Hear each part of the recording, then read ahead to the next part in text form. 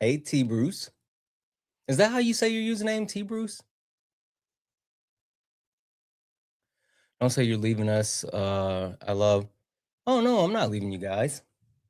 I will never leave you guys. I love you guys. Seriously. Absolutely love you guys. I would never leave. Let's see here.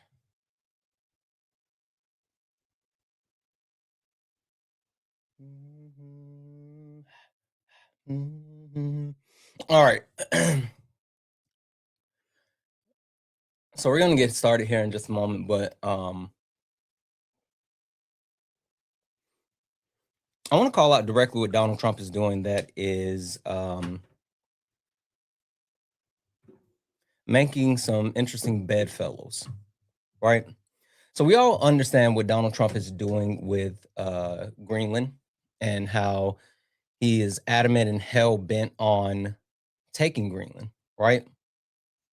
And we also understand how our NATO allies are pushing back on Donald Trump and saying like, hey, you can't do this. Donald Trump threatened 10% tariffs on all of these allies, right? 8 of them. And even the allies have said like, hey, if you do this, then we will actually put this basically an economic embargo in place. I mean, it'll be really bad for the U.S. when it comes to trade, when it comes to gaining resources and access, and like it'll be really bad, right? I think it'll be a sense of mutually assured destruction, but it'll be really bad for the U.S. because the EU has said, you know, they're gonna stand strong. But something interesting has come out of that.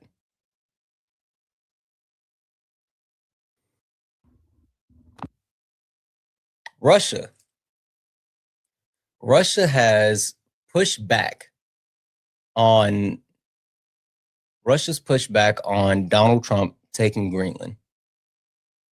And not only has Russia pushed back on Donald Trump taking Greenland, but Putin is saying, oh, I'm open to the idea of reconciling with the rest of Europe if Donald Trump takes Greenland. Because apparently there's some reports that Putin has directly said that if Donald Trump takes Greenland, it could trigger World War III.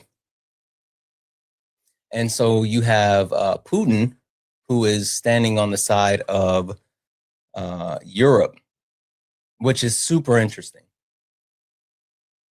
Why does Santana have bots in his live? I don't know. Why are you a bot, Marco? Anyway, also, there's one quick letter that I want to read. I think this is super important. So you guys may not have heard this, but Donald Trump actually sent a letter.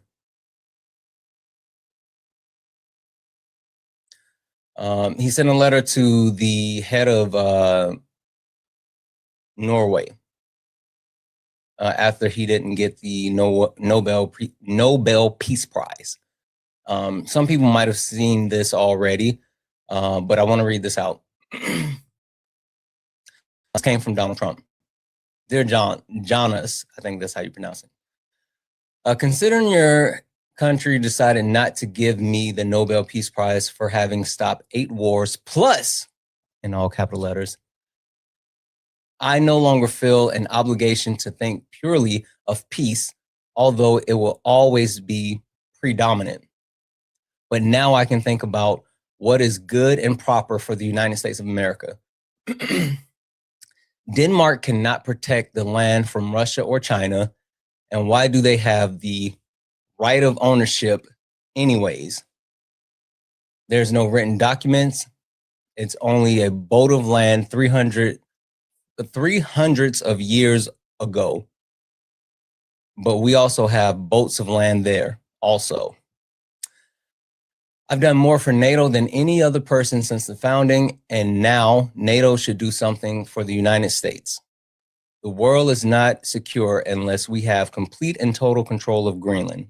Thank you, President DJT. That's what he sent the head of the Nobel Peace Prize. That's the letter. Oh, also Donald Trump has been working on this thing called the Board of Peace. He wants to replace NATO with something called the Board of Peace. All right. And with the Board of Peace, he plans on allowing countries to join the Board of Peace. Here's the catch-22. In order to join the Board of Peace, you have to pay $1 billion from your country's coffers, and you have to renew the $1 billion every 3 years. But the way that it works is that you do get a vote, but your vote is only approved if the head of the Board of the Peace agrees with your vote. And guess who's going to be the head of the Board of the Peace? Board of Peace. Donald Trump. Donald Trump's going to be the head of this Board of Peace, where every country has to pay $1 billion into the actual from their coffers in order to get in. They have to renew it every 3 years, and Donald Trump gets to make that decision as far as whether or not their votes count. And he can make the decision to remove you from the board if he doesn't like the way that you've been voting. That's interesting. Welcome in, Facts Raid. Welcome in, Facts Raid. We haven't even got started here yet. I was just on my soapbox a little bit. We're going to go ahead and get a roller here in just a moment, but I just had to really get this off. I think the fact that anyone believing that the United States taking Greenland, whether it's a purchase or whether it's a hostile takeover, is anyone thinking that it's a good idea. I don't think you get the gravity of what could happen. So I just wanted to say that before we got too far away. Anyway, I think this lends itself to the point that America has fallen. And if you disagree, prove me wrong, right? We have a fascist government. We have violence in the street. We have warmongering, which, again, he's literally doing right now.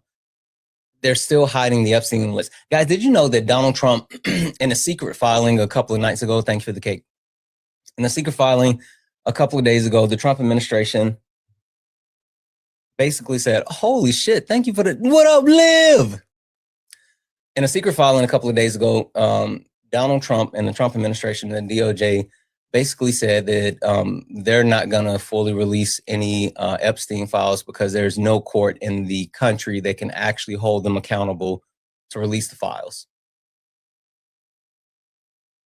So not only have they not released all the Epstein files, even though there's a law that was passed and signed saying that they had to, they haven't released the information when it comes to the redactions, and their court filing said, make us. That's interesting. Last but not least, white fragility. I think this is the perfect day to talk about white fragility, because it's MLK Day, which, again, happy MLK Day to you. Listen, white people, actually, you know what? All non-black people, find a black person today and say something nice to them. Find a black person today and show them some love. Because if Donald Trump and the rest of the Nazi regime that supports him gets it their way, this will be the last MLK Day ever. Which is weird, because I could have sworn you guys love getting like federal holidays off, but I don't know, whatever. Maybe they'll try to replace, the MLK holiday with like fucking Charlie Kirk Day or some stupid shit. But today is the perfect day to talk about white fragility. Anyway, sorry guys, sorry. I was on my soapbox for a little while, but let's get into it. If you disagree with anything on the background, get in the box.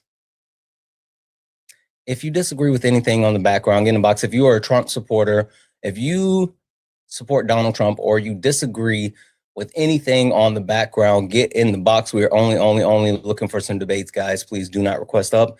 If you are not a Trump supporter, or you do not disagree with something on the background, we're only looking for some debates. If you're friendly, tap the screen, share the live. Again, I would love to start this wonderful MLK Day with a mediocre white man crashing out about their white fragility. Let's go. You stepped in the box, now you're in the ring. Ain't no hugs here, better take your best swing. Mike Hot, who wanna step in the flame? This ain't a debate, this a mind game. Facts type lies, get left in shame. One wrong word, get slapped out your name. This ain't TikTok T, this a war zone talk. No script, no filter, no safe walk. Bring stats and get scrambled like a glitch. I got fire in my mouth like I came from the pit. Yeah. Step in if you dare. Truth hit hard like a punch in the air. Ain't no rules, no plan, no script. One wrong move, get cooked real quick. No cap, no shield. Better know your stuff or you get revealed. Step in, don't you wanna? Sparring with Santana. I don't care what you claim or your background. Facts only, if not, get clapped down. Whether you're left or right, or you don't even vote. If your logic is weak, I'll sink your boat. You talk slick, but you ain't got source. No. Just vibes, that ain't power, that's force. I'm the test, the trap, the trip, the call. Hey. And if you dare, hit hard like a punch in the air. Ain't no rules, no plan, no script. Yeah. One wrong move, get cooked real quick. No cap, no shield. No. Better know your stuff or you get revealed. Step in, don't you wanna? Sparring with Santana. Step in, you dare. Hit hard like a punch in the air. Ain't no rules, no plan, no script. Yeah. One wrong move, get cooked real quick. No cap, no shield. Better know your stuff or you get revealed. Let go.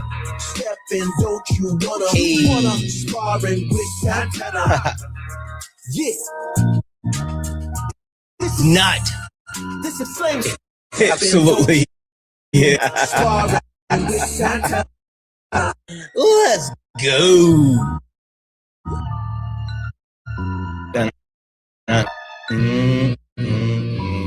Guys, welcome in. This is Sparring with Santana. One-on-one debates with Trump supporters or anyone that disagrees with anything on the background. Hey, MAGA. FYI, I love being super upfront. My chat is not your safe space. So if I see you yip-yapping in my chat and you're not in the request, you will be muted. I don't play those games. The chat is for my beautiful, lovely, smart, intelligent, funny, charismatic friends. The people that are on the right side of the history, that's who gets to utilize the chat. You don't. So if I see you running your mouth in my chat, you're gonna get sniped. With that being said, if you disagree with anything on the background, or if you are a Trump supporter, get in the box. We are only looking for some debates. Please do not request up if you are not a Trump supporter or you do not disagree with anything on the background. We are only looking for some debates. If you are friendly, keep tapping the screen, share the live. I'm going to send these little, I'm going to keep resetting the gift goal to these little 1-cent gift goals. It'll help push us out to the FYP. American Advocate, you can get out of my request. You come here every day and I tell you every single day you're back up on my platform. So it's weird that you keep coming back. Did you have much to say to that? Accident 2.0. Are you a Trump supporter or someone that disagrees with something on the background? Accident 2.0. All right, I'm gonna do this again. You said, what did you do? I told you, I think that you're a troll, or at the very least, like you're someone that supports Rand Paul. You're not actually a Trump supporter and you don't really disagree with things on the background. I'm not going to do this with you.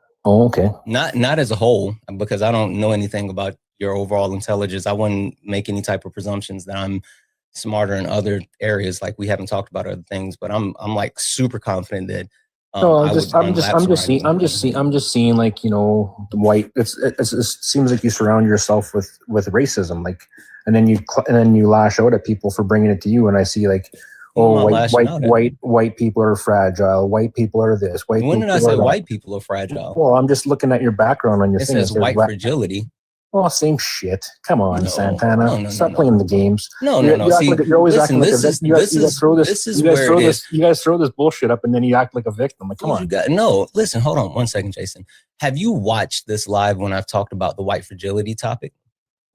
No, I'm just scrolling through Facebook now, and I just kind of sat here and I kind of watched and listened. Yeah, okay. So you haven't heard me talk about this topic. So again, another mediocre white man coming in and actually bigfooting a situation that they don't understand. Listen, the reason why I says white fragility is because one, it's not enough space to put everything on the background, but specifically I talk about white male fragility, white men specifically. White men have ruined the country. And I have like stats and premises and information and to support what I'm saying. But at the end of the day, it's always a white man that's come. How do you figure they ruined the country?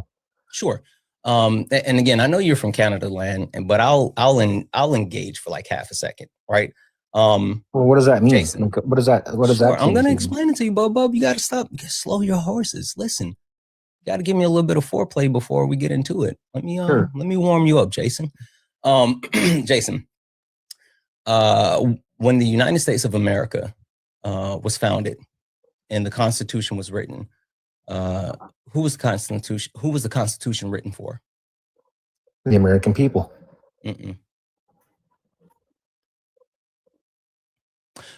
White men that own land. Literally. And when at the founding of the United States of America, when the Constitution was written, the only people that had rights were white men that own land, and everyone else past that had to be given rights, right, through articles and amendments. So the country was founded on racism, sexism, and classism, right? And then from that point, I could somewhat go with that, sure. Yeah. And from that point, the history of the country has been driven and guided by white men. Over 90% of all of the United States Congress, the history of the United States Congress from its inception to today, over 90% has been white men. Right. And even if you talk about this current Congress, it's made up of 74 or 76% total of white men. Right. And so while there has been laws and legislation that have been written and passed, and the laws and legislation have benefited people in certain ways, and it's disenfranchised other people in certain ways, there's never been a law or a piece of legislation that specifically disenfranchise white men, because for the majority of the time, it's been mostly white men writing and signing and passing laws. I'm getting bored with this conversation because honestly, I didn't really want to talk. If you're getting bored, then leave, Bub. Well, I didn't want to talk about race with you, Jason. I didn't want to talk about race. Jason, you being here, it's not going to stop the live. No one's going to leave because you're not here. So if you're bored with the conversation, then you can go. No, you were just droning on about. Listen, it's your white fragility that's showing. The fact that you don't want you sit here and you call me a racist. You don't know what race is. You don't know who created. You don't understand the premise on my background. You have questions. I start to explain to you my background, and I give you the full argument, trying to explain to you why I say the things you say. But you have the attention span. You have the attention span of a gnat, and you can't even hear it. All you do is cry. Well, how am I crying? What did I say that was crying? What have I said that has not been factual? Everything around your life is about racism. Sure. Jason, answer the question. Are you that hard done by? Jason, listen. What have I said while explaining my premise has been me crying and not facts? Name one thing. I'm not saying that there wasn't. Okay. But I'm just saying I wasn't talking. So how can it be crying if I'm just explaining facts? I didn't come on here to talk to you about racism. I don't give a shit what you came on here anyway for. You're Canadian. You don't fucking go here. I've already told you that. The only reason you're up here is because I felt like explaining to you your white fragility. I'm sitting here trying to make you better, but you're such a mediocre white man that you can't shut the fuck up and listen for 25 seconds. Shut the fuck up. So like I was saying, the majority of Congress has been white men. And so there's been legislation that has been written and directly benefits white men. They don't write legislation that disenfranchises them. And so with that being said, where we are today has directly been influenced by white men. So you look at the state of the country, you take a look at the state of the country, you take a look at left or right, it's all driven by white men. And they continue to do things to actually try to retain the access to the top of the patriarchal system, right? Being held down? This is the first time in U.S. history where white women are actually graduating college and getting the same level of degrees as white men. And this terrifies white men, right? Because now they can no longer utilize their money to control white women. And that's why you see the white population is the only population within the United States of America that their birth rate is declining. And the overall average age of white people are getting older because white men don't have the ability to grow a personality and be a better person. And white women aren't here for that shit anymore. They're not their grandmothers and they're not here for their shit. So that's why you see white men specifically leading the charge to take away the right for women to vote, to actually get this trad wife thing going, to restrict their access to abortion so they can force them to have kids. Literally, this is the white fragility, the male white fragility that we live with today. So to land my plane, white men have been told they're being replaced and they're running through the streets of the United States of America, chanting things like white man fight back, white man stand up, right? You have young white men being told by old white men that they're replacing you, that people are doing things for everyone else and not you. And they're trying to weaponize young white men because they know if they weaponize young white men, then they can actually control the country. They can keep power. He ran. I hate wasting my argument on someone who isn't worth it, but like, you fucking came up here. When I said you don't go here, you're Canadian, but bub. I don't know. It's weird. I didn't even finish the argument. If you don't have time to listen to it, then like that's a you problem. That's not a me problem. I don't have an attention span problem. I do have ADHD, but I am medicated. I am medicated. Anyway, if you're someone that disagrees with something on the background or you disagree with any points on the background, get in the box. Henry, how are you? Henry, are you a Trump supporter or someone that disagrees with something on the background? Oh shit, my bad. Okay, so that's oh shit, I'm sorry. All right, I'll drop you. You said finish the point. No, I'm not going to finish the point because then that'll give it away. I don't want to give it away. I will say though, like it's quite interesting that like they go through all of that. You know what's super funny as well though? Because as he calls me, thank you for that. What up, Chewy? As he calls me a racist, right? And as he, for some reason, I think they think that like we hate white people, right? And that's not the case at all. That's not the case at all. I think that a lot of white men that are angry, they're angry at everyone who's finally calling them out on their bullshit. I think that's the problem, right? The fact that people are no longer letting them slide and just get away with the shits.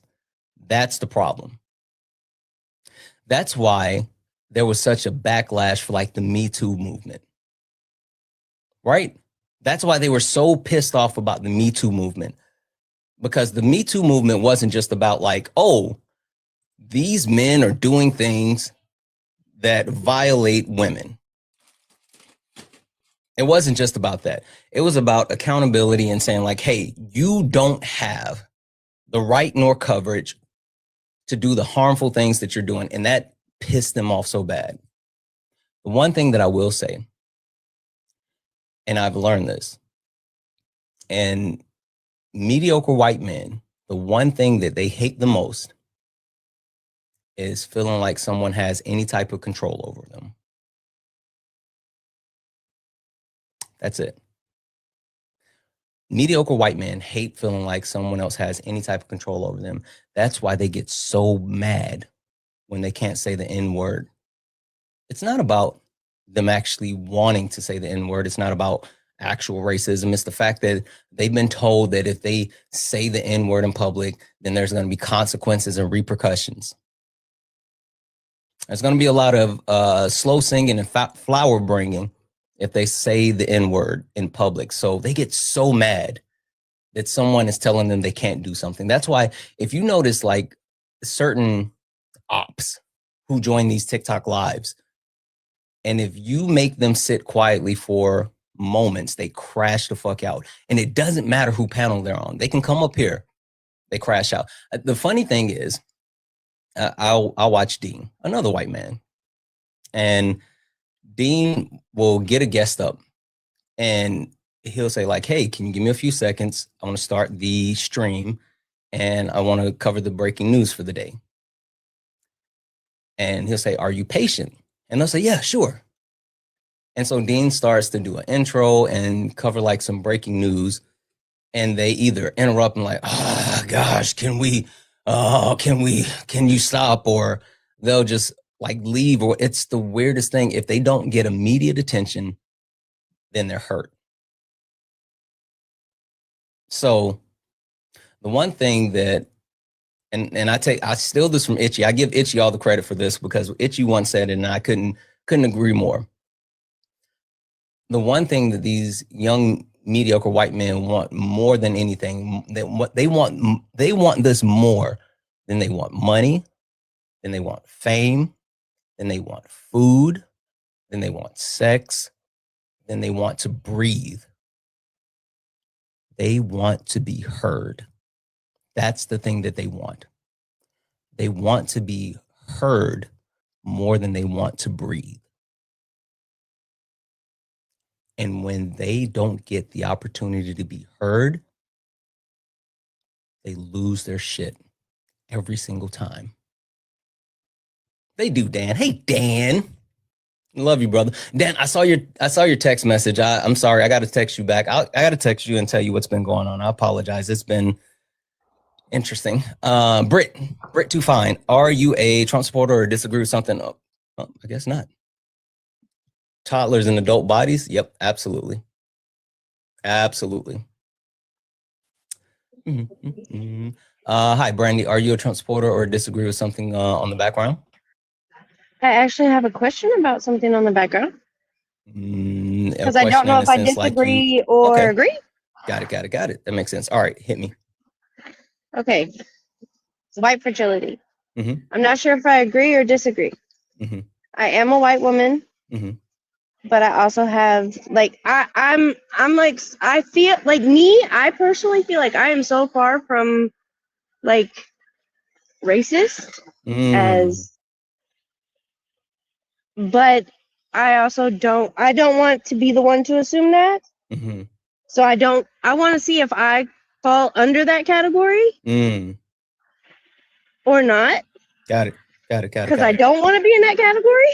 Yeah, I feel like I can hit the intro now. Me and my wife, our daughter is biracial, and all of our grandkids are biracial. Our daughter is half black, and our grandkids are half Hispanic. So, Brandy, you definitely qualify for this conversation. I don't want to be. Hey, Brandy.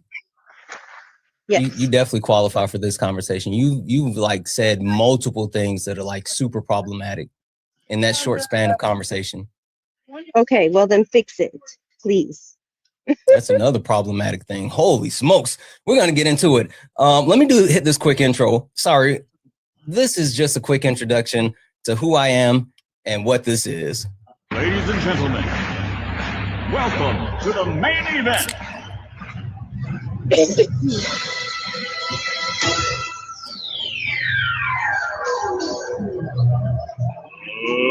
get ready to rumble!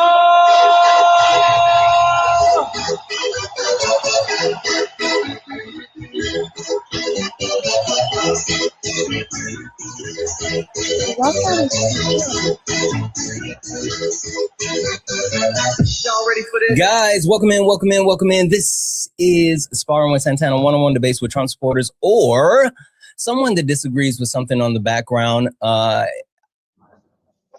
If you disagree with the background, if you support Donald Timothy Trump, get in the box. If you are a friendly, tap the screen, share the live. Let's go ahead and get likes up to 200,000 likes. Send your daily heart. It's only one coin. It'll boost live and push us out to the FYP. Also, make sure you hit that follow button. I'm going to keep resetting the daily gift goal to these little 1 cent gift goal to push the live out. Also, happy MLK Day. Happy MLK Day to all non-Black people. Find a Black person and show them some love. Show them some love. If you enjoy any of the amazing Black creators that are on the TikToks today, if you got it, hit their pay links. Show some people some love. Anyway, Brandy, so you wanted to get into the white fragility topic, and I do. When I say white fragility, the majority of the conversation that I have is around white men, because I think it's super important to understand who sits at the top of the patriarchal system.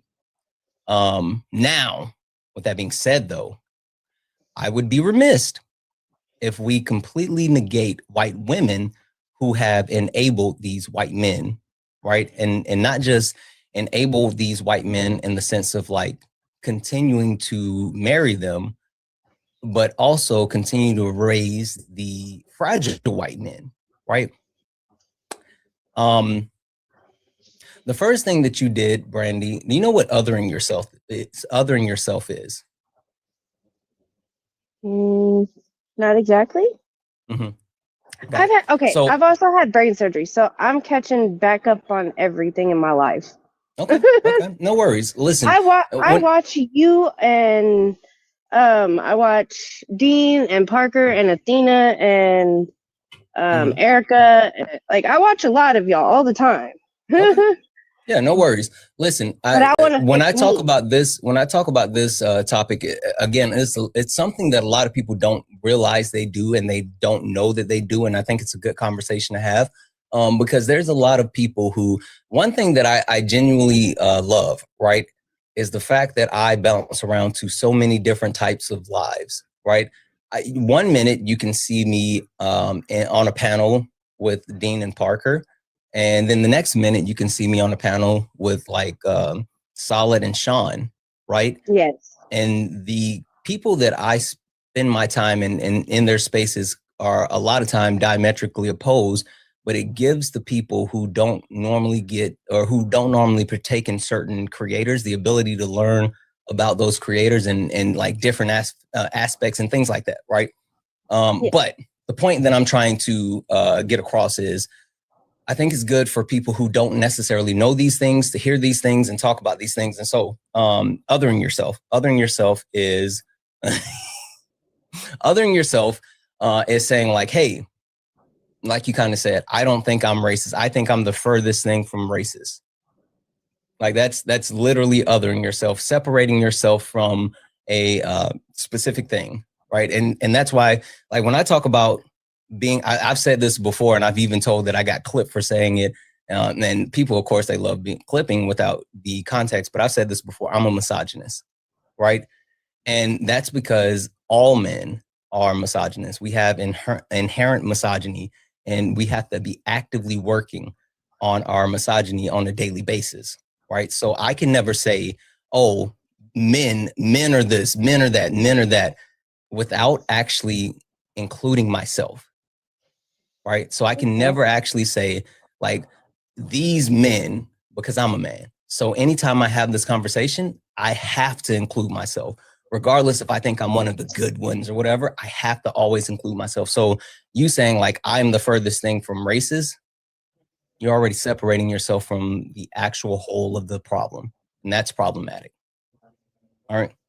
Next thing, you said that you have, you know, a partner, and you have like mixed kids or grandkids and all this other stuff. So one, do you know what tokenization is? No. Okay, so tokenization is you saying that I can't be this thing because of my proximity to this thing, right? And so again, using the same example would be like me saying, I can't be misogynist. I have a wife. I can't be misogynist. I have 4 sisters. I can't be misogynist. I love women, right? Yeah. And which, yes, I do have a wife. I do have 4 sisters. You know, I have been in a, you know, a heterosexual relationship my entire life, but that does not negate the fact that my proximity does not give me coverage, and I should not use the people that are close to me as some type of like example of why I can't be these things. Like that's super problematic. You never want to do that towards someone that you love. All right. So saying that I can't be this thing because I have this or I know these people. And the one thing that people, white people love saying is like, I can't be racist. I got black friends. I can't be racist. My barber's black or something like that. Like that's problematic, and that's tokenization. Okay. All right. The next thing is like saying, oh, I got mixed kids or grandkids. Mix is like puppies. Like we're people. You don't want to call your kids or grandkids mixed. They're biracial, right? And and the way that race works, it's about your phenotypical characteristics. So depending on how they present to the world and how you like see them, that determines if they're white or black. They're right? Our grandkids are very light Hispanic. Very light. Hispanic isn't a race. Okay, Mexican. Mexican isn't a race either.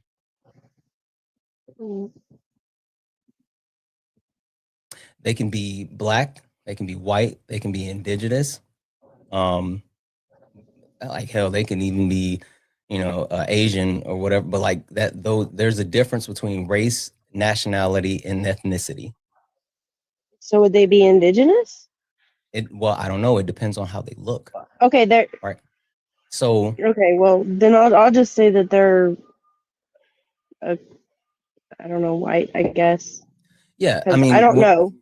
I mean, like I said, they're just very, very, very light Hispanic. Oh, okay. So race is a socially acceptable. I'm sorry. Race is based on phenotypical characteristics. Is a socially acceptable term of othering non-white people, right?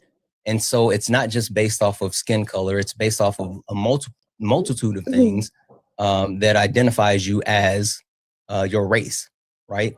And so without seeing a person, you can't say what the person race identifies as, because it's the way that you present to the world. And it's also like it's a social construct that was created. When race was created by a Portuguese man named Gomez de Zurara, right? He literally created race to uphold capitalism and racism. I think I've heard you bring him up before. Mm-hmm. So the point being, I can't tell you what your children or grandchildren are or are not, but what I can say is like the calling them mixed is super problematic, because they're not mixed, they're not puppies, they're biracial. Okay. All right. The last thing that you said that was super problematic is like, teach me. And so now this comes from my white friend, right? In which, again, I can't be racist because I got a white friend. But no, one thing that is problematic, and I think that I feel like I have I feel like I've kind of fall out of this realm because of the position that I put myself in. Like I feel like I have an obligation to teach people in one way, shape, or the other. So I think that's my obligation. But as Kay would say, is it's not Black people's responsibility to teach white people, right? In the sense of doing the emotional and mental labor of explaining like racism and all this other thing.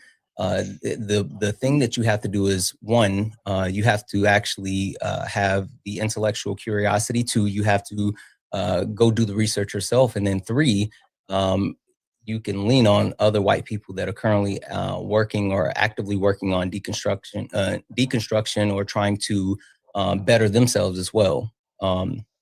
Because I always say this, Black people labor isn't free, right? I mean, sitting and saying like, hey, Black person, teach me about why what I'm doing is wrong, or like da-da-da-da-da-da-da. So while I don't necessarily have an issue with that, because I've made the decision to put myself in the, the place where these questions can come up. Any other normal situation, you wouldn't want to tell like a Black person, hey, fix me. So well, yeah. like that. Well, that part I understand. But that's why I figured I would ask. Yeah, no. Listen, you're not wrong. You're not wrong. And again, I'm saying I'm good with it, but I just want to call that out because I think that's something important that you should know just for future interactions, right? Yes. So not for you and me specifically, but I'm just trying to call these things out so you know where it is. So the point that I'm trying to get to, right, is while the white fragility, it more so gets at the heart of the people that are sitting here saying like white privilege isn't real, and there's nothing a white person can do that a Black person can't do, or you guys aren't oppressed. No, you just want to be victims. Yeah. No, listen. Definitely. Right. But the point that I'm getting across is that the when I talk about white fragility, it speaks to those type of people, the people that are actively denying and pushing back on these things. And they're sitting here saying, you guys just want to be victims and da-da-da-da-da-da-da-da. But I would be remiss if I didn't talk about certain people that have access to privilege and they don't acknowledge their privilege. Again, I acknowledge that I have a privilege of being a man. And my privilege of being a man gives me access to things that I never have to worry about, never have to think about. I don't think about, did I grab my mace and bring it with me as I'm leaving the house on a daily basis? My privilege allows me to, walk around and not be aware of how many men are in my area, right? My privilege lets me know, gives me the comfort of like, if I tell someone no, that my life isn't on the line for saying no. And so I have to acknowledge those things.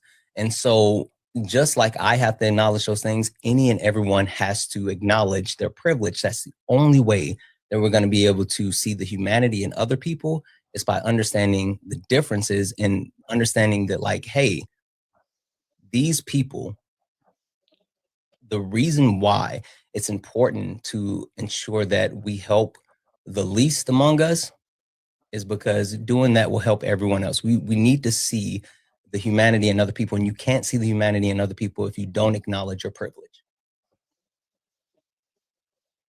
Okay. So, I'm going to go ahead and send you back to the comments, Brandon, but I appreciate you coming up. I will say, I think you brought something interesting that I haven't had an opportunity to speak on, which is like because I've been hyperfixated on fragile white men, but I would be remiss if I didn't necessarily talk about the white women that have enabled these fragile white men. And not all white women do it, but it happens. Anyway, Brandy, thank you so much for coming up. I appreciate you. I appreciate you answering it. All right, have a good one. Thought we were going to have to get Kay up here. I immediately sent a message to Kay. W's in the chat for Kay. W's in the chat for Jared. I'm sorry, guys. I'm way behind on donations. Let me run through these really quick. I promise you I'm going to go through them as quickly as possible. I'm going to read off the donations. And if you are a Trump supporter or disagree with something on the background, get in the box. We're only looking for debates. If you disagree or whatever, if you're friendly, if you agree, tap the screen, share the live. Look up at the top. If you see the word follow, that means you're not following me. Hit that follow button. We're trying to get to 80,000 followers. We're on the road to 80,000 followers. We're like 2,000 followers away. So please, please, please hit that follow button. W's in the chat for Jared. Jared sent a $2 donation saying, good morning, Santana. I wanted to provide an update since y'all have been so supportive. I had a phone interview this week. Fingers crossed. Boom. That I get good news. Definitely made up for the Bears game last night. Listen. Carolina Panthers and the Chicago Bears sit in the same place.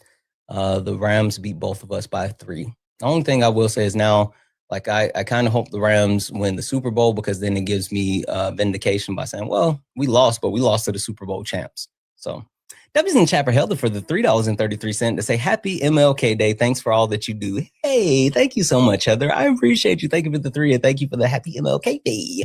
W's in the chat for Tara for the $15 donation saying sending you love today and every day. I love listening to you and learning from you. Please know just how appreciated you are. My 12-year-old son is jamming to your song right now and also loves listening when he's home from school. That's what's up. Tell your 12-year-old son, I say, what up, nephew? Thank you so much for the 15. Debbie's in the chat for Amanda for the $3.33 donation saying, you got it. Saying, appreciate you so much, Santana. I sincerely hope that the Bengals were wrong and that your Monday is everything but manic. What? I don't know. The Bengals? I don't know what you mean by that. Are you talking about the Cincinnati Bengals? I don't know, Amanda. Debbie's in the chat for JoJo for the $10 donation saying, white women showing some love to black man. Thank you so much, JoJo. Happy MLK Day. I'm consistently challenging my unconscious bias, and your voice has been so enlightening. Thank you. Keep doing your shit. Love you. I love you so much more, JoJo. Debbie's in the chat for, let's see here, Brandon, who became a late night tuber over on the YouTubes. Guys, I promise you, I'm going to fix the Discord link for YouTube today. I promise. Pinky promise. It's a song by the Bengals. I don't know that song. I'm sorry. Debbie's in the chat for, I think it's as Eisen the spot. I don't know. I'm just going to call you Spot 4673, who sent a $5 super chat to say, if Trump was a fascist, why hasn't he dissolved Congress and stick the military on protesters in Minnesota? If he's a fascist, then he's bad at it. First and foremost, Trump is bad at everything that he does. Second of all, just because he hasn't actually, quote unquote, dissolved Congress, it doesn't mean that he's not a fascist. And sicking the military, what he has his own private military force. He has his own slave catchers. Like, that's exactly what he's doing. Hey, Spot, get over here on you, get off of YouTube, get over here on TikTok and debate me, bub. Come over here and defend your point. I mean, you can keep sending me super chats. Send me your money. I'll read it out. But like, if you really want to debate, get over here. I mean, I'll take your money too. Like, W's in the chat for the super chat. But like, if you really believe that, get in the box. W's in the chat for Looter Rogue, who sent a $4.99 super chat to say, come on, white people, do better, be better, get your people. W's in the chat for Mad About, who sent a $5 super chat to say, you're so right. Thank you. I'm sorry. Fucking awesome. Thank you. W's in the chat for Cat Whiskers. Hey, Cat Whiskers, who sent a $20 super chat to say, happy MLK Day. Happy MLK Day to you. W's in the chat for Looter Raj, holy shit, who sent a $4.99 super chat to say, thank you for your intelligent people in the chat, educating the bozos in the chat that they're so bad over on YouTube. You're making a positive change and calling out the rhetoric. I fucking love my chats, period. I love you guys on TikTok. I love you on YouTube, Twitch, Instagram. I love you guys because listen, my people are not with the shits. We do not play games, and they absolutely correct people in the chat. Not just the mods. The mods hold it down, but the chat know what we're about, and they do not play that shit in the chat. We stand on big business. W's in chat for 1B Carry for the $2 super chat to say, what's the email to become a YouTube mod? 1B Carry, yes. Let me just do this real quick. Guys, last call. If anyone is interested in becoming a mod for the platform, then reach out to Kay. You can send a DM on Discord to, dang it, I'm just going to put it in the chat. You can send a DM on Discord. This is, let's see.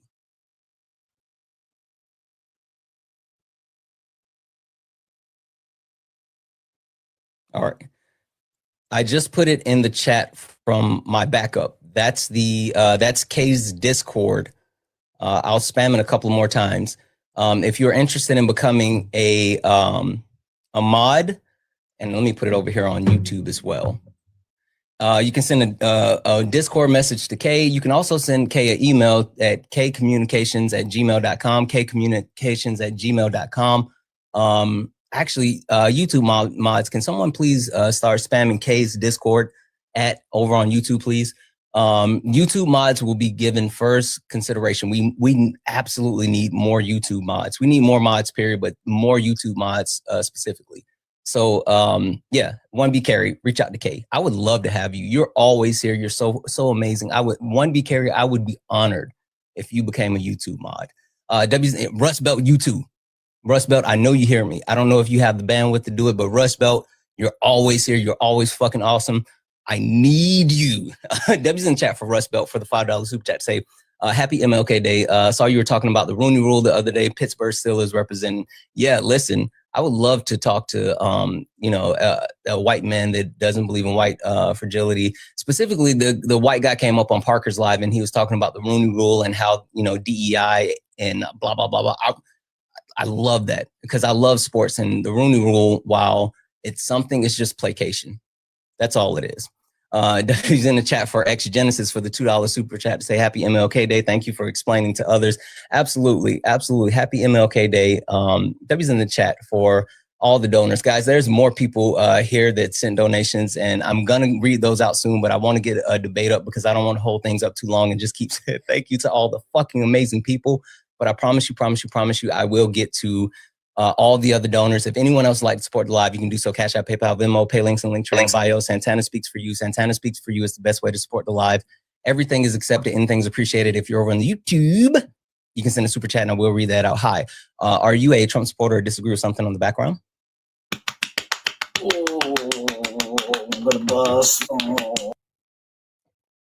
Okay.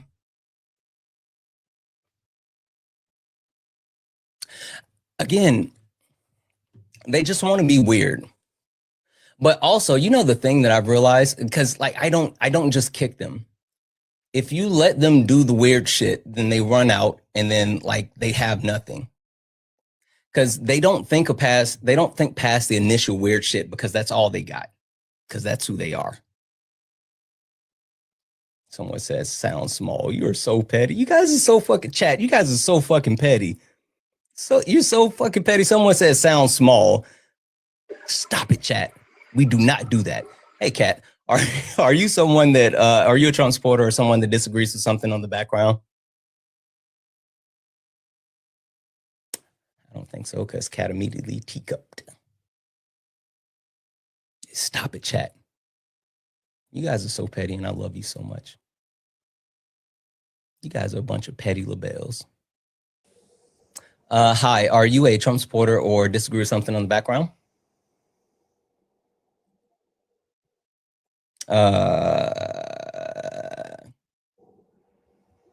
Is it Macha Rodriguez 51? Are you a Trump supporter or disagree with something on the background? No, you're not wrong, but you still can't say those things. You're not wrong, but you can't say those things. So there's that. Hi, Kristen. Are you a Trump supporter or someone that disagrees with something on the background? Oh, no. Sorry. I tried to drop down. I had a question about something that last person was saying. Okay. I appreciate you. All right. Guys, only request up if you are a Trump supporter or disagree with something on the background. We are only looking for some debates. Only request up if you are a Trump supporter or you disagree with something on the background. Let's see here. Hi, King E. I know you're a Trump supporter. Sue, what do you disagree with on the background? Well, I mean, I'm not. You're breaking up. How do you assume?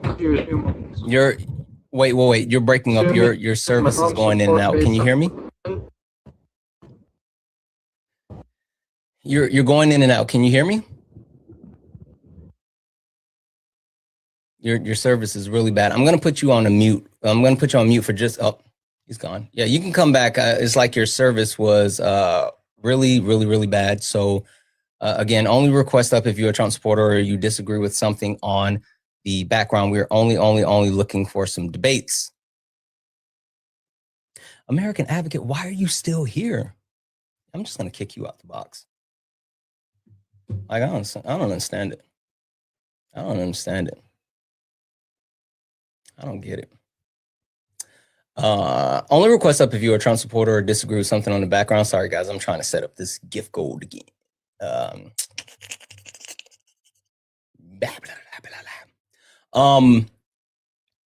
we go. Dang it.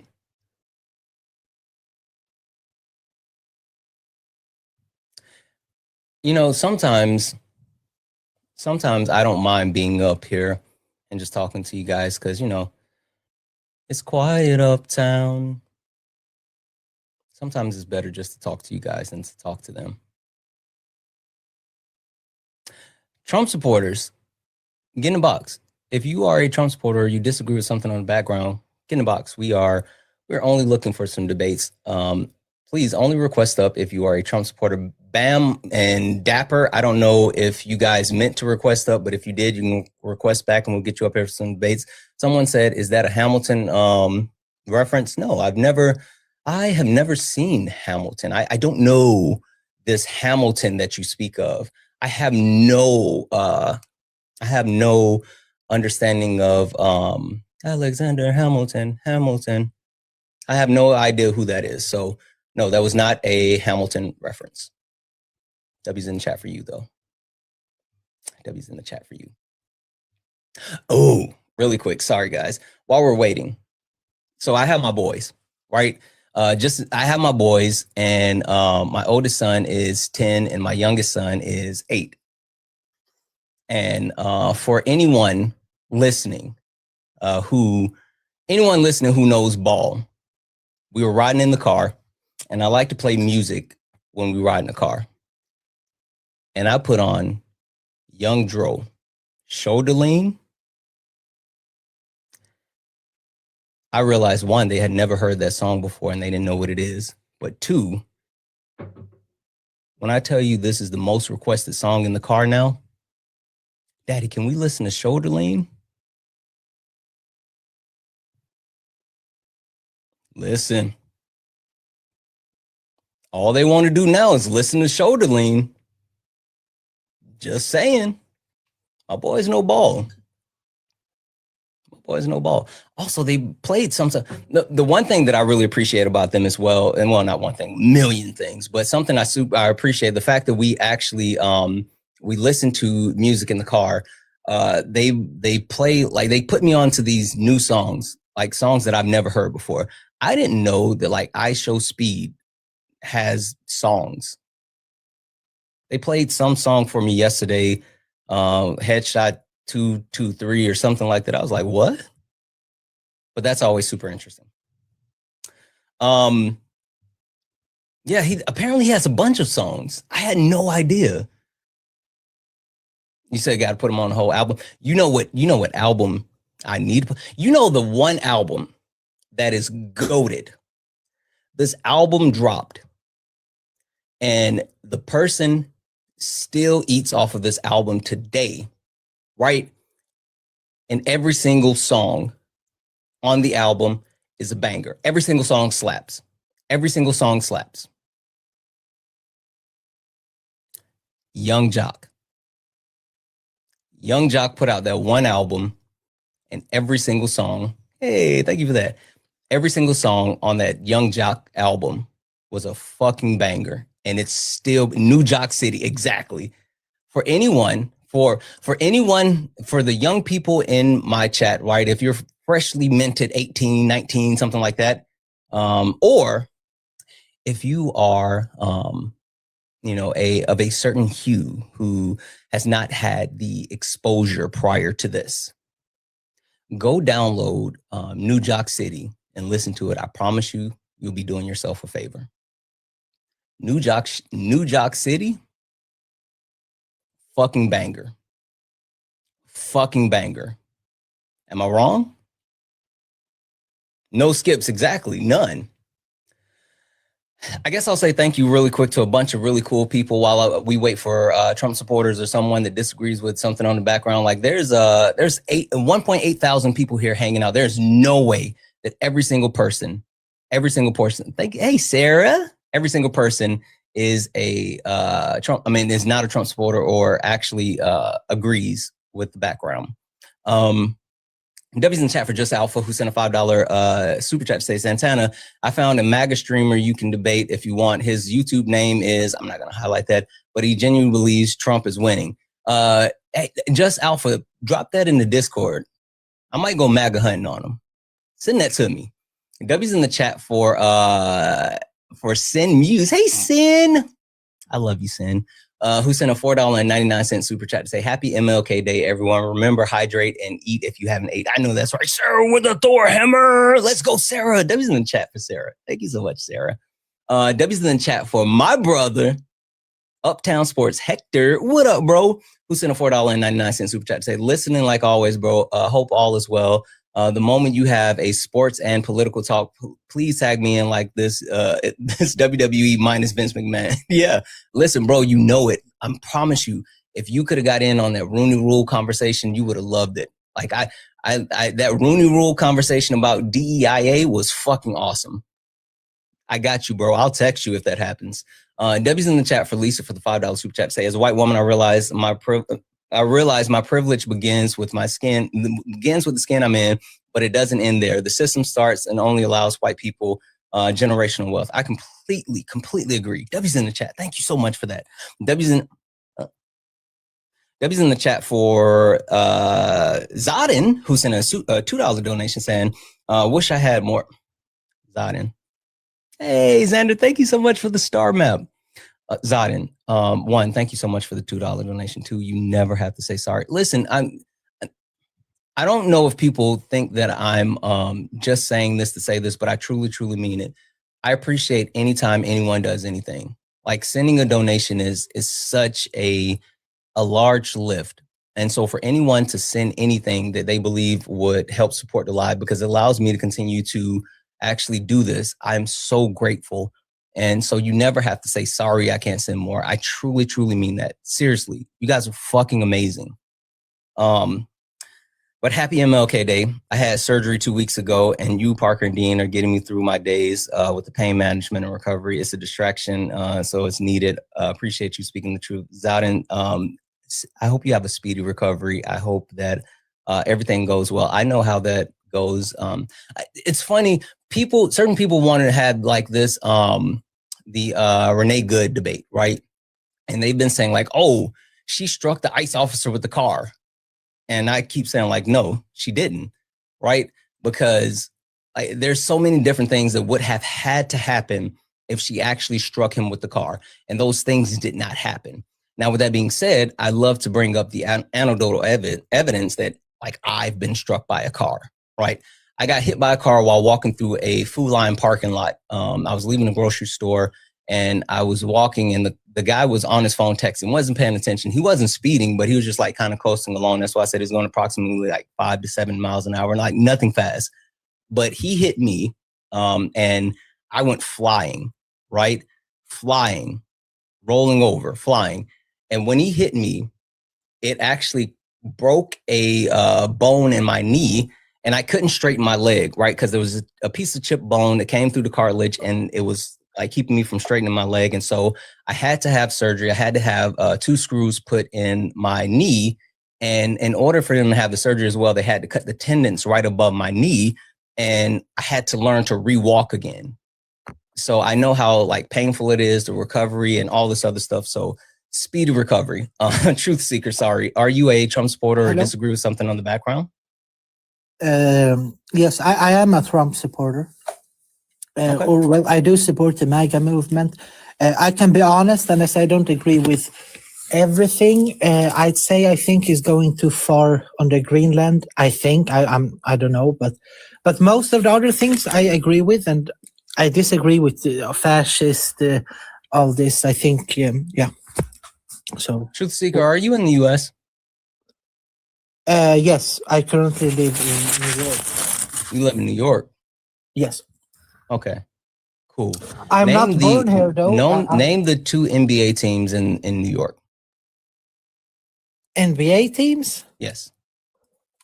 I don't even know. I'm not from. I'm not born here, and I don't watch basketball. I'm a UFC watcher. Yeah, but there's no way you're in New York and you don't know the 2, or at least the number 1 NBA team. Cool. Name the 2 NFL teams in New York. I hear you clicking. I don't watch it though. Why do you want to speak about I don't believe that you're in New York, and which is fine. Like, I mean, honestly, I'll talk to you, but I'd rather you just be honest and say you're not in the U.S. We can continue the conversation, but you don't have to lie to kick it. Okay, no, I'm told you I'm not from here, but I do. Yeah, that's fine. But you you don't actually live in New York? No, I do. I do. What's the capital of New York? Manhattan. No. I don't know. New York City? I don't know. Okay. So I was going to actually talk to you. I know you're not in the US, right? I was actually going to talk to you, but now I'm going to kick you because you're lying. And if you're going to lie, then there's no point of me having a conversation with you because you can't even be intellectually honest about like something as simple as you not being in the US. Like literally, I was going to talk to you anyway, but you're sitting here lying. Okay. For no I reason. apologize. Too late. It's literally too late. I sat here and said, I will talk to you. I said, you don't have to lie to kick it, but you made the decision to continue to lie. Like, what are we doing? Anyway, Debbie's in the chat for Elizabeth for the $2 donation, saying this is a test to make sure the donation worked. Elizabeth, the donation did work. Thank you so much for that $2 donation. Oh, you're fucking awesome. Debbie's in the chat for Samantha for the $5 donation, saying thank you for all that you do. Your knowledge, patience, and kindness means so much to me in this space. Samantha, you mean so much to me. Seriously, you are an important part of our community. You're someone that's always here. I see you in the Discord. I see you in other people's chats. Like when I tell you, I see you riding hard for us and what we do. I fucking love you. I mean that. Debbie's in chat for Megan for the $1 donation, saying you see Reuters pic of ICE dragging out a half-naked elderly citizen out of their home in the snow. Supreme fragility. Two needs to feel powerful over them. Yeah, like listen, the reason why, like a lot of these truth seeker, you can get out of the request. I'm not bringing you up now. Like you fucking blew your chance. There's no reason for me to bring you back up. Like you can't be honest on like the basic stuff. So what makes me believe that if I actually engage in a conversation with you, that you're going to engage in good faith and actually, be honest about anything else that you say, if you can't be honest about like the basic shit? I refuse. Like there's no point of us talking if you're not going to actually be honest in the things that you say and do. So you can go ahead and get out of the request. American Advocate, you can leave as well. I don't care. The one thing that I will say, no, I'm not going to hear you out. Kimberly, are you a Trump supporter or someone that disagrees with something on the background? No, I'm sorry. That was a mistake. Sorry. No worries. Thank you. The one thing that I'll say, and I said this yesterday, and I truly mean this, I don't care if I don't have people to talk to, right? If I don't have opposition to push back on the things that I want to debate. I would much rather talk to my chat than to platform harmful people or people that absolutely bring nothing or people that are like disingenuous. And so like American Advocate, you can keep coming back and you can keep requesting as many times as you want, but I'll never have you back up. Never, ever, ever, ever. Gage and Brock, they come in here all the time. They request up, never have them up. Creed / Phil, he keeps coming back, won't have them up. For the black people, Kenneth, I never have him back up. I won't let these people have a voice on my platform. You guys can run around and do all the shit in other spaces, but you will never have the opportunity on my panel because like you bring no value, you're harmful, and I would much rather talk to my chat than to platform that. Even if I had to sit here and spin my wheels, I'll do that, but I refuse to platform someone that's harmful. So yeah. W's in the chat for Gary for the $5 donation saying, happy MLK Day, brother. Happy MLK Day. As a queer, as a Black queer man, I want your viewers to know about, I think it's pronounced Bayard Rustin, and MLK desire to uplift the queer community as a part of equality and equity. Absolutely. Absolutely. Also, FYI, for my Black people out there, you can't be pro-Black and then not support the queer community. Doesn't work that way. So Rustin, just an FYI, because that's been a weird thing that I've heard from like certain Blagga who swear they're pro-Black, but then they bash the queer community. It doesn't work that way. Doesn't fucking work that way. W's in the chat for Haley for the $2 donation saying, hey, Santana, it's me again. Hey, Haley. I can't express how much your lives are a comfort to me, especially in days like today. Your heart is so big and inspired, and I'm inspired by your wisdom and the way that you advocate for voices. I truly look up to you. Thank you for keeping me company daily. Haley, I'm happy and proud that I got the opportunity to keep you company. I wouldn't say that you should ever look up to me. I'm just a normal person. Like it's always still weird that anyone actually listens to anything that I have to say. It's weird. We have over 2,000 weirdos listening to me. Each and every one of you guys are weird for actually listening to me. I don't understand why you do it.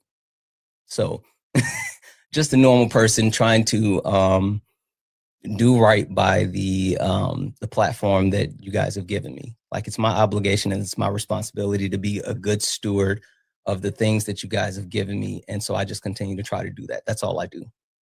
W's in chat for Mia for the $20 donation saying, hearts from Sanel. W's in chat for Sanel. Thank you so much for the $20 donation. You're fucking awesome. W's in the chat for Christopher for the $25 donation saying happy MLK Day. First time donor here. Christopher, you are fucking awesome. Thank you so much for the $25. You're fucking awesome. Thank you so much. And guys, holy shit. Last but not least, fucking W's in the chat for Chelsea. Chelsea said a $50 donation, a fucking $50 donation saying, as a white presenting biracial, culturally connected Native woman, I grew up furious watching my own family, how my own family was treated versus how white people speak when they're alone. The hardest truth I've had to accept as I grew up is that I benefit from those same systems that I despise. Listen, recognizing that is half the battle, and the fact that you're willing to engage with that, it's like that's huge. That's fucking huge. W's in the chat. Guys, if you're someone that disagrees with something on the background, or if you're a Trump supporter, get in the box. We're only looking for some debates. We are only looking for some debates. Do not request up if you're not a Trump supporter. We're not talking to friendlies. I got more thank yous, but I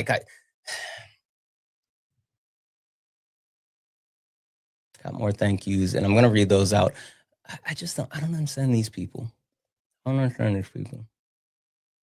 I see truth tellers spamming in the chat. You know what? I love my chat. It's a democracy, right? He says Santana wants to be Dean so bad it's killing him. Why would I want to be a 21-year-old white man? I love Dean. That's my little brother, but I don't want to be him. You're just a weirdo user. Like, that's why your name is user. And as a matter of fact, you follow 0 people. I mean, you got 0 followers, follows 4 people. I'm going to mute you because you're too much of a coward to get in the box. Come up here and tell me about it. I was literally going to send you a request, but like, I can't even do that. Yeah, I love who I am. I'm not perfect. I'm not great. But I'm dope.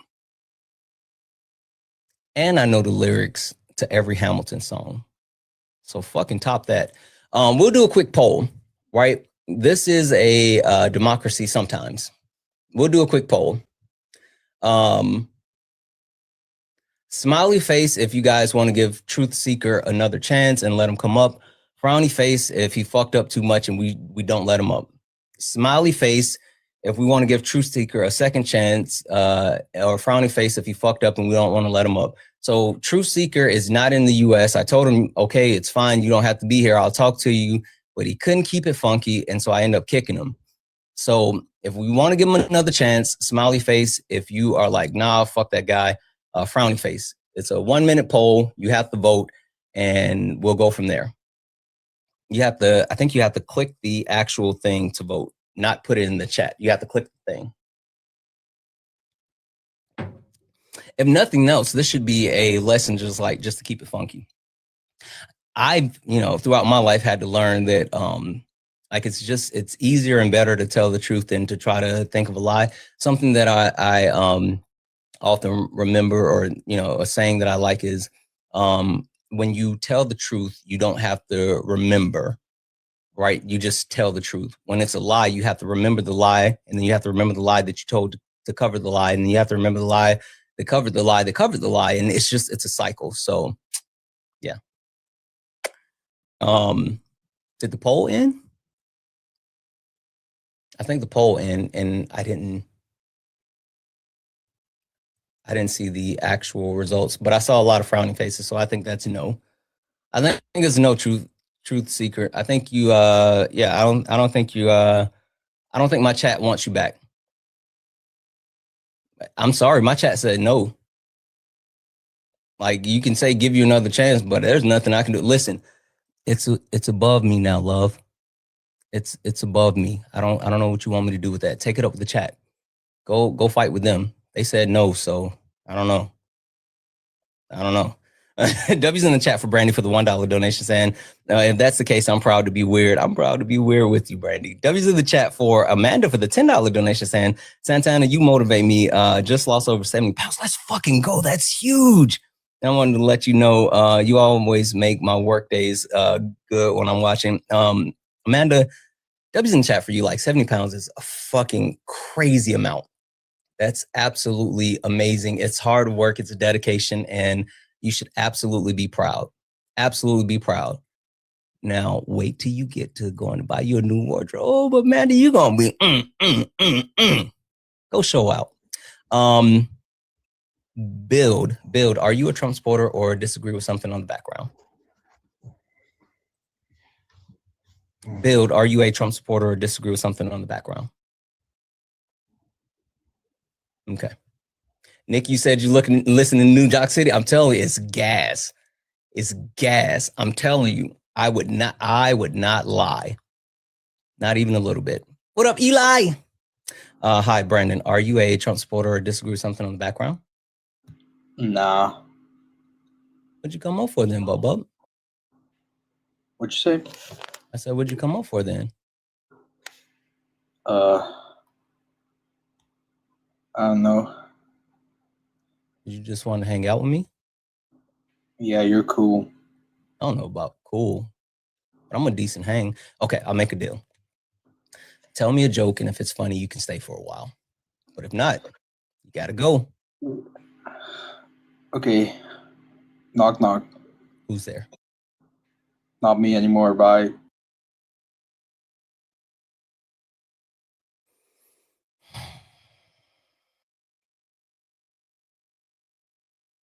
I'm not throwing away my shot. I am not throwing away my shot. Some people don't know that song. Only request up if you are a Trump supporter or disagree with something on the background. We are only looking for some debates. No, it's not low-key funny, Brandon. No, it was not. Stop it. Only request up if you are a Trump supporter or you disagree with something on the background. We are only looking for some debates. If you're friendly or you're good, then do not request up. We are only looking for some debates. Cross, whatever. Are you a Trump supporter or disagree with something on the background?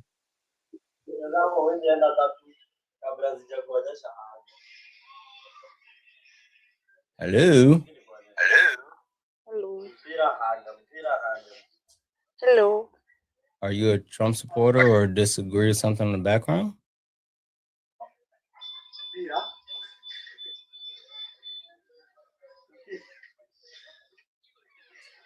All right, I'm gonna let you go. I don't know what's happening.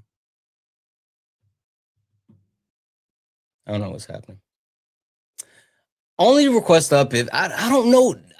Dora. I don't know. John, hi. Are you a Trump supporter or disagree with something on the background?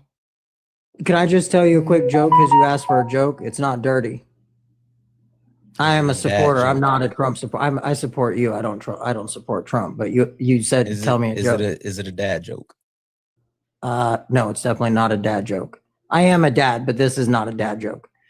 Okay. If it's not funny, you can ruin it for everyone. And no, I'm going to kick you regardless afterwards. But okay, no other friendly can come up here.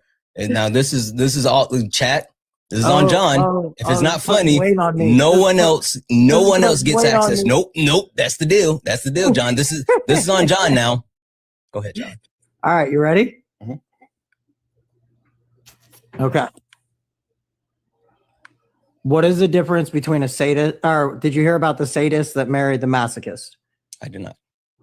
The masochist said, beat me. And the sadist said, no.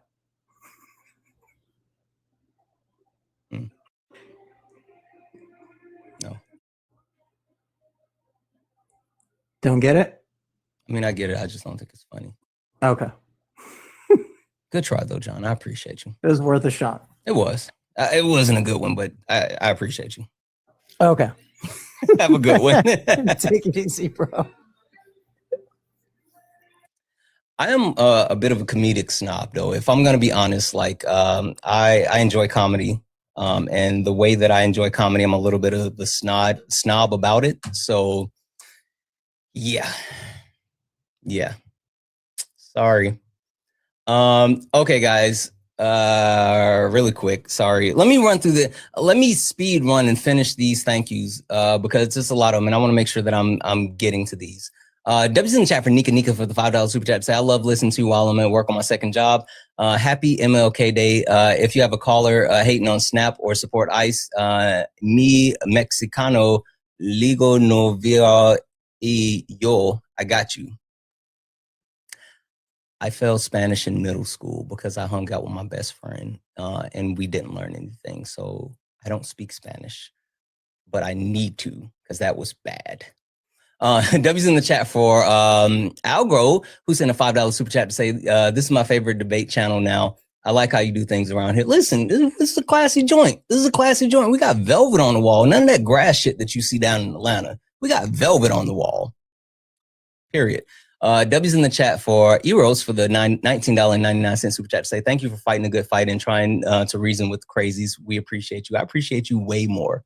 Way more. W's in the chat for Sinews, who sent a $9.99 super chat to say, it's nice to hear someone else voicing the hypocrisy. The amount of times my mom has expressed genuine hatred over pronouns and then goes, I'm not transphobic. I have gay friends. It's so fucking weird. Pronouns make them lose their shit. I love, Swan always calls it out because they'll, like when Swan makes people give their pronouns before they join her panel, right? And when Swan does that, she's like, what do you think that you're going to go frolicking through a field filled with glitter or something after you give your pronouns? It's so weird. They're so fucking weak. It's so weird how weak they are. It's so weird how weak they are. No. W's in the chat for Tish, who sent a $4.99 super chat to say, got my daughter a new anime. Didn't you say Solo Leveling was a new GOAT? Yeah, Solo Leveling is GOATed. Greatest, easily greatest. Solo Leveling is GOATed. W's in the chat for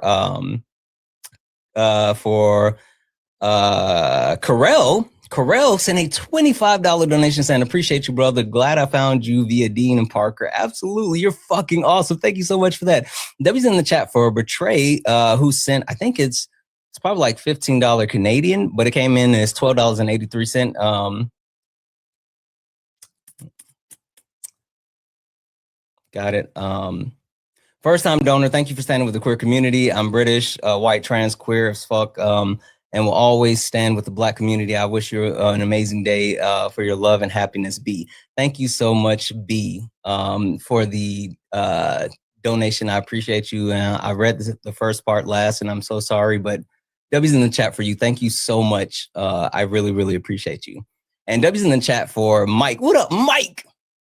Who sent a $2 donation saying, appreciate you, sir. Mike, I don't know what you're doing as well. Like, I don't know what your days look like or your obligations or anything like that. But Mike, I would love to have you as a mod too. You're fucking awesome. You're always here.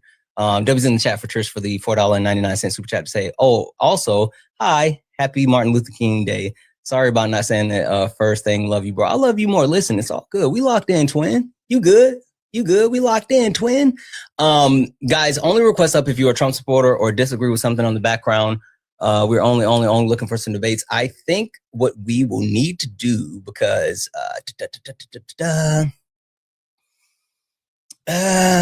do me a favor. Do me a favor.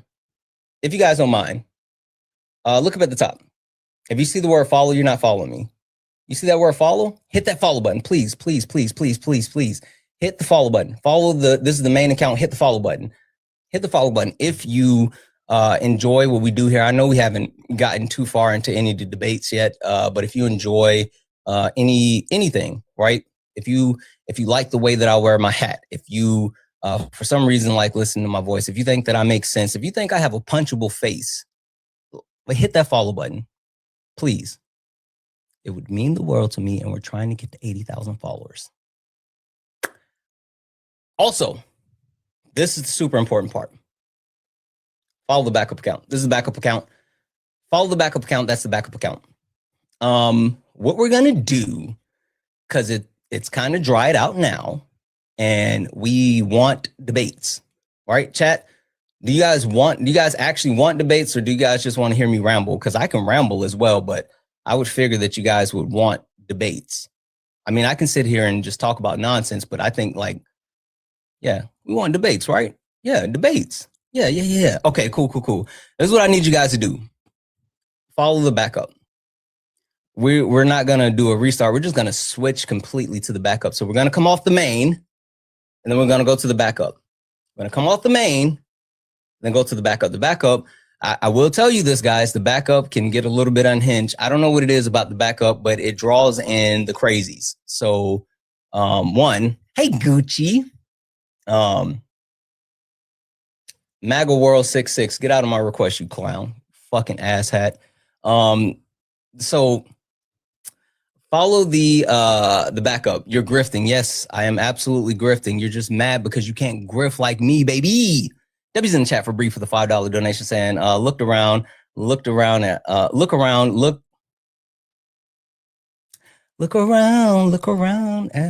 lucky we are to be alive right now. Look around. History is happening. W's in the chat for Bree. You're fucking awesome. W's in the chat for Dragon Lover for the $2 donation saying, keep doing all the good things. You're fucking right. And W's in the chat for Amanda for the $3.33 donation saying, how many tickets does it take to make a squid laugh? Tickles. How many tickles does it take to make a squid laugh? 10 tentacles. I don't like dad jokes. Happy MLK Day. Sorry, I forgot to say it earlier. You're all good. You're good, friend. You're fucking good. W's in the chat for all the donors. We're gonna switch. We're gonna switch to the backup account. When we switch to the backup account, I need everyone locked in because people get kind of weird and kind of crazy on the backup account. So I need everyone locked in. YouTube, I'm gonna send you guys over to watch someone else for a moment. Pin the backup. It's right here. It's lit. Hold on.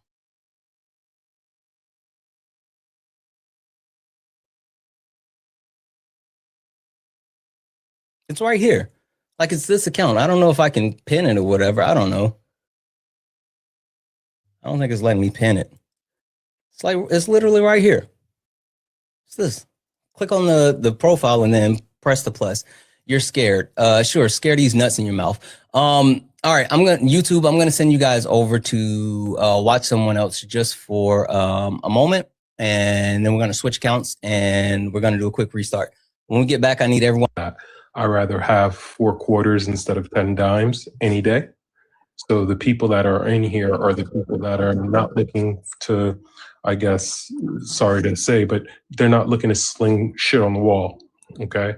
They're actually looking to expand their intellectual capacity and find commonality, even if they don't fully agree with us.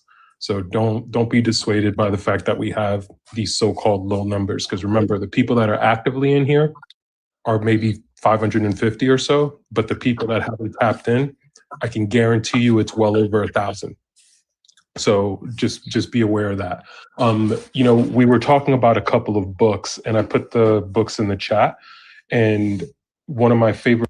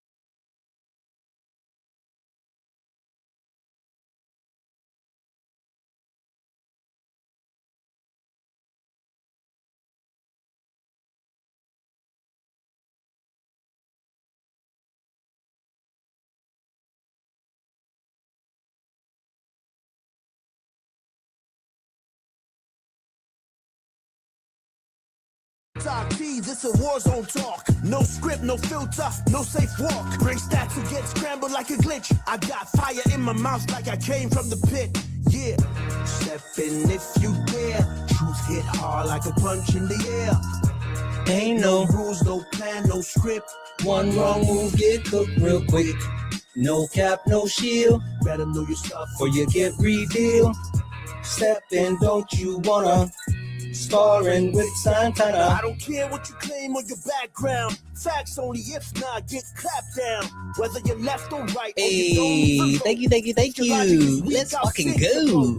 You talk slick, but you ain't got source. Hey. Just vibes, that ain't power, that's force. I'm the test, the trap, the trip, the call. Hey. You slip once, I'm snatching it all. Let go. Send your daily heart me, guys. We're back over. This is the other account, so you got to send your daily heart me, please. No rules, no plan, no script. Please. One wrong move, get cooked real quick. No cap, no shield. Better know your stuff or you get revealed. Step in, don't you wanna? Sparring with Santana. Step in, give it a cake. You hit hard like a punch in the air. Ain't no rules, no plan, no script. One wrong move, get cooked real quick. No cap, no shield. Better know your stuff or you get revealed. Step in, don't you wanna? Sparring with Santana. Yeah.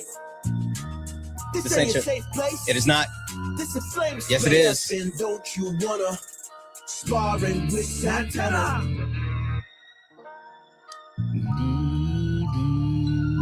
Go down. Guys, welcome in, welcome back. This is Sparring with Santana, one-on-one debates with Trump supporters or someone that disagrees with anything on the background. If you are a Trump supporter or disagree with anything on the background, get in the box. We are only looking for some debates. If you are a friendly, tap the screen, share the live. Let's go ahead and get the likes up to 500,000 likes. I'm not 500,000. Holy smoke, 50,000. 50,000 likes. I'm going to keep resetting the daily gift goal to these little 1-cent gift goals. It'll help push us out to the FYP. Also, send your daily heart me. It's only 1 coin.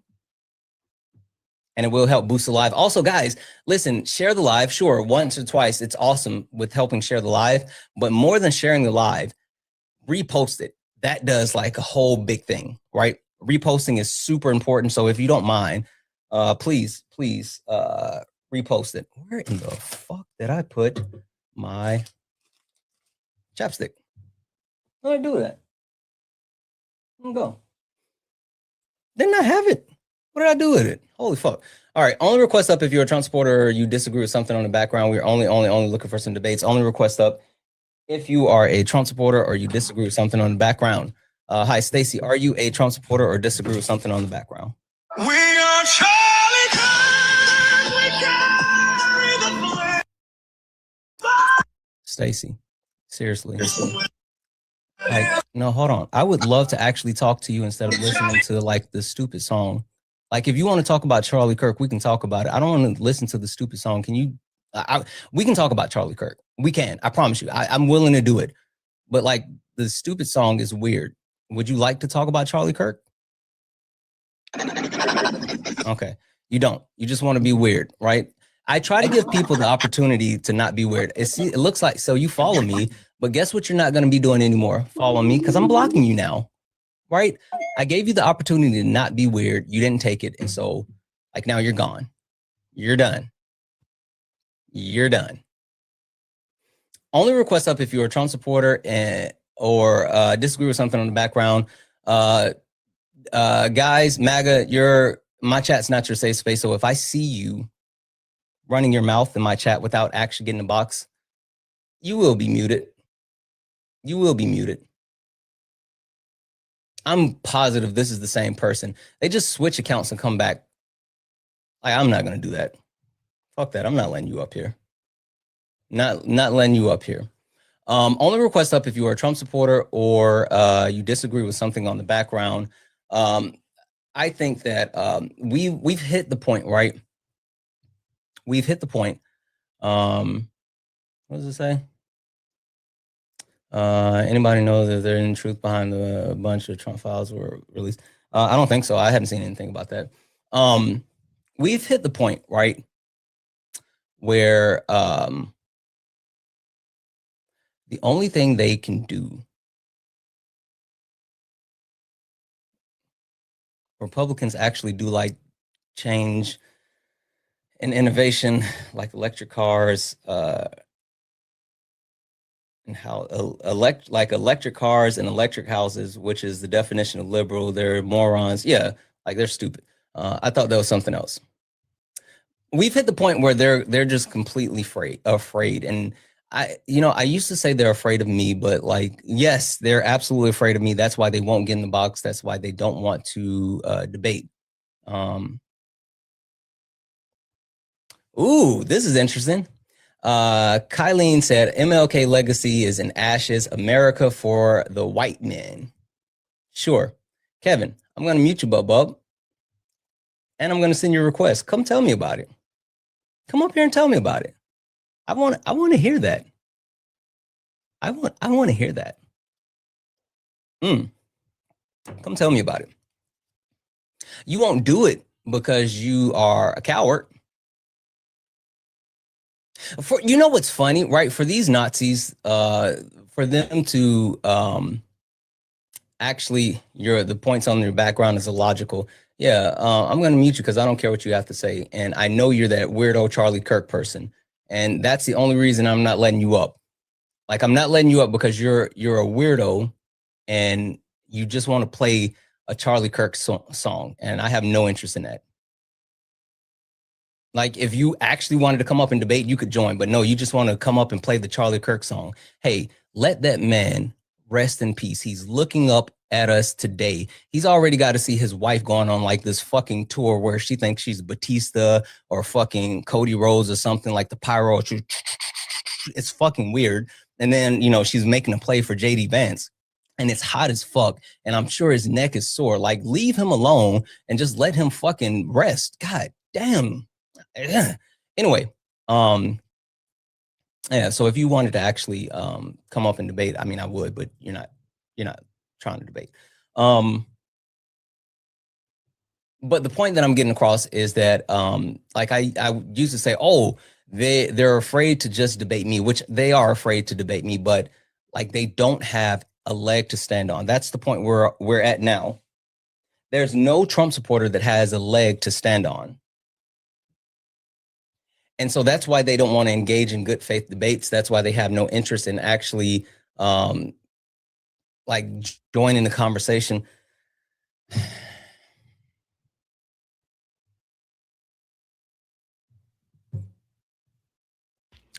MAGA for life. Are you a Trump supporter or disagree with something on the background? See? Fucking do it. Listen, all you want to do is be a weirdo coward. And you know what? It's fine. It's fine. I'll just continue to actually block your account. You know what's funny?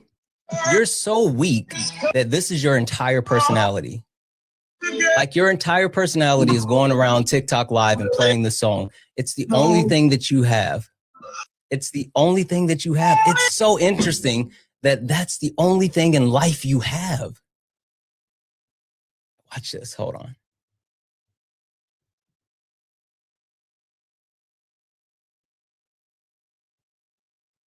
I fucking knew that was him, because now that actual bug life 246 is gone. So I'm going to block this account as well, right? All they do is switch accounts. They switch accounts in order to be weird. Young white men,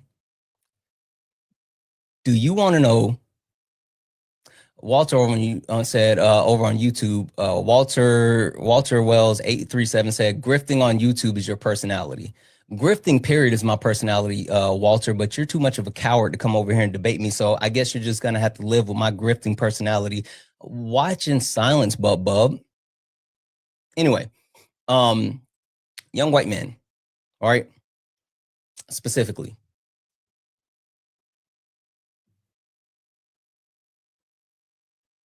If you feel like you're being replaced, if you feel like people don't care about you, if you feel like the world is against you, it's because of you. It's literally because of you. It's literally because you are unable to be better. Like, seriously. And I'm not just saying be better in the sense of like being a better person. Yes, you should absolutely be a better person, but you guys can't do that, right? Can't do that. But also you can't be better in multiple instances, right? I say this all the time. The white men that come up here and they spam the N-word at me, right? That's all they do. They just spam the N-word. They don't add anything else. They just spam the N-word. And I say your clancestors would be ashamed, because you need to update your racism. You're literally leaning on the old racist tropes of your clancestors. But then they also do things like that with trolling, right? And their trolls need to be better. Like, you're not even good trolls. You're not good trolls. You're not creative. You're not smart. You just do the same thing over and over and over. So the point that I'm trying to make is that young white men, the reason why you are where you are today is because you refuse to evolve and be better, because you've always been told that you were special and the world was your oyster. And now people are saying like, hey,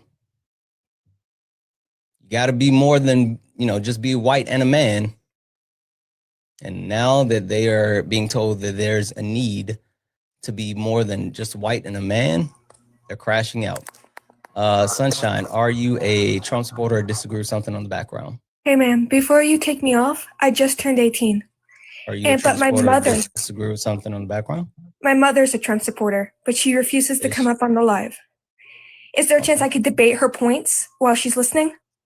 No, but you can tell her that I'm friendly. I don't bite, and we can talk about it. She believes social media is like the devil. Yeah, tell her that giving the devil too much credit in anything gives the devil more power. You give the devil an inch, the devil takes a mile. So sitting here and trying to categorize everything as the devil is literally fueling that thought process. So like, maybe stop giving the devil so much credit. And she believes like any like sources I give her, like the I'm trying to think, like the Bureau of Labor Statistics, like she says those aren't actually real. Do you have anything? Yeah, it's government sources. They're real under Biden, Trump, Obama. Like they're consistent. Anyway, I'm gonna go ahead and drop you. Yeah, okay, if she is interested in coming back, go ahead and tell her come and debate me. Someone said something about like, oh, how I follow around Dean, whatever. Get up here. I bet you won't come up here. Bet you won't come up here. Guys, again, only request up if you are a Trump supporter or disagree with something on the background. We are only looking for some debates. We are not interested in talking to friendlies. If you agree with the background, then do the wonderful things. War Platypus, are you a Trump supporter or someone that disagrees with something on the background? Yeah, I'm a Trump supporter. Okay. All right. War Platypus. I think the country is falling.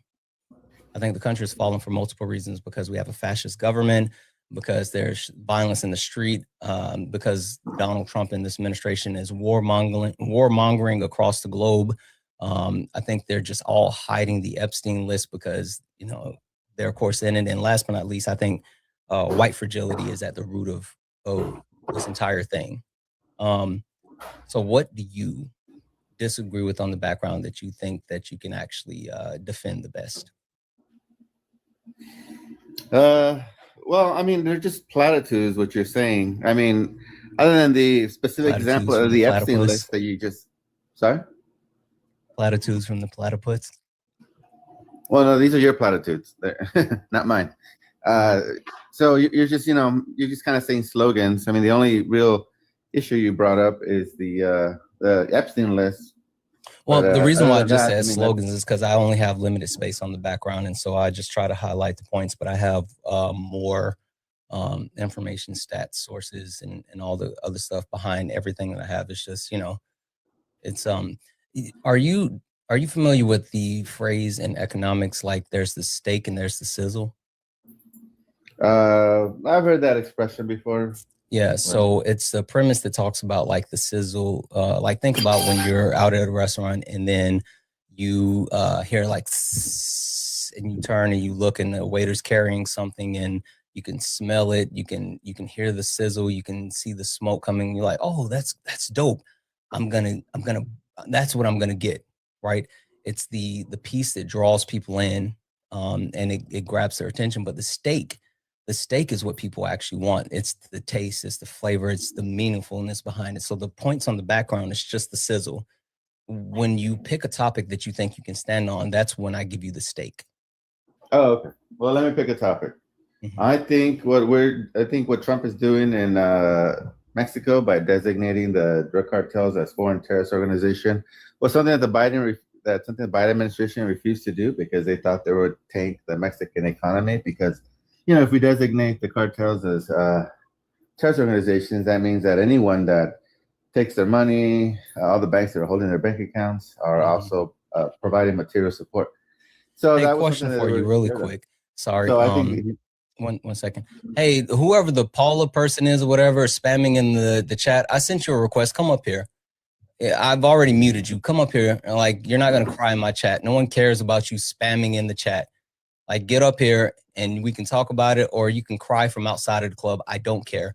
Platypus, where on my background does it say anything about like the cartel or designating you know, them as a terrorist group or anything? Well, America has fallen. You're suggesting that we can't control our borders. America's fallen is the overall topic, and the reason why it's fallen is because of the points that I listed on the background. Those points on the background is why I say America's fallen. So you agree with what he? Also, you think it's good that we designated drug cartels? I don't care. That's not what I'm talking about. I'm talking about a fascist government. I'm talking about the violence in the U.S. I'm talking about the global warmongering. I'm talking about the Epstein list, and I'm talking about white fragility. Those are the things that I'm actually talking about. I see. You don't want to talk about anything that would show that he's doing a good job. I got it. No, I mean, I don't want to talk about anything that's not listed on my background. Now, if that develops from a point on the background, then we can. No. Listen, if you don't have anything, then just say you don't have anything. Is that I only want to talk about things that make him look positive. Okay, I don't care about you talking about. Hold on, stop. I don't care about what you want to talk about. You didn't request up because this is War Platypus Live. You requested up because this is Sparring with Santana, and I have topics on my background. I've said it multiple times. Only request up if you're a Trump supporter or you disagree with something on the background. And people come up and say, hey, I'm a Trump supporter. Or they say, hey, I disagree with this specific topic. If they say, hey, I'm a Trump supporter, I'm saying, cool, I think America's fallen. And these are the reasons why. Which point do you think you disagree with that you feel the strongest about? Like, I literally said that to you. And these are the points. So if you're not going to pick one of these points, then you can leave.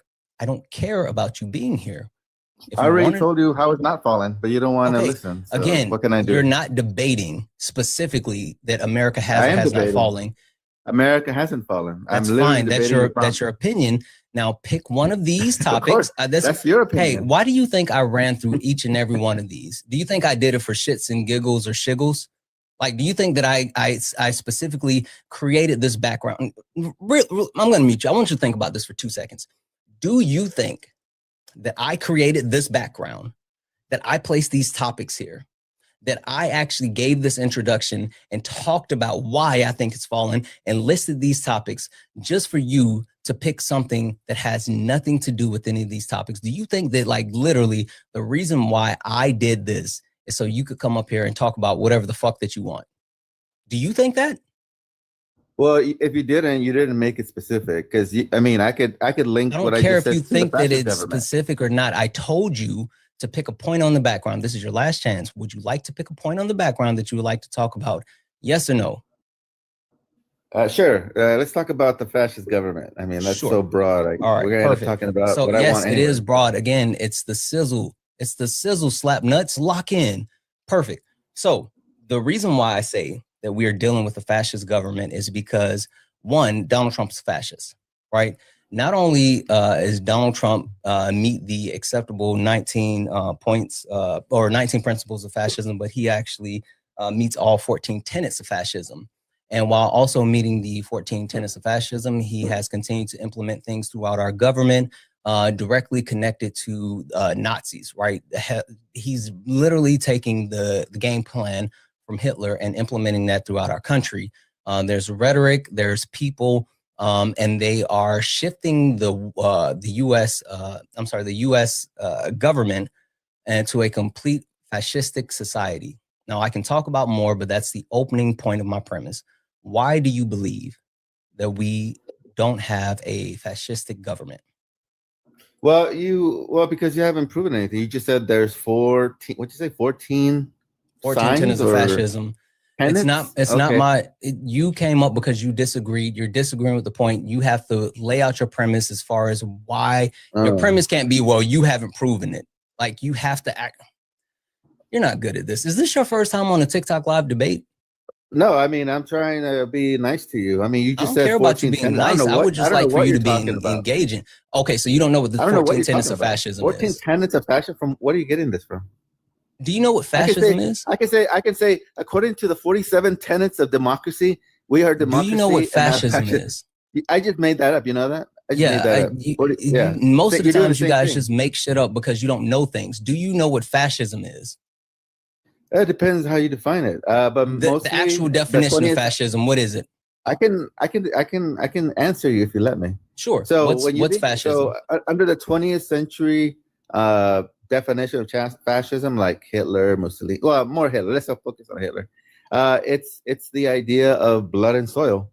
So it's the idea of that you need an aggressive foreign policy, and that the people are defined by the blood of the people. So, like, for example, the Nazis believed in Aryan, like in the Aryan race, that to be pure. They made the Jews a scapegoat, and they believed in the Jewish people, the scapegoat, and they believed in Lebensraum, which is the German word for living space. So they felt that they had to expand their borders because the Germans were the master race, and they had a natural right to expand their borders and enslave or conquer or kill any race they deemed inferior, because they felt that was the most moral and was a merciful thing they could do, to kill off, because it would improve the human stock. They believed in eugenics. I mean, I can keep going about the Germans, but okay. Well, hold tight 1 second. Hold tight 1 second. That's the blood and soil fascism. Yeah, I mean, like, you're giving kind of a high level generalization of a couple of things, and then with specific examples speaking to Nazi Germany. While I appreciate it, I mean, honestly, that's more than anyone else has ever brought to this conversation around fascism, because at the very least you understand like what happened in a specific fascist regime. I think it's too broad, or like not. It doesn't cover the entire premise of fascism. So the reason why I said what's the definition of fascism is not necessarily to get into examples, because like we have time for that. But I just want to make sure that you have a full understanding of fascism. So it sounds like you have knowledge, but I want to make sure that we set a fundamental baseline of what fascism is. All right. So specifically direct definition of fascism. So you don't believe fascism, we have that kind of fascism? Fascism is a far-right, authoritarian, ultranationalistic political ideology characterized by a dictatorial leader, centralized autocracy, militarism, forcible suppression of opposition, and strong regimentation of society and the economy, right?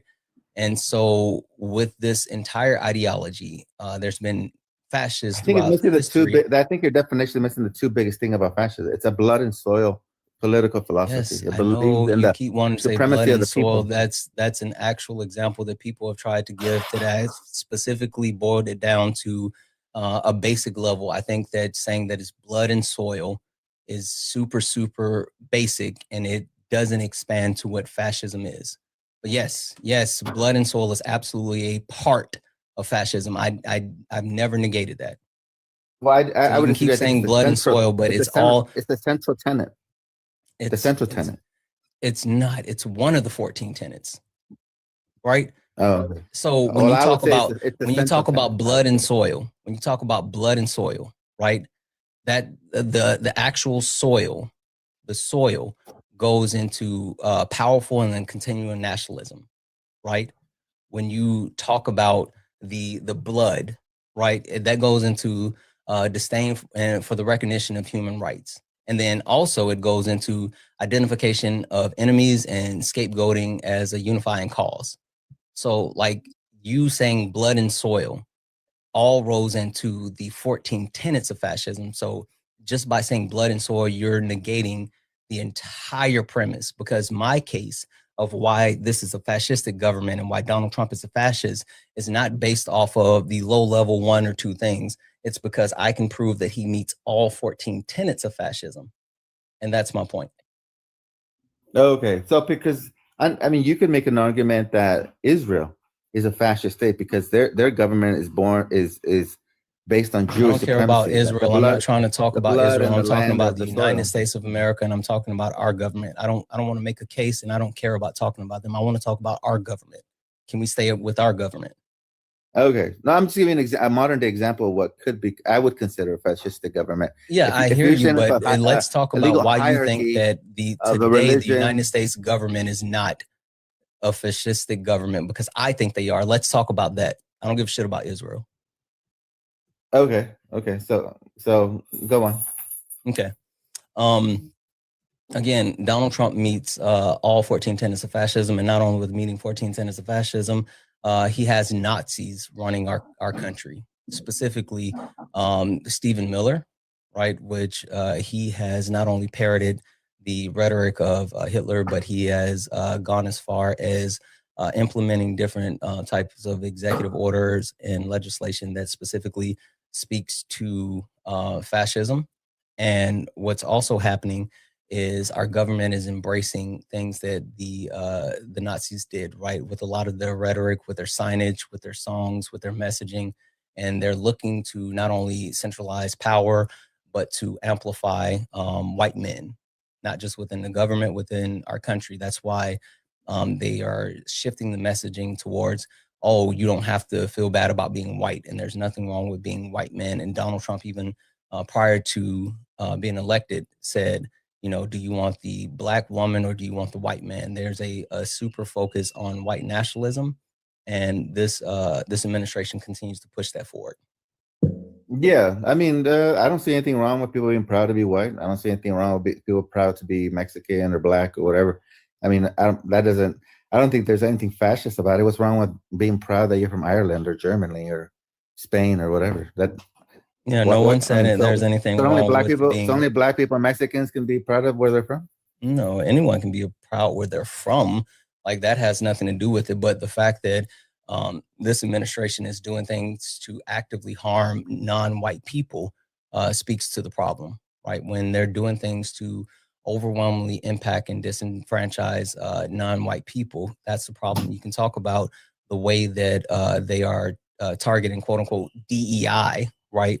Which is just an etymology of a word that's been around forever. But the way that they're specifically passing EOs and legislation has negatively impacted the black community to a larger clip than everyone else, right? You can talk about the unemployment rate. While the unemployment rate for the U.S. has increased, the Black unemployment rate has skyrocketed, and the group that has taken the hardest hit is Black women, right? So that's been something that has overwhelmingly been impactful. But you can also talk about like undocumented immigrants, brown people, right? They started this rhetoric was saying that they're poisoning the blood of America, which is, again, a direct line from Hitler. But the way that they have specifically continued with this mass deportation process, violating human rights, violating constitutional rights, it's been something that is a signature of fascistic government. And then last but not least, like the way that they've targeted the queer community, right? Overwhelmingly harmful to the queer community. You can talk about the constant attack on transgender people, but you can also talk about the fact that like they've even tried to do things like overturning Obergefell, right, which protects gay marriage. And so the point that I'm getting at is, while there's nothing wrong with saying like, oh, I'm proud to be white, or I'm proud to be American, or anything like that, there is something wrong when the people that are in power are not only saying like, oh, I'm proud to be these things, they're actively doing things to harm non-white people. Yeah, I don't, I just, every time I've gone on different lives, like lives held by, Black people like yourself. And when I go on there, they talk about how Black women are the most educated women of all, that they have the Black they have women so are much the wealth. highest educated group. Yes, they are earning graduate degrees at the highest clip of anyone else in the country.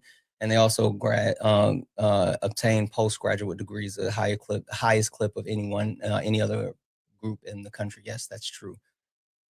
Yeah, so so doesn't that kind of go against your argument? If Black women are the most educated group in the country, why are they the group that's being the most impacted by the Trump administration when it comes to unemployment? So wait, okay, so they're the most educated, but they have the highest unemployment? Is that what you're saying? Donald Trump has passed legislation and signed EOs, because he hasn't passed legislation, but signed EOs that has negatively or has disproportionately negatively impacted Black people, but specifically Black women.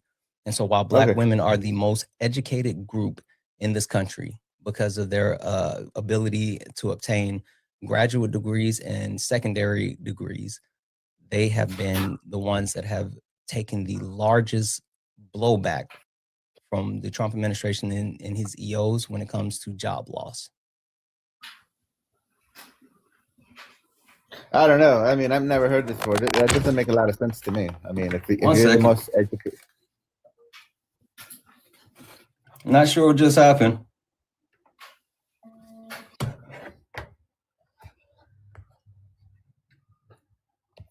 Not sure what just happened.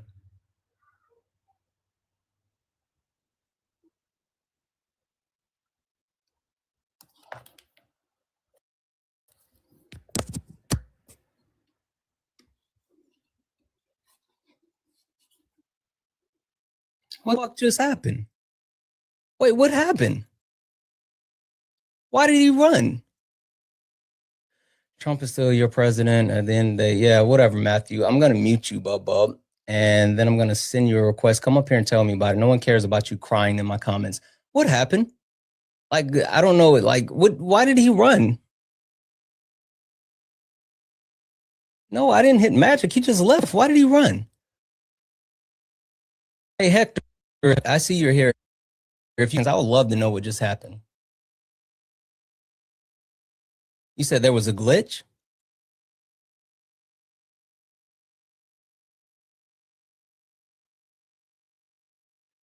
He was too smart. You kicked him. Oh, Bull Babylon one, whatever. Yeah, I'm gonna mute you. I bet you're not gonna. Oh, you're a kid. Fuck out of here. Yeah, I don't know what just happened just now. Yeah, I thought we were getting into it, but whatever. Only requests up if you are a Trump supporter or you disagree with something on the background. We are only looking for some debates. Only request up if you are a Trump supporter or disagree with something on the background. We are only looking for some debates. If you're friendly, tap the screen, share the live, do all the wonderful things to let TikTok know that we're in the building. W's in the chat for Dragon. Hey, Dragon, who sent $1 to let that man burn in peace. Yes, let Charlie burn in peace. Big boy, Big Bully, I think. Big Bollocks. Bollocks. What's up, bro? Bollocks. Are you a Trump supporter or disagree with something on the background? I mean, I'm not really a supporter of any American politicians and all. I would disagree, though, that America is fascist or even close to fascist. I think that's a very sheltered. The US? I'm not. No, but I've been to America. I'm actually going to Vegas this year. That's what's up. If you're not here and you're not experiencing the day-to-day changes, I'm not going to negate what knowledge you have as far as like your ability to identify fascistic governments throughout the history of the world. But if you're in a country where the media is being not only controlled, silenced, and suppressed, how do you expect to be able to determine whether or not that this country is truly fascistic or not if you don't have access to the direct source? Because like the main thing I see, the information isn't coming out, right? I mean, like from what I see online of people saying like, oh, we live in a fascist, this turned into a fascist country. It's mainly people are saying that it's because like you just have immigration enforcement.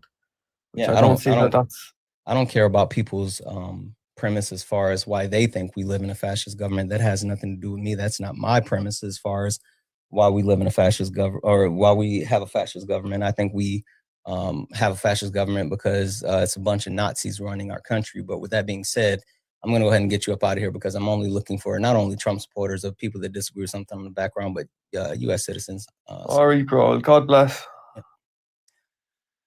Only request up if you're a Trump supporter or you disagree with something on the background. Please, please, please be a U.S. citizen. Please, please, please be a U.S. citizen. Free. Are you a Trump supporter or disagree with something on the background? Yeah, I currently support Trump in the administration. Okay, perfect. Can you give me 2 seconds to say a couple of thank yous and we'll get into it? Perfect. All right, thank you.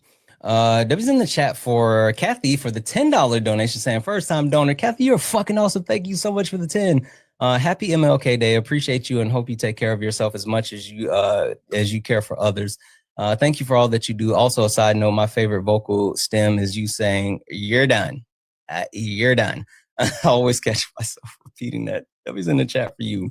W's in the chat for Brandy for the $1 donation saying it always makes me laugh out loud when you call them slap nuts and it's the comedic timing is always on point. Thanks for making me laugh. Thank you, Brandy. I think comedic timing is super important. And so I try to make sure I'm always on it. That's it, guys. If anyone else would like to support the live, you can do so. Cash App, PayPal, Venmo, pay links, and link tree in the bio. Santana Speaks For You.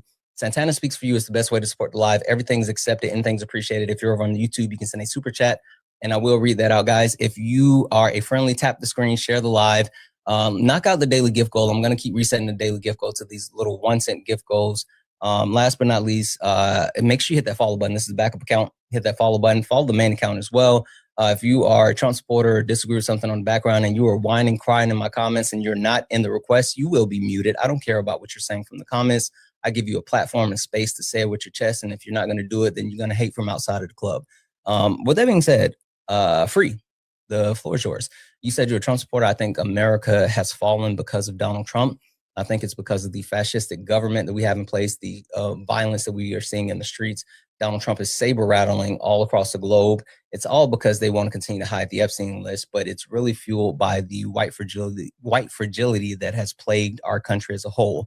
Which point do you disagree with most and think that you can actually defend? I would say that the fascistic government, if you think that this administration is fascistic, then you would have to admit that the last administration was also fascistic. No. Do you agree? And what would be your reasoning for not agreeing with the last administration? If you just replace the pride flags, if you replace all the MAGA support, with all the pride support, they're just about as even in extreme nationalism. You just have to include the pride flag for the left. Is the pride flag powerful in continuing nationalism? I would say that it's powerful in continuing its own agenda and replacing nationalism. Wait, explain that one. Well, if you, how many, so you say that like MAGA is, what would you say is bigger in the right now? MAGA support or support for America?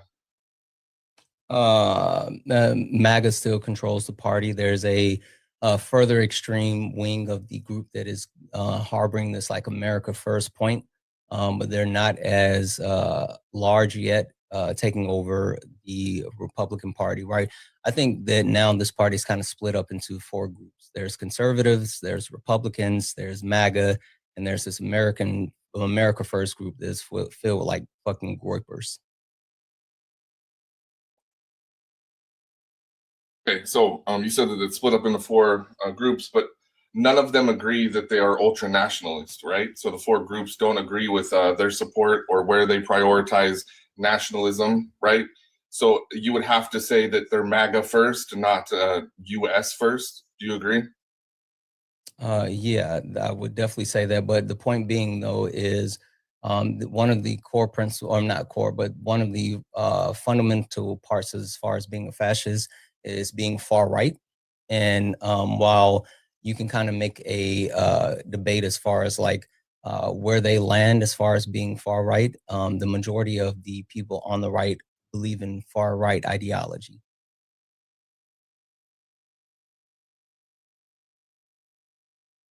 Is it the ideology that is a concern or creates fascism, or is it the result of the ideology? So it's actions based on their ideologies that make them fascistic, not necessarily the ideologies that they hold. Correct? Combination. It's both of them, right? I mean, the ideology is something that is harmful because it's exclusive and it promotes a internal thought that only brings in a certain type of people. And then once you have that collection of those people together, then they actually action on the ideology and they pass legislation to reflect their ideology, and they do things that actually continue to implement the ideology, consolidating power, and then, you know, like putting Nazis in place. So like those things. And just to be clear, Nazi is a political party, correct? Yeah. Okay, It's so a you're political claiming party, that they, and it's a political party, and it's ideology. okay, so when you call the current administration Nazi, are you saying that they're not Republican, they're Nazis? You're claiming that they are part of a political party that they don't publicly claim? Or do you No, say I'm that saying they there's align with the specific ideologies? Yeah. There's specific members within the Republican Party that align with Nazi ideology. There's no way they can openly, publicly be Nazis. There are actual people that say that they are, but they're not people that are in power that openly admit it. According to you, you think that it's a very small percentage of the current administration that would say that they are part of the Nazi party, but they just can't because it would be detrimental to their ability to obtain and sustain power? I think a large majority of them are part of it, but they're unwilling to say it. Interesting. But you have no evidence for that claim. That's just an assumption. Sorry, 1 second.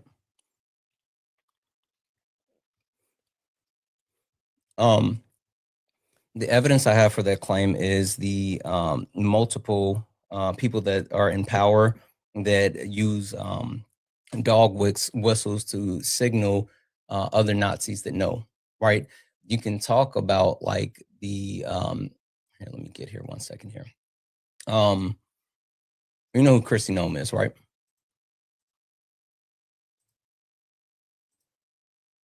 Yes. Yeah, I keep muting because I'm trying to cook and I don't want to. You're all good. You're all good. I appreciate you. So Christy Nome, after the shooting of Renee Good in Minnesota, Christy Nome did an interview, and she stood behind a podium, and a podium had dhs.gov/wow, and then under that there was a saying, "One of ours, all of yours." Are you familiar with the "one of ours, all of yours" saying? No, I'm not familiar, but I'm guessing that it has something to do with, you take out one of ours, we're gonna target all of yours, Yeah. right? Yeah.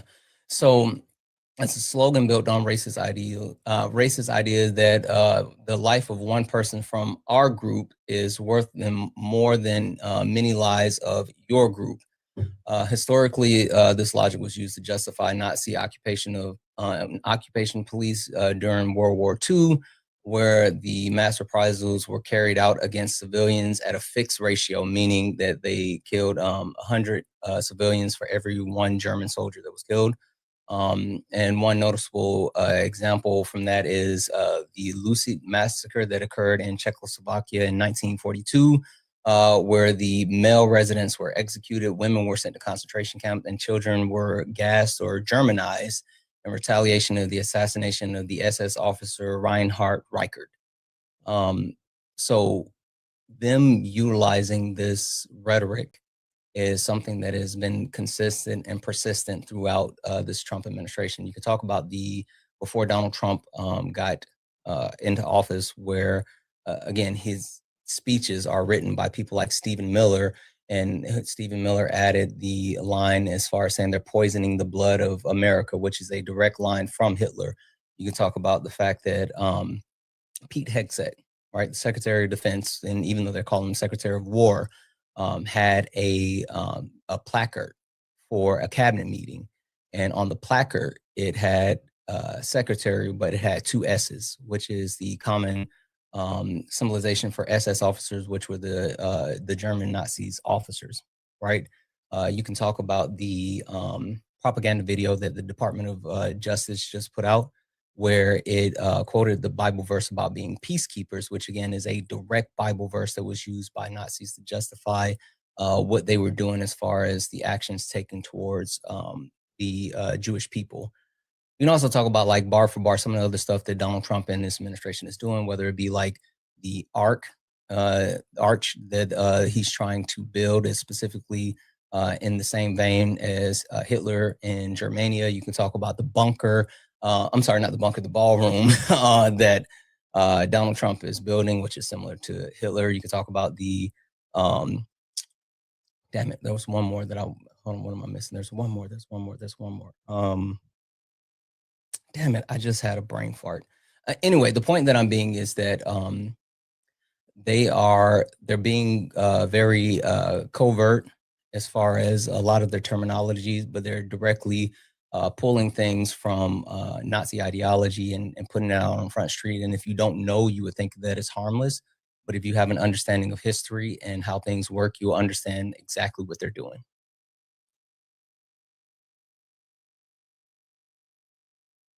Oh, also, yeah, the Coast Guard removed the swastika as a hate symbol. So that's not a hate symbol anymore. Well, okay, so just real quick, that symbol wasn't a hate symbol before the Germans got their hands on it. I understand that it has an original etymology that it's based in, was it Irish priesthood or something like that. Yeah, I get it, but that's fine. I mean, you can say that it's not. Yeah, I'm saying to do with like Buddhism. Yeah, it's some type of religion. I get it. But like the point that I'm trying to say is, while you may say that, oh, it has origins that aren't necessarily rooted in hatred or racism or, you know, any of those things, that is widely known and associated with the Nazi Party and the symbol of their hatred. And there's something that they use to like under the guise and banner of hatred. Right. So like for us to sit here and say like, oh, it's not associated like that. That's not true. Well, I'm not going to try and argue that it's not associated. Well, no, not you specifically. I'm just saying like in general. That wasn't specific to you. I'm sorry if it made it sound like it was specific to you. I didn't mean that like you specifically, but in general. Okay. I was hoping we could expand a little bit further on the dog whistle claim. And if a dog whistle is to be successful, we should see actions on the backside of all the dog whistles. Yep. So if it is a successful dog whistle, what actions can I associate with the dog whistle to say that it's a successful dog whistle and not just a coincidence in speech? Yeah. You can directly take a look at the emboldenment of people who are willing to identify as being Nazis. You can also take a direct and look at the emboldenment as far as other hate groups that have not only arise, but are engaging in other political ideology. I'm sorry, not other political idea, other political processes, right? How much do you know about what's been happening with ICE? I know that the numbers prove that they're not just racially targeting people. They have like something like 90% of the people they detain are deported. 170 have been American citizens, which essentially makes it like less than 1% of people detained have been American citizens. So the numbers show that they're doing a very good investigatory job. That's not true. If you have different numbers, correct me, please. Yeah, I mean, we can talk about like the numbers that speak to why they're not doing a good investigatory job or whatever, but I don't want to go too far on that. I want to let's just stay here because we can dig into that in a moment. But like as far as like the premise as far as ICE, when I say, do you know what they're doing? I mean, like, do you know what qualifications are needed now to like join ICE and how that's affected the people that are joining ICE? All right, so you're claiming that the standards have been lowered for the requirement in order to join ICE. From what I understand, you have to have a bachelor's degree. Yeah, no. So has that been it's lowered? it's a couple of different things. I'll just give it to you. So one thing they did is at first they actually lowered the standard as far as the physical assessment. They lowered it multiple times and they couldn't get people to actually still pass the physical portion of joining, and so they completely got rid of it. They then followed that up with a couple of different things as far as like laxing the requirements for background checks. Or hold on, I'm sorry. They had the bonus, right, up to $50,000 to join ICE. They shortened the time for training, right? It's now, it takes longer to get a barber's license than it takes to become an ICE agent. And the most important part, and that's why I wanted to circle back, but they actually laxed the requirements for the background checks, right? They changed how they were doing the background checks, and one big impact as far as changing the way that they do the background check and the amount of scrutiny that they utilize is caused a increase of hate group members joining ICE, from the Oath Keepers, the Proud Boys, the Boogaloo Boys. We've seen a dramatic increase of those people being able to get in and join ICE because of the reduction. So that's a physical, an actual tangible thing that has occurred because of the Nazi ideology that's being implemented throughout our government. They're weaponizing ICE and emboldening people that share that same ideology, and specifically members of other hate groups. I would like to see proof that a single person has been hired that is part of a hate group, because I think that if you're part of like a domestic T group, you're put on a watch list, and if they expanded it, there should be proof that's easily providable to the internet, so that it's like we can isolate those individuals and get the authorities involved so that they're removed from the agency. And if there's no evidence that can be provided, then the claim must be abandoned. But just in regards to the lack of, so you're saying that there's a lack of training? Southern Poverty Law Center that did a comprehensive study, and it talks about the rise of white nationalism and the recruitment that has occurred with DHS. I mean, it's specifically, and I don't know if you know this, but they're portioning off a part of their budget in order to be able to target men to join ICE that share the ideology of like, has a pro ICE stance, has some type of military history. They're targeting places like NASCAR events, rodeos, National Guard armories for gun shows, and things along those lines. They're also hiring right-wing influencers that have a positive disposition on ICE. And so they're having them create content and host lives, talking about the positive aspects of ICE. They're trying to utilize this to drive their actual numbers, and looking for a specific I'm sorry, a specific type of person, right? So like that's one, but then when you talk about the actual influx of the Proud Boys and the Boogaloo Boys and the Oath Keepers within ICE, there's a couple of different places that have done comprehensive studies on that, including the ACLU of Maryland.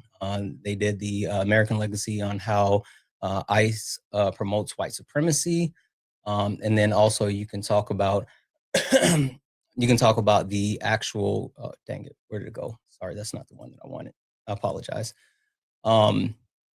You can talk about the Center of Constitutional Rights, which they did a comprehensive study looking at the recruitment, and it's ICE recruits journalists, polls business exec to roles, polls as business exec to role play agents, and citizens academic programs show documented studies. They look at there was a journalist that went in and had like not the qualifications that were originally set for ICE, and they were able to not only get through the interview, but were extended a position within ICE, even though they didn't meet the former standards, proving that those standards were met. And then also, it's a deep dive looking at, again, the influx of the hate groups that have been able to join ICE since they have made these changes. So when you talk about, easily accessible information and a claim that has to be dismissed, we're not going to dismiss that claim because that claim stands.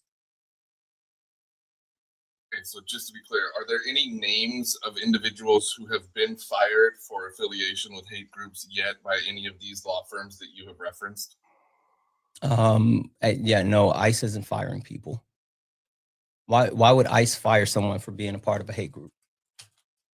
Okay, so the reason why I bring that up is that there hasn't been a substantial amount of evidence for one person, and not even enough to fire one individual. So these law firms are increasing expenditure. Hate group? Well, because if you can connect them to a hate group, then you should be able, like, that's against policy, is it not? Yeah, I mean why would ICE fire someone? You're still not giving me a reason why they would do it.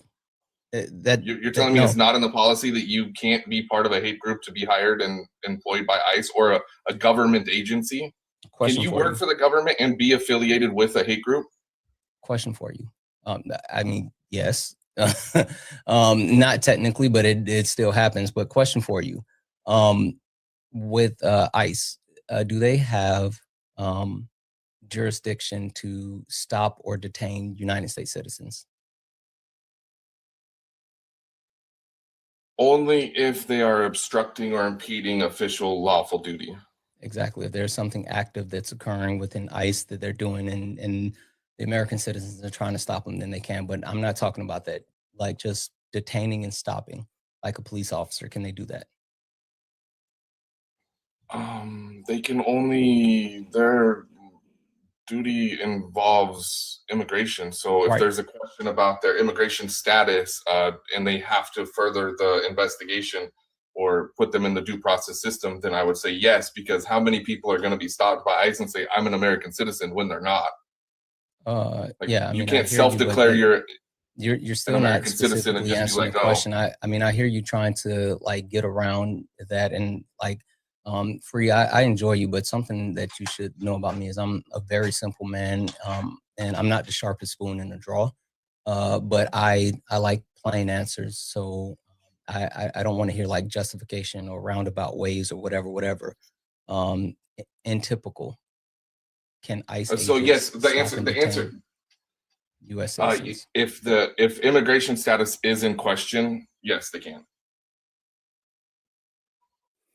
So if the documentation provided appears to be fraudulent or is questionable at all, yes, they can detain. Okay.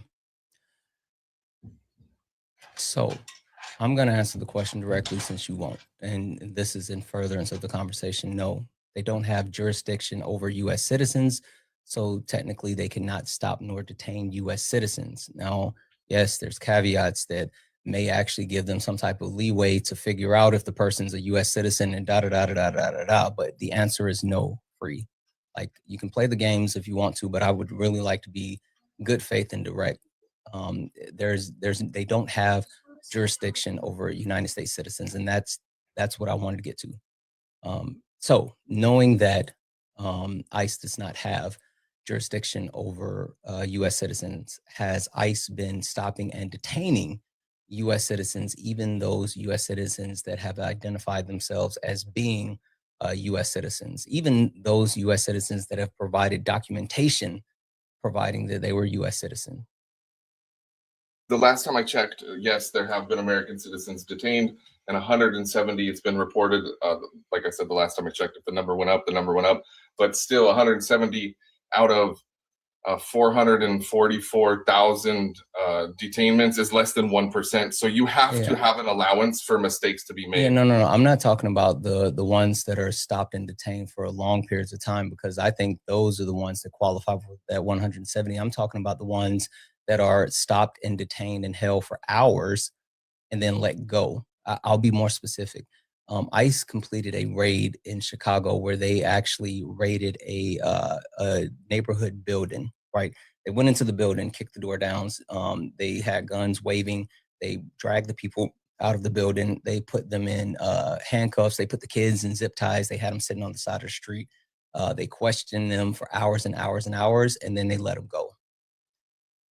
That doesn't count in the 170 people that have been detained by ICE, because it was listed as far as still being active, and they didn't book them, right? You have to actually be booked and kept in an ICE facility in order to be detained, and you fall in that category. So the point that I'm just trying to get across is that because your original question was like, if has there been anyone fired for being connected to a hate group when it comes to ICE, the point that I was trying to get across is that ICE doesn't do things just because they have. I'm sorry, ICE doesn't, and there's things don't stop ICE because they're not supposed to do them or they're not allowed to do them. They do them because they want to do them, and this government has continued to give them coverage in order to be able to do so. Whether you talk about the Supreme Court, who passed a ruling to make it legal to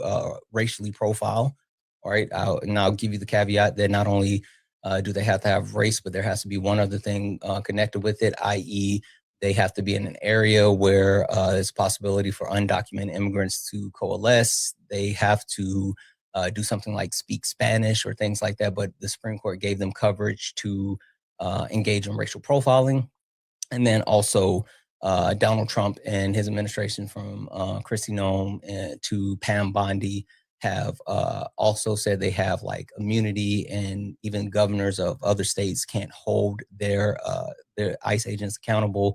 And Donald Trump has used rhetoric to say that people are targeting these patriots and blah blah blah blah blah. So the point that I'm getting across is that while there has been an increase as far as hate group members joining ICE, just because they're somehow, some way, shape connected with the hate group, does not mean that they would be fired from ICE. But we can both agree that them being hired in the first place would go directly against government policy. Mm-hmm. And since there hasn't been anybody fired, it's allegedly members of hate groups have been hired. And if there are people looking into it and they can't find enough evidence to have somebody fired, because I don't think it would be that hard to go and say, here's the affiliation, here's the policy, you must terminate immediately, correct? Isn't that how the system is supposed to work? Yeah, there's absolutely, that's how the system is supposed to work. That does not mean that is how the actual system works, right? And again, the reductions of the background check gives the leeway for them to be able to get in the door.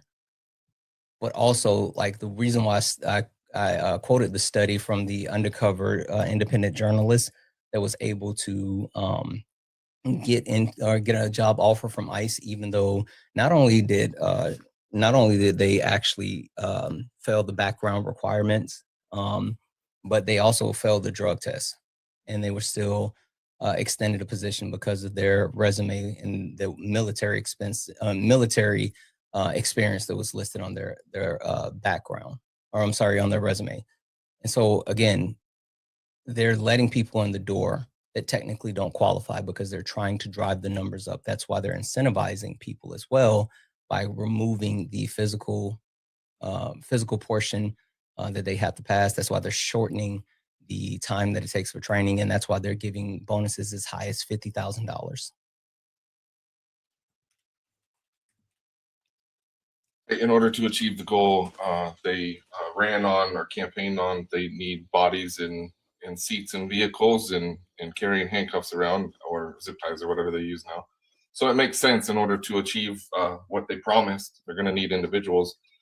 And I don't mean to derail the conversation, but you so it makes sense. You brought up a talking point. So it makes sense to actually decrease the standards and let people who are highly unqualified into the organization in order to be able to complete something that they're not even doing. They're literally not even doing it. So just to be clear, weren't the standards for the military decreased, allowing more people in that weren't qualified for it? Didn't they just increase the standards for military participation? The standards weren't decreased. What they did was say that everyone has to be standardized as far as the military. There were certain standards for women and certain standards for men, and they said, nope, we're removing this because we want everyone to fulfill these exact same standards. And then they also remove additional protections. But again, this all goes towards the fascistic ideology, right? Because one of the key points of fascism is the, hold on one second, let me get back here. One of the key points of fascistic ideology is supremacy of the military and also rampant sexism. And so when you talk about those things, that's why they're trying to eliminate the potentiality of having women in the military. They are trying to eliminate the potentiality of having transgender people in the military, and they're also trying to decrease the potentiality to have Black people in the military. They remove the protections that allow people to grow beards, right? And one thing that Black people have when they grow beards, because of the facial hair and how coarse it can be, constant shaving on a daily basis cause irritation on their skin. And this is something common within Black people that's uncommon within white people. And so a lot of Black people within the military have not only have beards, but literally have the, I forgot what the thing is called that allows them to actually grow beards. And so this is another thing that is specifically targeting people and trying to drive down the premise as far as it being anything except white men that are highlighted within the military.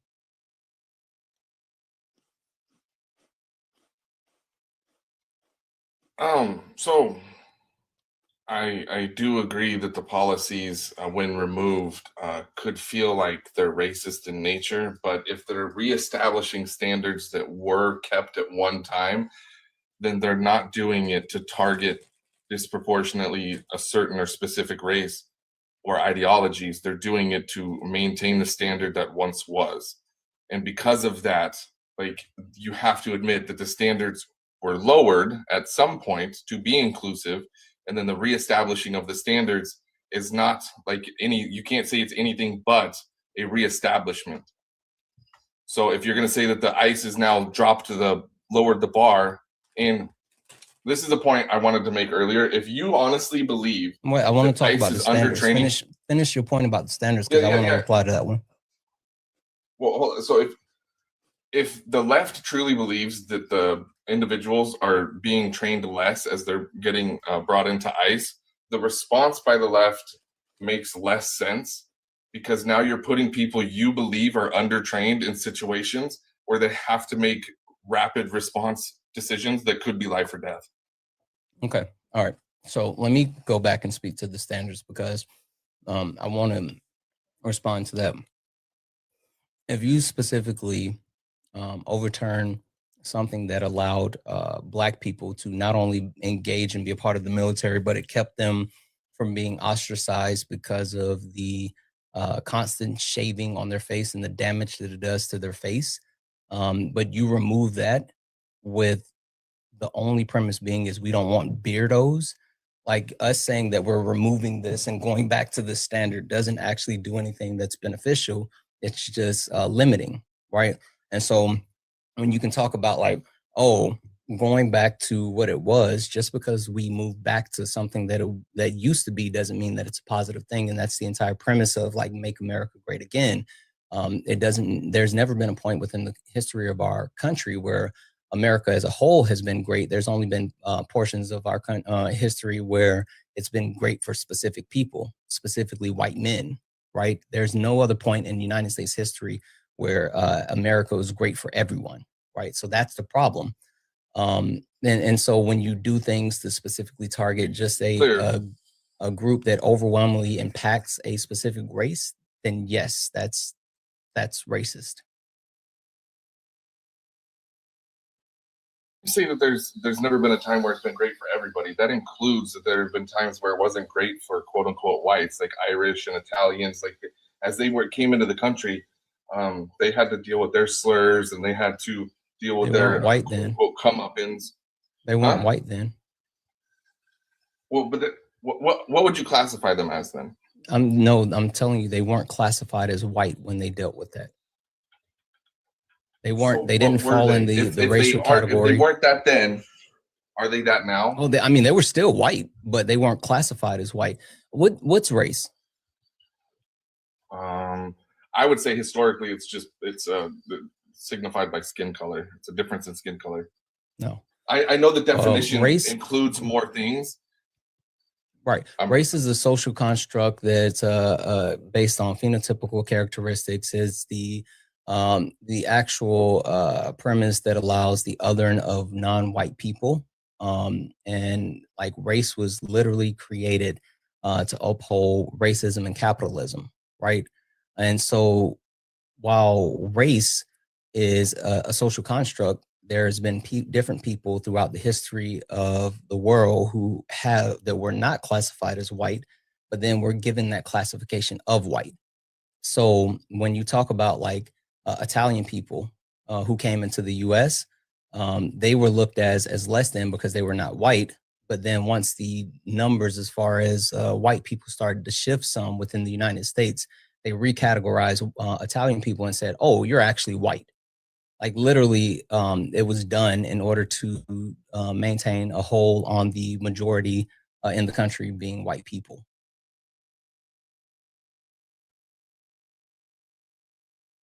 I'm going to say thank you to two quick people, and then I'll give you the floor.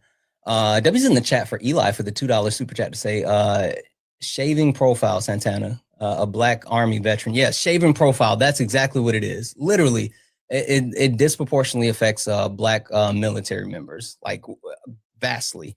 W's in the chat for Megan for the $25 donation. Holy shit, Megan. Thank you so much for the 25. As a white person, I'm forever embarrassed and actively trying to be on the right side of history.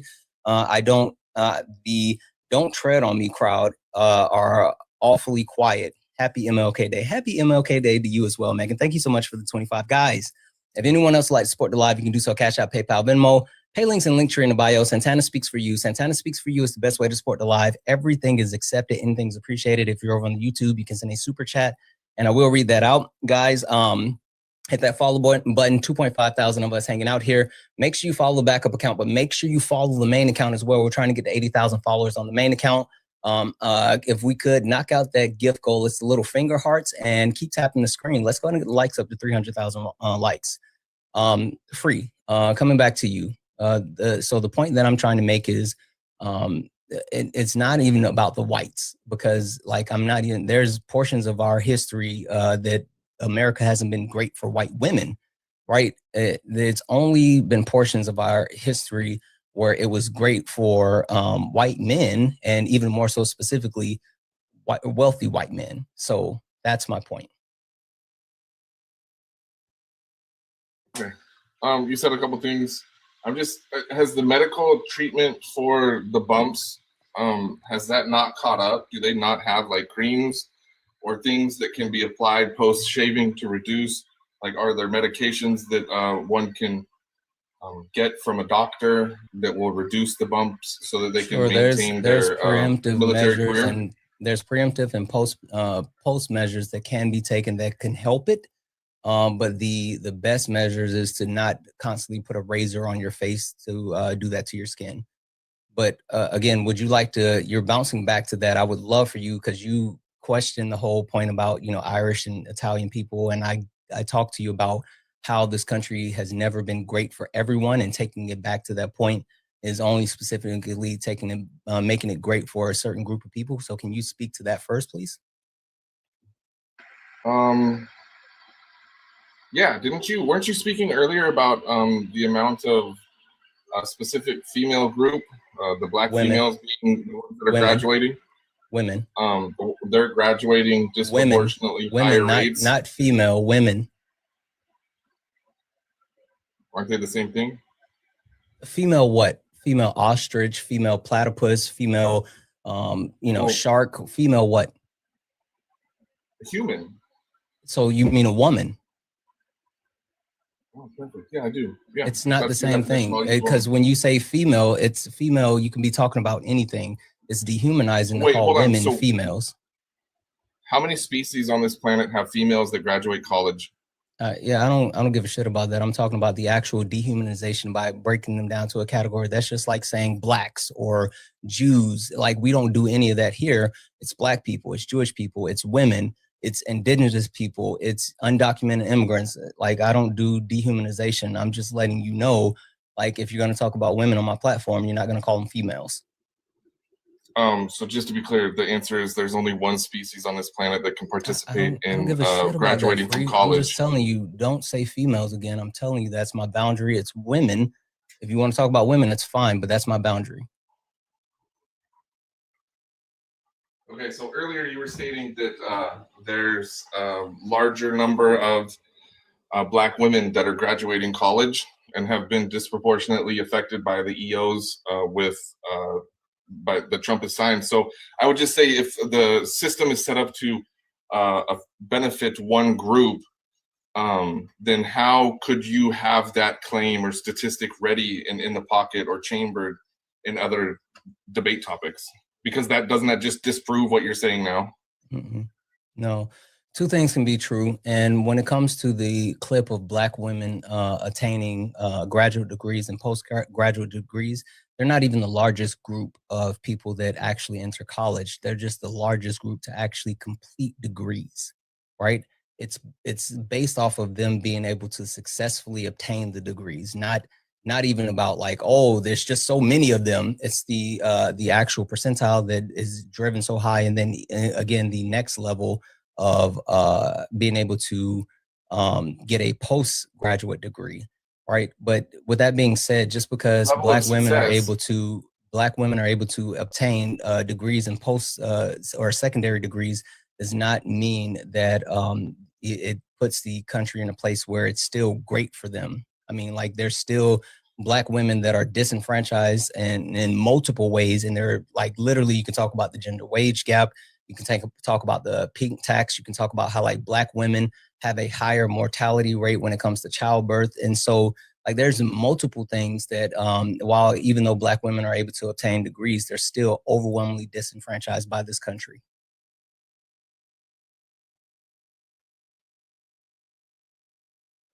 At what point do you use success rates as a decider for whether or not a system benefits a certain group more than another group?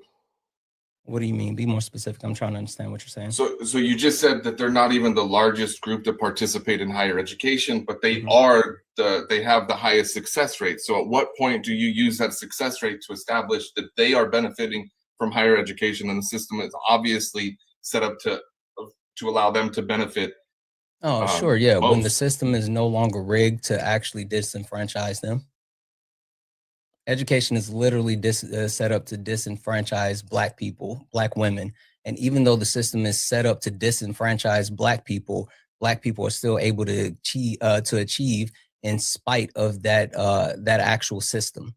So until that system no longer is specifically targeting people that limit their ability for success, like, the success doesn't matter in a vacuum. It's just the exception to the rule. Okay, so just to be, I want to make sure I get this clear so I can agree or disagree with it. So success rates will never matter. So the system can actually benefit one group more and have the percentages show that, and it will always show that the system isn't set up for them to benefit from it. So it's a lose-lose situation. Yeah, that's why you have to get rid of the system that disenfranchises them. All right, check this out. Let's say you and I play baseball, right? And anytime that you get into the batter box to hit off the pitching machine, they set the speed for you at 40, right? And you swing 10 times and you hit 7 home runs. But every time that I get into the batter box, they set the speed for me at 100 and I swing 10 times and I hit 8 home runs. Would you call that successful because I was able to hit more home runs than you, even though the actual measure of sending the pitch was, the system was the same but used differently depending on who was in the box? Would you still say I'm successful because I was still able to do it even though there were higher challenges against me? Yes, I would still say that just because you were more successful, it doesn't mean that, like, if the results show that you are more successful, then the system, and it's repeatable, then the system is set up to benefit you. Like, that's not true. At what point does success dictate how the system is set up? Are you telling me the system in that example that I gave you, the system is set up to benefit me because I hit more home runs? If I hit 8 home runs at 100, how many home runs do you think I would hit at 40 like you? You could hit less because maybe the speed of the ball is helping you. It's helping you the velocity off the bat. The point that I'm saying is, if you want to measure the true success of a system and have true success, then you put everyone on equal footing and you allow the best person to actually be able to advance. And sitting here and saying that, oh, even though black women, this has to be a premise of them being successful because they're able to obtain degrees and secondary degrees at a higher clip. Like, that's not true, because you still have a rigged system that is actively trying to disenfranchise them. Because you and I, the reason why the speed is turned up to 100 is because they want me to hit less home runs. I'm just able to hit more home runs because I'm better than you. That's what it is. If you drop it to 40, wait, hold on. So if you drop it to are 40, you better than me? If you drop it to 40, I will hit 10 home runs. And the people that have the system know that when you implement equality, then the person that is less than, that has always had the benefit, will always lose out. Okay, so I'm not saying that I'm better than you based on an individual basis. I'm not saying that I'm better than you because I'm black. What I'm saying is that white supremacy relies on the success of white people. And if you put white people in a position where they're no longer overwhelmingly favorable to be successful, when you introduce more competition and you expand competition, then it gives them less of an ability to be successful. And so that's what I'm saying. So are you anti-DEI or are you pro-DEI? I'm very confused because let me expand a little bit more. You don't know what DEI is. It's going to sound disingenuous. Diversity, equity, and inclusion. So okay, it makes it so that if people are based. What's DEIA? I have no idea what the A is. Yeah, you don't. The reason why I say you don't know what DEIA is because it's not DEI, it's DEIA. The A represents accessibility. It covers people with disabilities, right? When you say DEI, you've been propagandized into believing one thing, but it's not the thing that you think. Tell me, like, I heard you tell me what it stands for, but tell me what it actually is. To you, what do you think DEI actually is? In practice, it means that if two candidates are equally represented. They have equal experience, and there is a quota that hasn't been met, then race will be the causal factor in the access to the opportunity. No, that's affirmative action. DEIA has no quota measurement. That's why I said you don't know what it is. Let me run through this for you really quick, because I haven't been able to do this, and I think this is an amazing opportunity because it's MLK Day. Did you know that DEI has an etymology? No, I don't. So hold on, I don't want to move on. So because we're not moving on, we're still here. That justifies that race is the causal factor in decision making. We're still here. I'm still explaining to you why you don't know what DEIA is. You're wrong as far as what it is, but I'm still explaining to you why you're wrong. Anyway, so DEI has an etymology. Before DEI, they were calling it CRT, critical race theory. So before they were saying DEI, they were saying CRT. Before they were saying CRT, they were saying BLM, Black Lives Matter, right? That's the terms that they were using as far as CRT. Now, before Black Lives Matter, BLM, they were using words like thug, right? And so if they wanted to say, BLM, they would say thug. And before the word thug, they used the word boy, right? And before they used the word boy, they used the word nigger. The etymology of DEI is just white people wanting to call Black people the N-word, but they can't do it because it's socially taboo. And they know if they do it, then they will be ostracized. And that's why they only talk about DEI when they start talking about Black people, when they talk about DEI candidate Kamala Harris, when they talk about DEI Supreme Court Justice Ketanji Jackson Brown, right? Like it's only code words because they want to call us the N-word and they can't do it in public. And so that's why I said you don't even know what quote unquote DEI is, because if you truly knew what DEI was, you would know that it's DEIA, and you wouldn't leave out people with disabilities because, fun fact, DEIA promotes the protections and helps give access to groups that overwhelmingly benefit from DEIA more so than race, specifically women, white women, and veterans, people with disabilities. So those groups overwhelmingly benefit from DEIA, but you guys don't know that because you think it's all about race, because you've listened to people like Charlie Kirk, who says that they lowered the standards for pilots so they can get more Black pilots because there was a quota, which is not true. You guys think that it's affirmative action. Affirmative action has been struck down by the Supreme Court, and they said that it's not legal, so you can't hire people based off of a quota system. DEIA is literally just removing those biases and giving the opportunity for the best person to actually get in place, right? A perfect example, if a company wanted to implement DEIA, what they would do is blind resumes. Do you know what a blind resume is? Yes, I do. Okay, tell me.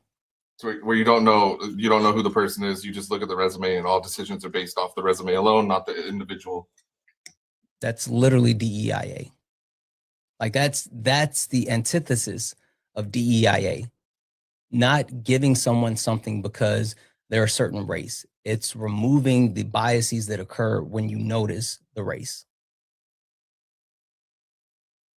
I find it interesting that you're going to make it like disabilities. Like, so do you think it's discrimination when somebody with a disability, like let's say they're in a wheelchair, are excluded from participation in commercial piloting based on the limited area in which they perform the job? Would that be discriminatory? It's discriminatory if you won't hire someone based on a disability. It's ableist if you have a bias towards them for having a disability. You don't know the difference. So hold on. So you expect commercial pilots, airlines to redesign cockpits to be inclusive to wheelchairs so that people in wheelchairs. So Yes. Who's going to pay for that redesign? I don't care who pays for it. Yes. The point being, right, you're ableist. You're literally ableist. the privilege that you have with living without a disability allows you to not think of people with disabilities. That's why you don't worry about when you travel somewhere. Let's say you want to go to a third world country, or not like that, but if you want to go to a vacation destination, you don't check to see if it's wheelchair accessible. If you want to go out to dinner, you don't ensure that whatever restaurant that you're going to has like Braille menus. You don't check on those actual things that impact people with disabilities because you're ableist. And so you don't have to worry about being disenfranchised. And so the point that I'm making is, if they want to ensure that people have the ability to actually do the job because they best fit the job, then sure, yeah, like redesign the cockpit. I don't know who will pay for it. I don't care how they'll pay for it. But I'm saying if they don't hire people specifically because they have disabilities, because they're in a wheelchair, then that's illegal, because that is discrimination. If they lean towards someone else and hire someone else that's not in a wheelchair, then that's biases because they are ableist. So those two things are different. Do you think that I should be hired for a job if it requires me having the ability to lift 100 pounds and I can't lift 100 pounds? Would that be discrimination? If I can't meet the requirements? No, if you can't fulfill the actual physical requirements of a job, then you can't require the physical. I mean, you can't meet the physical requirements of a job. That's a stupid analogy. When does it say? Where does it say? Wait. Where does it say?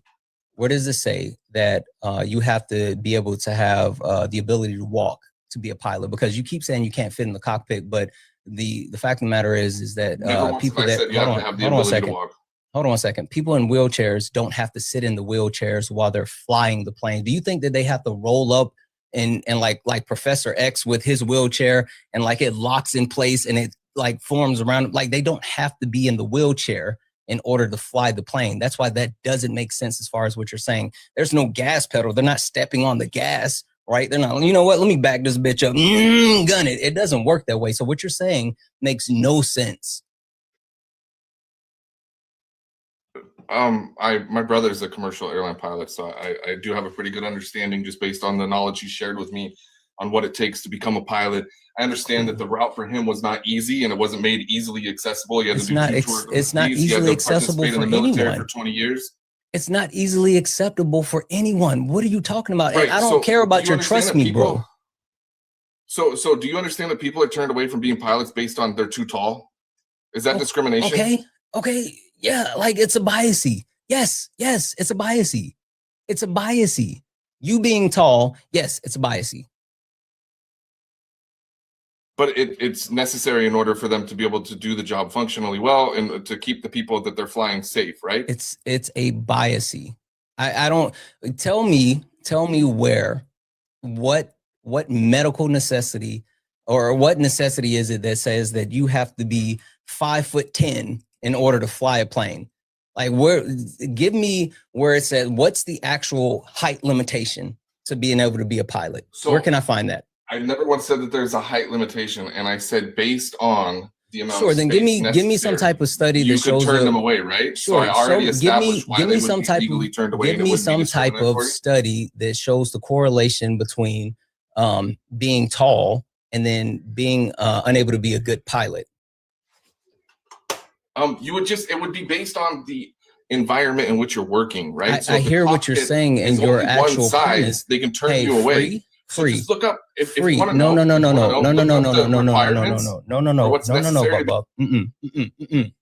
Fighter pilot. No. You're not. No, you're not gonna steamroll and then try to tell me to go look up some random shit or whatever.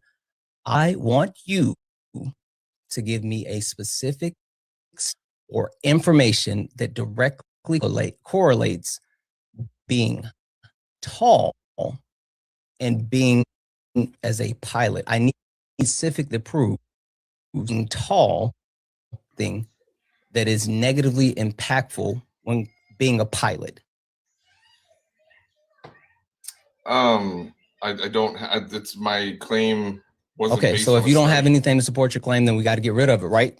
You remember how earlier when I was telling you about my claim, you was like, can you provide information for the claim if you can? Yeah, I'll abandon the claim. If you're willing to abandon the later claim. We can both What abandon later the claims. claim? Are we going to do that? What later claim?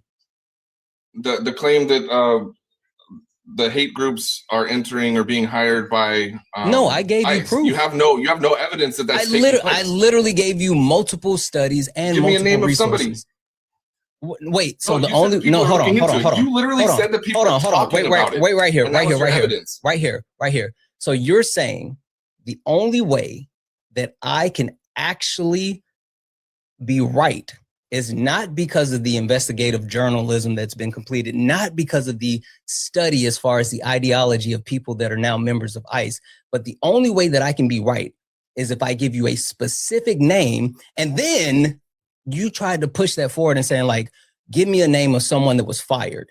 So I have to give you a name in order to prove my point.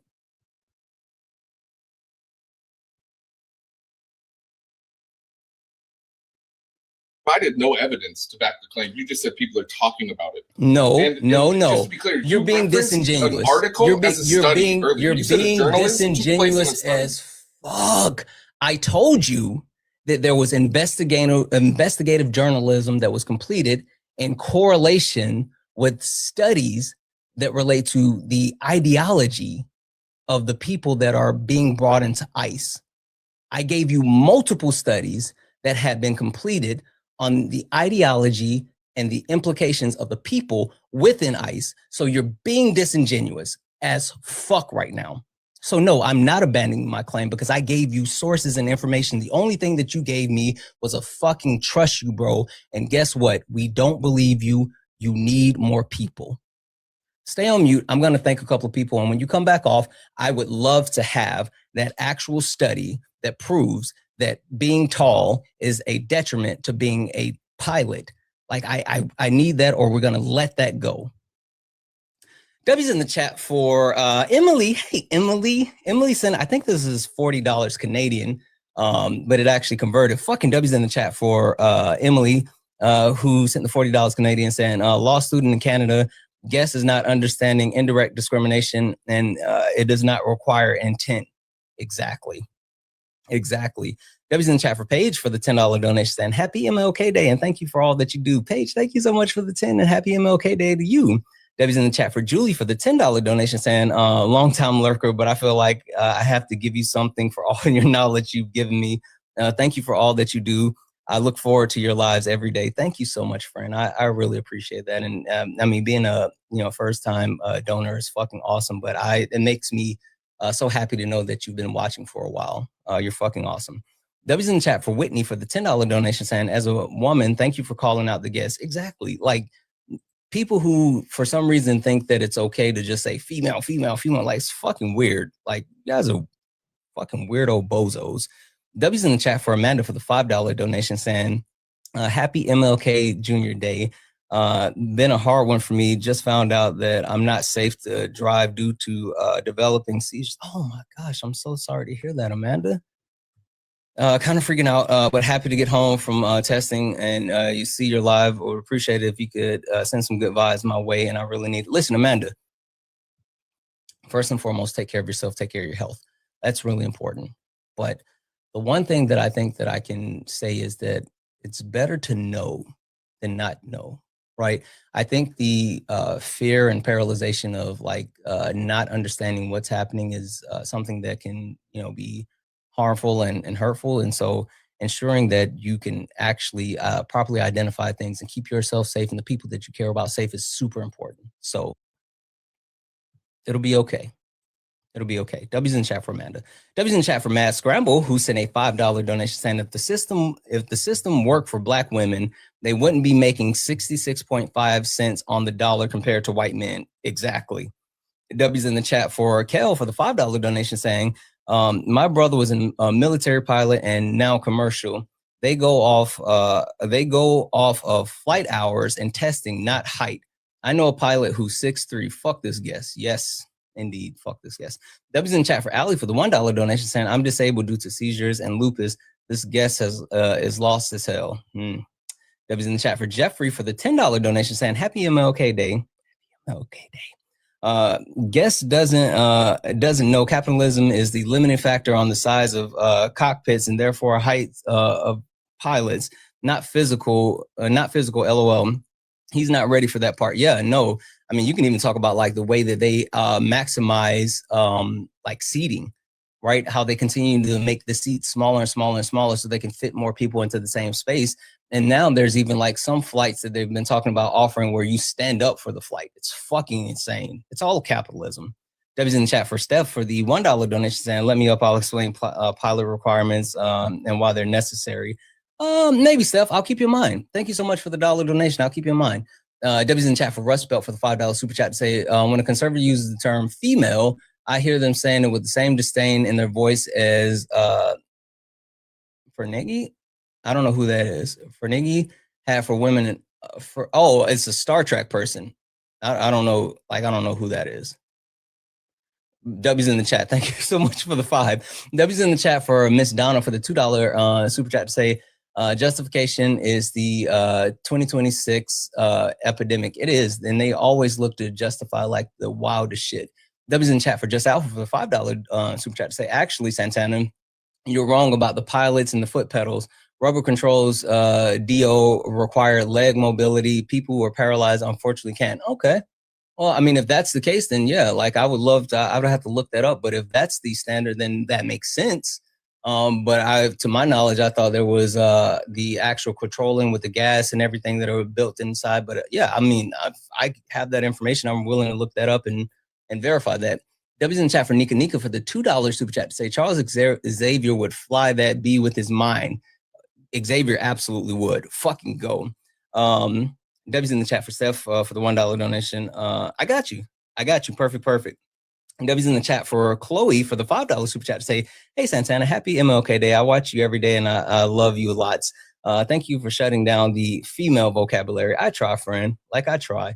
I know it won't take, but at least I can call it out when I see it. W's in the chat for Amanda for the $5 donation saying, I lost count of how many Amandas have donated to you today. A lot. So I'll have to throw mine in to keep cooking. Love you. I love you too. Like, yeah, no, shout out to all the Amandas. The Amandas are holding it down. They are absolutely showing a shit ton of love. W's in the chat for Angie for the $1 donation saying, verifying this is the right account. Angie, this is definitely the right account. Thank you so much for the one. W's in the chat for Split for the $5 super chat to say, yeah, I don't like being simply classified as female. I get it. And holy fucking shit. W's in the chat for Chris. Let's fucking go. W's in the chat for Chris for the $50 donation saying, first time donor. You're my favorite debater. As a 60-year-old grandma who is new to politics, I'm learning so much from you. So thank you. Keep up the good work. Chris, welcome. Thank you so much for your love, kindness, and support. I mean, donating anything is absolutely amazing. It like you don't have to come out of your pockets and support me or support the live, and you do so, but being a first-time donor is huge, and I'm just happy that you're here, period. Guys, if anyone else would like to support the live, you can do so. Cash App, PayPal, Venmo, pay links, and Linktree in the bio. Santana Speaks for You. Santana Speaks for You is the best way to support the live. Everything's accepted, anything's appreciated. If you're over on the YouTube, you can send a super chat, and I will read that out. Guys, keep tapping the screen. Let's go ahead and get the likes up to 400,000 likes. Also, can we knock out the hi bears? Can we knock that out, please, please, please? All right, Free. Do you have the study showing me that the height correlation is connected to being a worse pilot or safety issues or something like that? No, I don't have it. Any study, but do you have access to a computer real quick? Yeah, but I'm not gonna go on a random goose chase for a Google search. No, it's just real quick. Just Google, is it possible to not be hired as a U.S. Air Force fighter jet pilot based on height? And then you tell the class what the answer says. No, I'm not going to do that. You can go get a source that we can actually dissect together. Like, I'm not going to do an AI overview Google search. No, I don't care about your. No, no. As a U.S. Air Force. No. I don't want to hear an AI overview. If you have a source, then tell me the name of the source, the title, and I'll pull that up and we can look at it. But I don't give a shit about you Googling a question and giving me an AI overview. I gave you the source. It's Google. No, you didn't. You said, okay, hey, Free, why wouldn't I want an AI overview? In this case or generally speaking? Period. I never accept an AI overview, but why? because it can be wrong, but it can Yeah, also what be happens right. with AI overviews, it's literally an amalgamation of multiple articles. They take pieces from other articles and it mashes it together. It doesn't actually verify any of the information. So when you look at AI overviews, there's information from blog pieces, .coms, all this other stuff. It's just the couple sources that are listed at the top that people click on and view the most is put into that AI overview. It pulls information and it puts it all together. So that's not a verifiable source. That's why I said, can you give me a specific source? So typing in a question on Google is not a verifiable source. That's not how you source things. I wouldn't take that from anyone else on any other topic. It's not you, it's not personal, it's not the topic. That's not acceptable, period. So I'm going to bring it back to your lawyer offices. Isn't that essentially just what they did? They took a collection of a bunch of data and they presented it to you. So you're saying that Google is misrepresented or can't be a good source because they do what law offices do? What I'm saying is when I rapidly? cite a specific law office or a specific source, they have verified the sources and they have actually gone through the process of ensuring that the data is accurate. When you talk about AI overview, when you talk about Google, AI overview, it's just pulling everything together and putting it in one spot. It's not verifying anything. It's just saying like, oh, I see this information here. I see it here. I see it here. Let's put it all here. That's all they're doing. So no, it's not the same as a law office writing a comprehensive docket. It's not the same as a university doing a detailed study of data. They're completely different. Would you say that the universities and law offices are right 100% of the time? No.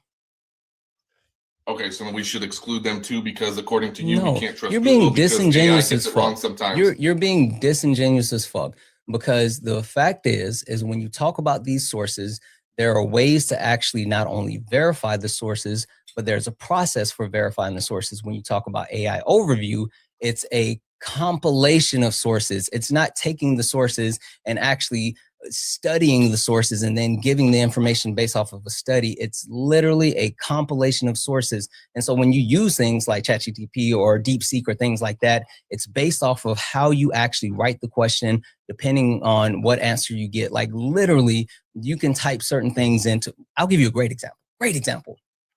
There was this guy on Dean's Live the other day and I talked to him. His name's EK. And he kept saying, Google did, what did he say? Google, what was it? He was talking about some economic factor that didn't improve over the duration of the Biden administration, right? But it was specifically how he was using the wording. And the wording that he was typing into Google verified what he wanted to say, right? But if you actually looked at the Bureau of Labor and Statistics and you look at the actual information, you would find out that he's wrong. It's misleading.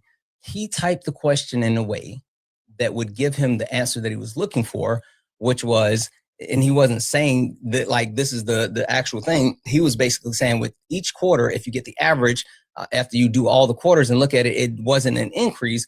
But if you take a look at the actual information, you can see that it started here and then it ended here, right? Which is the actual point.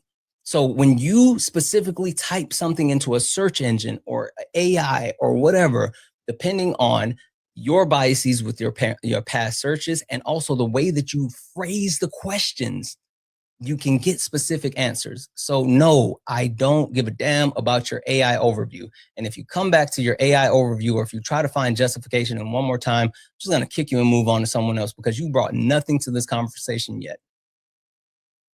Would you accept proof? Would it be substantial evidence if the Air Force ever had a hard cutoff for height at any point in U.S. history? Would you accept that? No, what does that have to do? No. What is having a hard cutoff? Hold on one second. Hold on one second. So at some point, the U.S. Air Force said you can't be over this height and be a pilot. This is why I say no, because by them saying you can't be this height and be a pilot, that may be the standard of the United States military. We've already talked about the previous standards of the U.S. military and how like they wanted to remove the shave protections for Black people. That does nothing to actually improve the U.S. military. It's just saying that they don't want this because they want this standard in place. You're sitting here trying to say, and you even added the caveat, if it happened at any point in U.S. history. No, what I would like is something that's comprehensive that shows that people who are taller are worse pilots or is less unsafe or something like that. That's something that I'm looking for. I'm willing to even engage in anything that you can give me that's verifiable, but I'm not gonna, like, that doesn't make sense. I'm gonna sneak in the word worse. Where have I ever said that height dictates ability? So is it just safety and not ability? 100%. Okay, that's fine. I won't say the word worse again. I thought that's what you were insinuating, but thank you for clarifying. So where something that lends itself to safety. It's the same argument with the 100 pounds.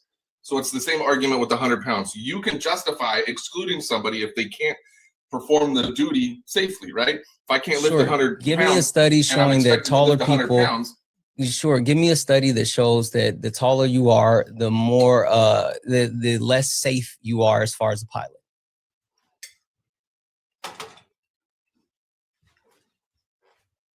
Okay, so I'm not going to provide a study, and you said that U.S.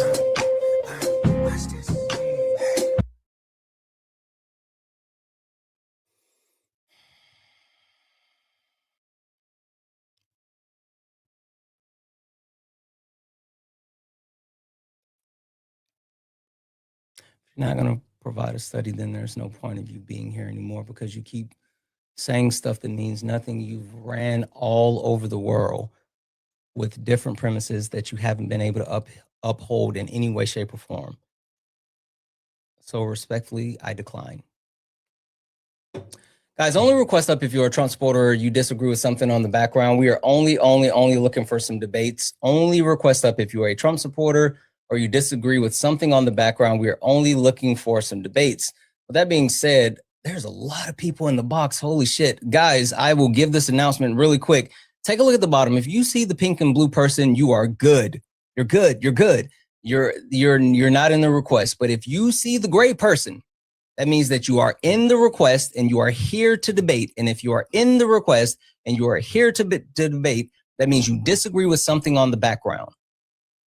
So only request up if you are a Trump supporter or you disagree with something on the background. If you accidentally added yourself to the request or you were hoping to come up and like, oh, let me add to this debate or conversation on go ahead and take your request out. Please, please, please, and thank you. Is it racist to justify something that has no logic? Hell yeah. Time, it's like hi, Mike. Are you a Trump supporter or disagree with something on the background? But no way to get up the parking, the curb. Yeah. I mean, I miss. Okay. I think that was an accident.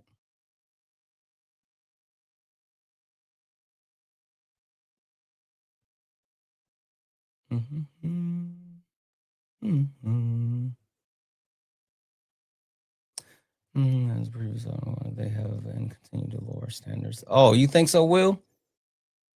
All right, come up here and tell me about it, Will. I'm going to mute you and I'm going to send you a request. Come up here and tell me about it.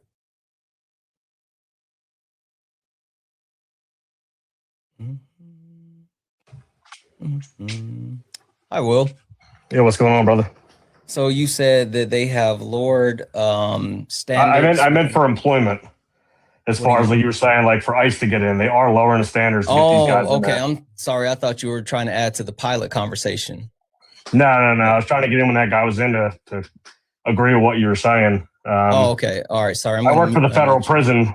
They did the same exact thing. I mean, during COVID, they already had only like a 3-week training camp to get in, and they lowered it down to a week.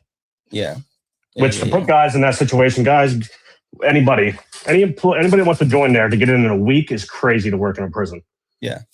And I didn't even I get to also talk have about the buddies that point left. that he tried to make was like, oh, it's worse for people on the left to do that. Like, why does, them having shitty standards mean that we have to restrict our constitutional right for like protesting? Like, that doesn't make sense. So anyway, Will, I appreciate I fully agree. I'm Republican. I'm not MAGA. And for him to say that's a left thing, that has nothing to do with left and right. That is literally just the government lowering standards to get the guys they want, to get who they want, whoever's going to agree with what they agree with. Yeah. And it's not right for anybody. I mean, even the safety of the employees working in these jobs, it's terrible. They're offering money. Hey, I'll give you 50 grand. You come do this nonsense. I got out of the federal prison for the way they treated people. Yeah, no, I appreciate you. I'm gonna drop you down. Doug, sorry, thank you, Will. Doug, I just muted you and I sent you a request. You said America is falling. Should you not go back to work tomorrow? I mean, if you were real, you wouldn't. But you're too much of a coward to not only not go back to work tomorrow, but you're too much of a coward to get up here and talk to me. Like, I literally sent you a request, but I bet you won't come up. I bet you won't. I bet you won't. I bet you won't. I bet you won't. I bet you. Yeah. Yeah. Fuck out of here. Only request up if you are a Trump supporter. There we go, Doug. How are you? Man, I'm sitting here getting my baby to sleep and you're going to talk some bullshit like that. I ask a question. I don't need somebody like you calling me out. Somebody that don't mean jack shit, that has no relative point that's going to make my life better or worse. Yeah, you think so? Yeah.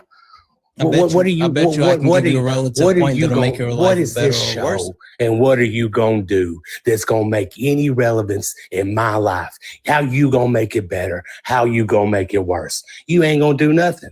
Okay, let's test that theory. Let's test that theory, Doug. Cool. Just to verify, are you a Trump supporter? Someone that voted for Donald Trump? Someone that's advocating, supportive of the things that he's currently doing within our country? No. Okay, who'd you vote for? I didn't vote. Okay, perfect.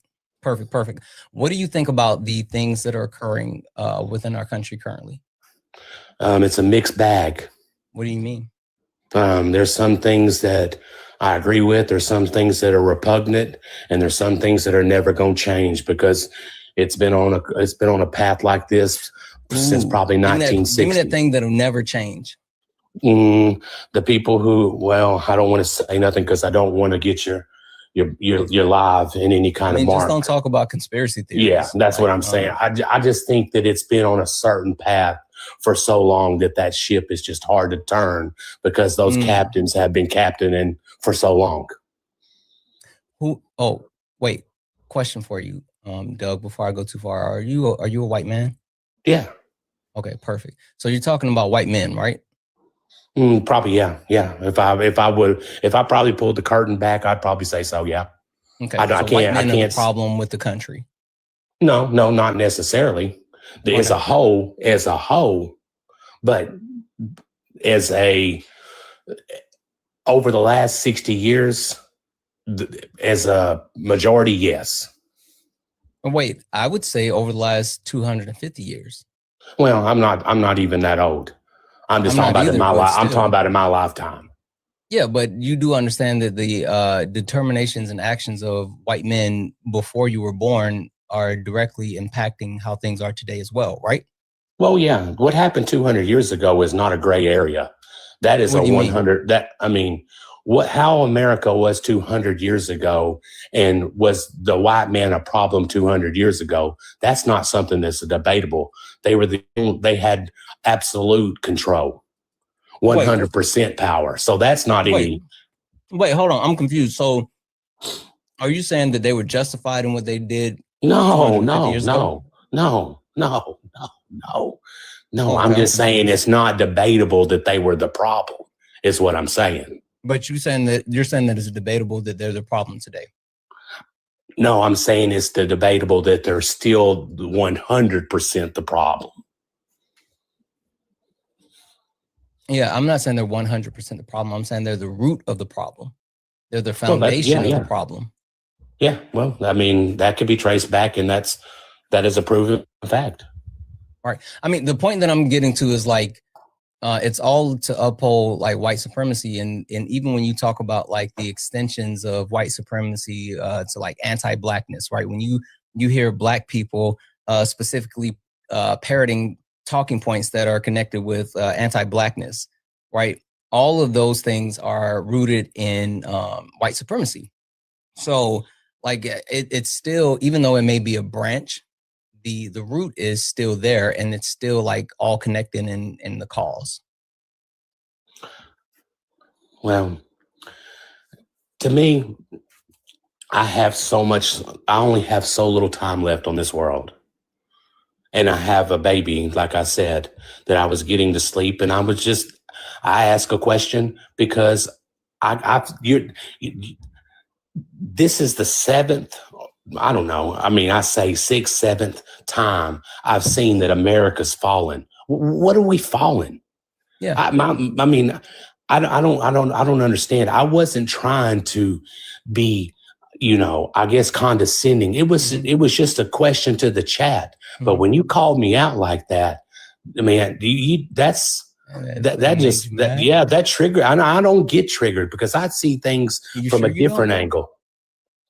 I have a, listen, hey, Doug, you know what the weakest, I'm sorry, do you know what the most fragile thing on earth is? A baby. Nope. Male ego. Male ego is the most fragile thing on earth. And the fact that I called you out, it shattered your ego, and that's why you accepted the request and came up. Now, what I will say is that, yes, I was intentionally inflammatory because I wanted you to get up here. And yeah, I did, goat you in understanding that with men, if you poke them enough, their ego is going to flare and they're going to stick out their chest and da-da-da-da-da. But I think that it's important that you're up here right now because you said a couple of things, and I think we need to address this, right? You speaking to not being here long and then having a baby and thinking about family and legacy in the future, but you're saying that you're not willing to participate in the society that we live in today. It's unparticipatable. Right, It's. I hear you. I mean, it's because you think that it's like going and looking in a mud puddle. And you're going to look at that mud puddle and you're waiting for it to clear up and you're waiting for it to clear up and you're waiting for it. It ain't clearing up. Kick it. Let's go. Doing the work. It's just go. It's just go time. It's not clearing up. It's not clearing up because you're not doing the work. But my work is being done. Like I what? can't. Well, like what? Did you ask? Say it again. Yeah, sorry, I have to sneeze, but yes, I did. Like what? Well, there's many files of people that I deal with on a daily basis that I have to work through, that have to help them make good decisions, and I have to make their life better. I've got to make. Well, when somebody depends on you for something that they need, insurance-wise, and they're expecting you to explain that to them on a daily basis and keep up with their files over year after year, and you have to make sure that you're not only looking at it from their angle, but that you have the integrity to that they only matter. What people don't understand is you can treat people, you can take it one at a time, one step at a time. You can make a better world one step at a time, one conversation at a time. You're not going to change. Everybody's trying to change the world as a whole. When you can, my game is on an individual basis, on a daily basis, having conversations with people that I know that somebody would never have sat down and done the things that I've done for them because they look at them as somebody that simply they're going to make money off of for that year. That's going to help them get there. That to me isn't, that's important. We always have to make money, but we have to make it in the right way. So I'm always trying to help people on a daily basis. Got it. Hey, question for you, Doug. How important do you think it is, and when it comes to you looking to help people and, you showing people that you care about them more than just selling them insurance, how important do you think that is if people can't breathe? It's something that you can never get out of your soul. No. I'm not talking about soul. I'm talking about actually breathing clean air. So you're saying that people don't have the ability to breathe clean air that I'm talking to? Is that what you're asking me? I'm saying that you're sitting here talking about, oh, I'm, doing things for these individuals on the individual level and like making these connections and blah, blah, blah, blah. And which I'm not downplaying that. But what I'm telling you is if the fundamental premise of like being able to survive as a human is not being met because the people that you aren't voting for or, not really pushing back on continue to do things like deregulations that pollute water, pollute air, build data centers that are overwhelmingly damaging, that cause cancer. They're literally continue to pass legislation and appropriate funds that are taking away the ability for people to literally breathe. Like, you don't think that's enough for you to like say, maybe I should stop that or at least like fight against that too?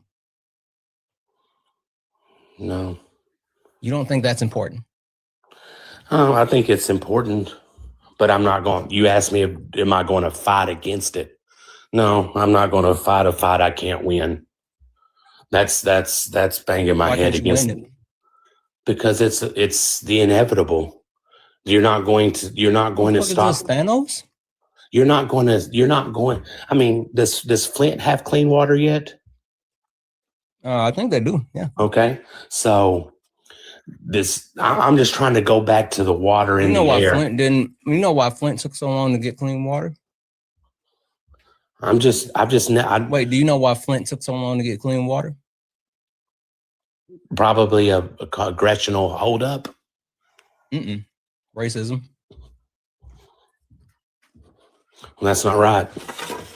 Yeah, look at the majority of the population of Flint, Michigan. Flint, Michigan is made up of a majority of Black people. And when you talk about the speed as far as anything happens, being able to address the issue that overwhelmingly impacts Black people is so far less important to certain people in power than anything else. And I mean, if we're going to be honest about it, right? People are willing to sacrifice Black and brown bodies. They're not necessarily willing to sacrifice white bodies, but they're overwhelmingly willing to sacrifice Black and brown bodies, right? Do you know who Renee Good is? Yeah, I know the story. I watched it. Okay. Do you know who Keith Porter Jr. is? No, I don't know who Keith Porter Jr. is. Okay. Both of them were killed by ICE agents. Hold on, stop it. Didn't nobody tell you to give up the game. My phone listening in. And Keith Porter Jr. Was killed prior to Renee Good, right? By ICE. And the story had been swept under the rug and not given any attention. And Keith Porter Jr., which makes it even more of a travesty, Keith Porter Jr. was killed by an off-duty ICE agent, right?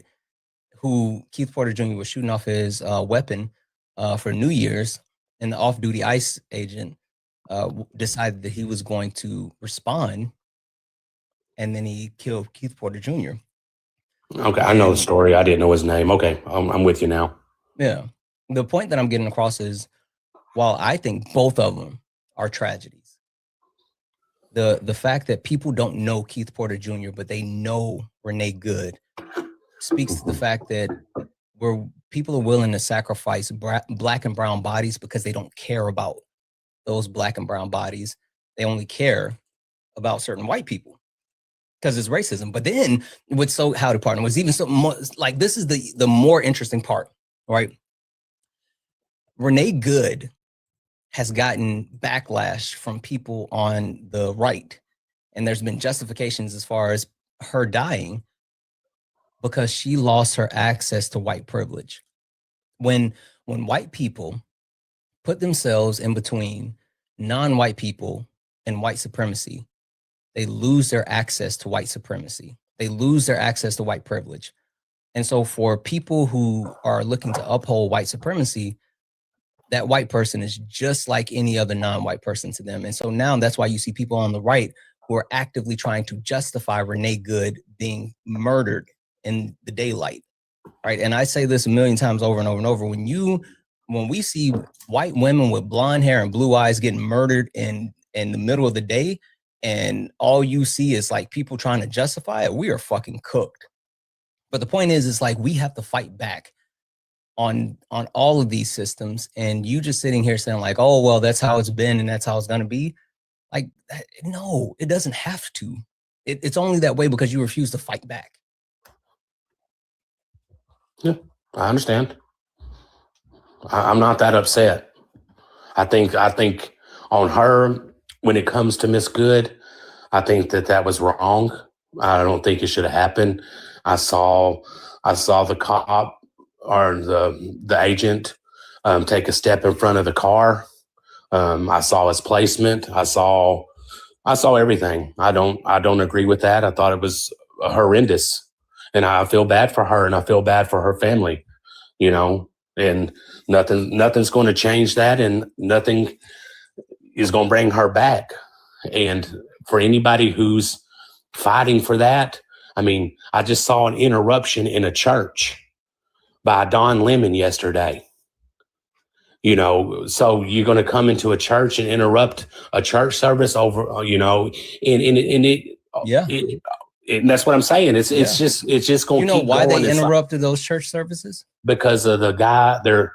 The guy was supposedly supposed to be, or there was a name that was associated as the head field office. No, it wasn't associated. It's literally the guy that's the head of ICE was in there. There's a bunch of fucking Nazis having church service. Mm-hmm. It was a bunch of Nazis, white nationalists having church service. I don't care about the church service. They're out here killing people in broad daylight. And so, yes, disrupt them, make them feel uncomfortable. Don't allow them peace. No, fuck that. Why should anyone associated with that group have any type of right to comfort? I don't give a fuck about any of them. No, they're literally killing people. Killing people in broad daylight, and I don't care about them trying to actually have church service because they're not Christians. They're not real Christians because they don't believe in the teachings of Jesus. They believe in supremacy. My whole point is I don't agree with them either. My point is that it's just going to go back and forth and back and forth. I don't have that fight in me. And that's what you were asking me. Why do I don't? I just don't have that fight in me. Yeah, you would rather be complicit. No, I'm not complicit. You are. No, see, that's where you're wrong. To pick up and fight your whole life that's not everybody's calling. That's no. That's privilege. That's not your calling, Doug, because you're a white man in America, and no matter what happens, you'll be fine, right? How do you know that? How do you know my story? Because you're a white man in America, Doug. So I'm raising this baby who is African American that I'm taking in. That I'm not gonna have a road. I'm saving my energy for that. Doug. I'm not talking about anybody but you. I'm not talking about the child that you're raising. I'm not talking about any of those things. I'm talking about you, Doug. You, as a white man in America, will be perfectly fine. You have the privilege of saying no. You know what's funny? You know how many Trump supporters I've talked to, and I was like, why did you vote for Donald Trump? And they say, oh, I voted for Donald Trump because I thought it would be funny. There's not one black person in this country that would be able to say some shit like that. Because when you are not at the top of the patriarchal system, you don't have the privilege of knowing no matter what you do, you're going to be fine. It doesn't work that way. And so while black people might not agree with the Democratic Party, while black people might not even agree with these candidates, we vote for harm reduction because we understand that people are going to be hurt and we're not going to be okay with certain people in power. You have the ability to sit back and say, that's not my fight. I don't have the energy for it. I don't, because regardless if I want to fight or not, it's still mine. Regardless of if I want to sit here and say, leave those brown people alone, they're still going to come to me because I'm not special. I'm just next. But you know what, Doug? You don't have to worry about being next because you're a white man in America. That's the point. That's privilege.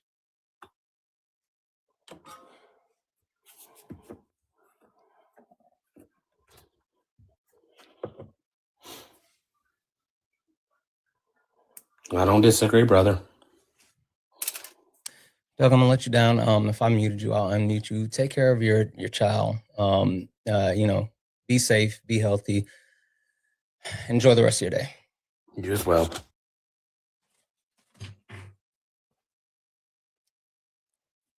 I think the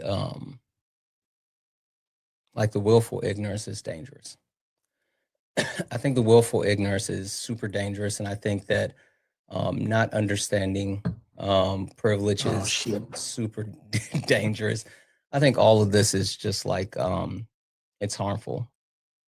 So W's in the chat for Chad. I'm sorry, not for Chad. Hey Chad, are you a Trump supporter or disagree with something on the background? Chad, are you a Trump supporter or disagree with something on the background? Nope.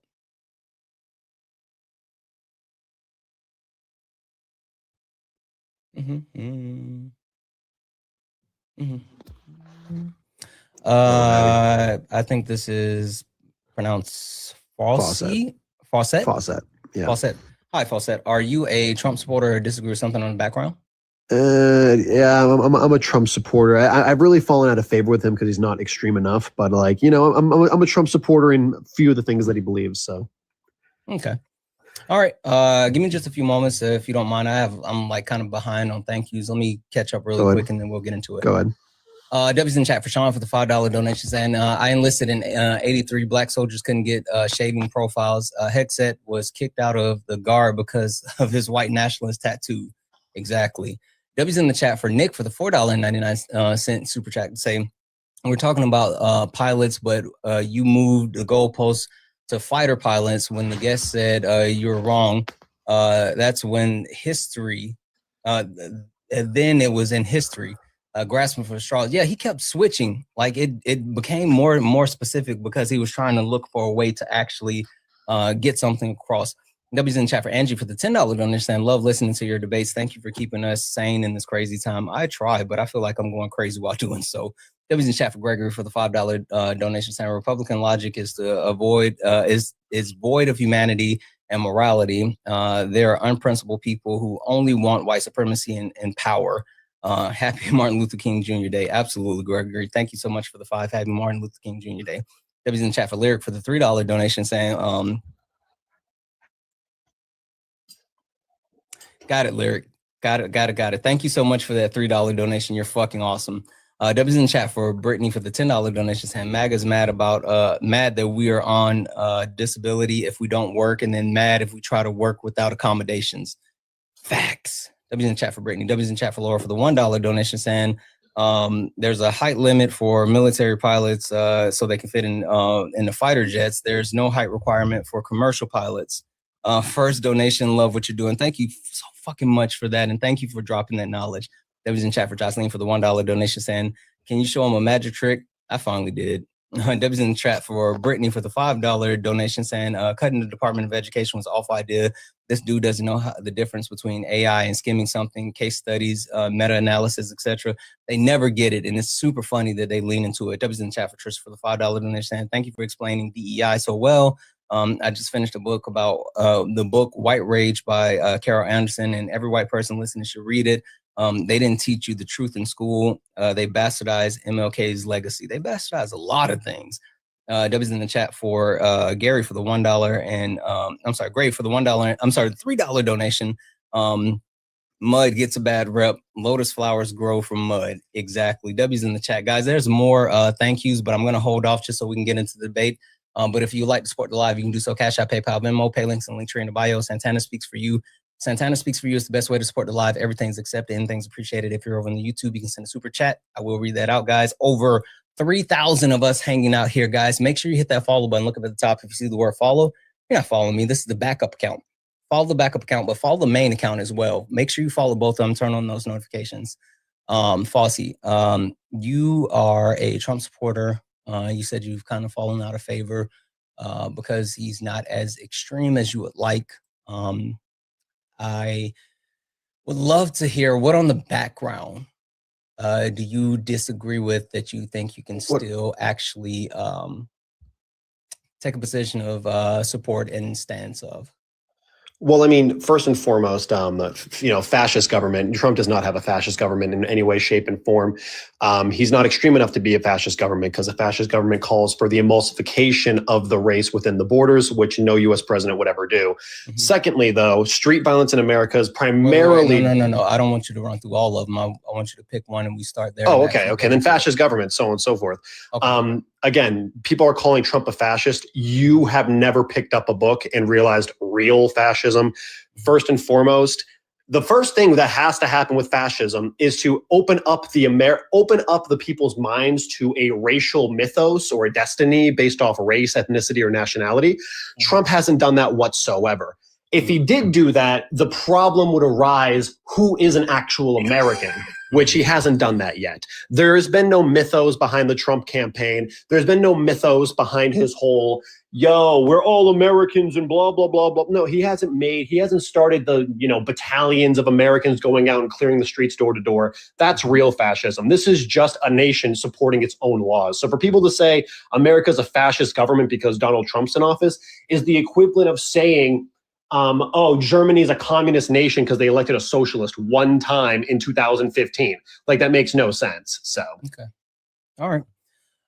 So the thing that I kind of want to establish is, first and foremost, with fascism, do you think this is something that can be implemented all at once immediately and just be out and about like, hey, I'm a fascist and we're going to do the fascism?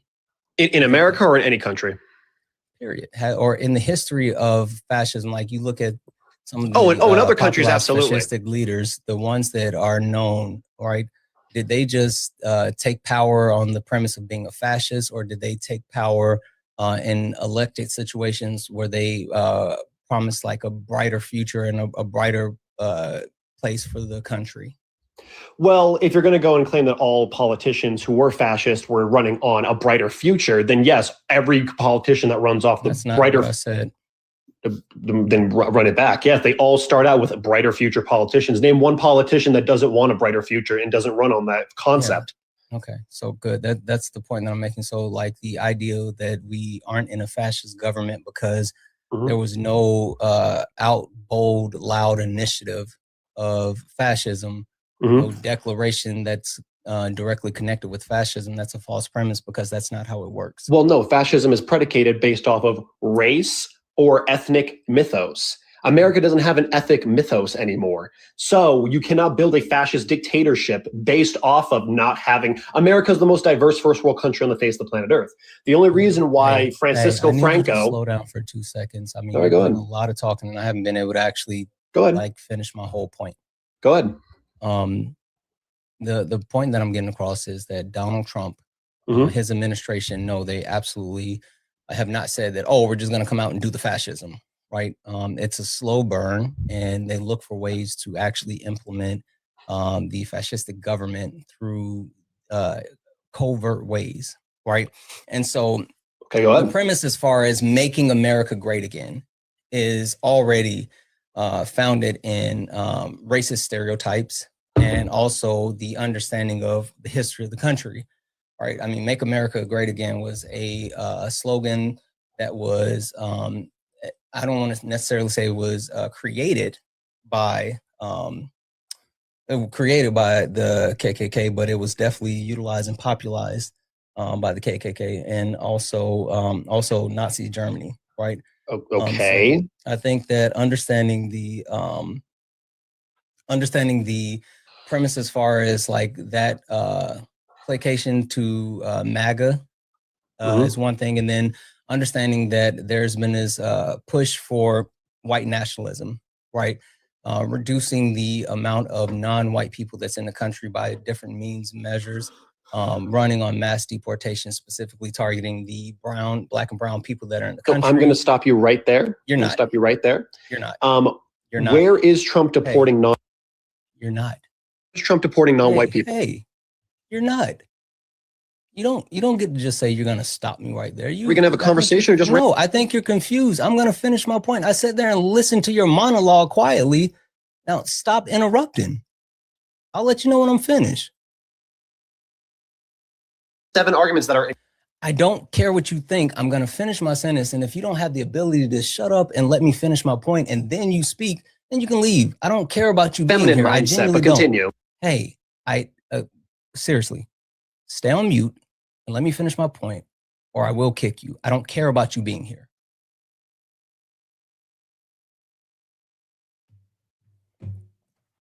The premise that this administration is running on, or actually is trying to amplify,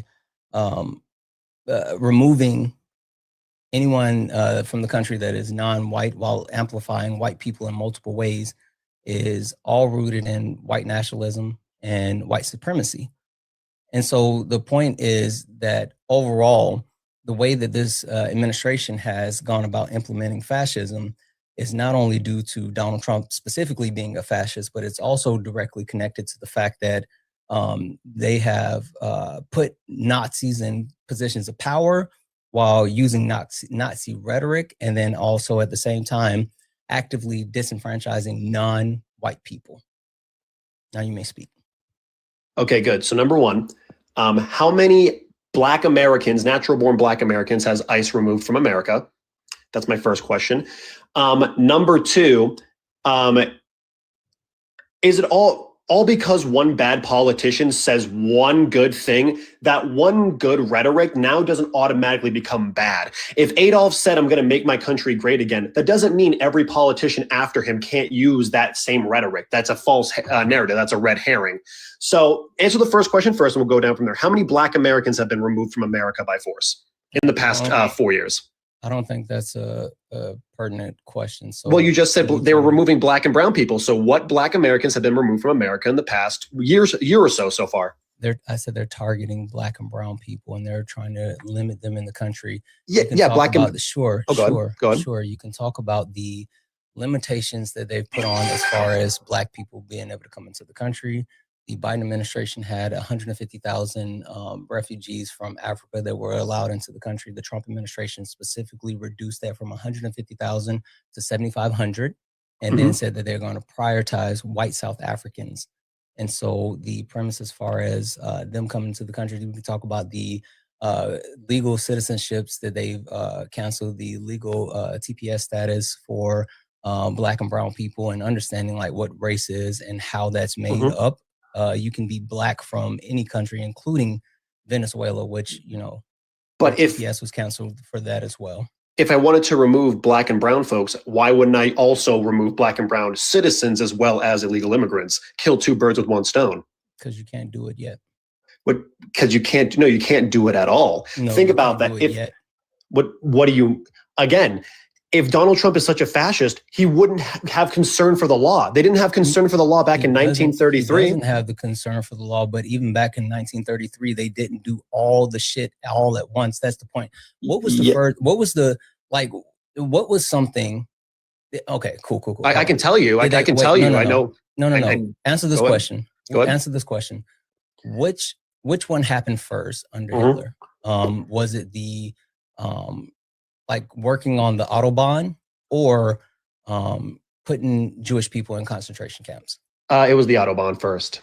Okay. So the point that I'm getting to is there are certain things that you have to work on and certain things that you have to do, and you have to be able to build up to those things, and you have to get the premise of being an authoritarian is being able to sway public opinion. And if you don't have public opinion on your side, then you can't implement an authoritarian regime. And so you can't do those things, right? So the point that I'm getting across is Donald Trump can't just say, oh, we're going to deport Black people. One, Black people are still protected by birthright citizenship, which of course, the Trump administration is actively trying to challenge in court. But also two, the public opinion would not allow him to do those things. So my point is that no, he's not doing that because he can't do it yet. I'm not saying he will. I'm just saying that he can't do it at this moment. Even if he wants to. Okay. To go back to your Autobahn or the whole Jewish question, just to go ahead and remind everyone on history, they were doing both at the same exact time. If you're going to use this started first, they Well, yes, May 6, 1933, at the Bibelplatz, they were burning Burke's outside of the Institute of Sexology in Berlin. So 33, they get elected. In 34, he starts building the Autobahn. At no point in the Führer's campaign did he explicitly try to break Germany's building up from his hatred of the Judaic people. There was no way in between. The problem with your argument is that if he wants black and brown people removed from America, he would have to, number one, target both. What you'll notice is that he's not targeting black guys named Tyrese from Atlanta, Georgia, and deporting them to Africa. That's what the Führer. Hey, I know you're a Nazi. You're a white nationalist. I know that you. No, I'm just smoking you right now. Hold on. I know that you are up here to do like the fragile white man thing. I don't care about your racist dog whistles, but I'm not going to let it slide. So this is your warning. Don't play the stupid games as far as saying a black man named Tyrese from Atlanta. I don't want to hear that shit. Yes, I don't want you confused. You can finish your point, but drop the racist dog whistles.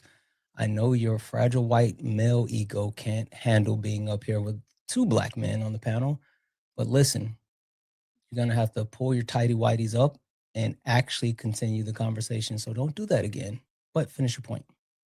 My point is number one, we all know the difference between a black guy from Atlanta versus Mapumba from Nigeria that comes here on a visa. Whenever you're ready for me. Know the difference. Hey, I literally just told you to cut the shit and then you did it a second time. You don't know the difference. Not only do you not know the difference, the random white people in the country don't know the difference, right? Most people can't tell the difference between someone who is Somali, someone who is Nigerian, someone who is from Kenya, someone who is Black American, someone who is Ethiopian.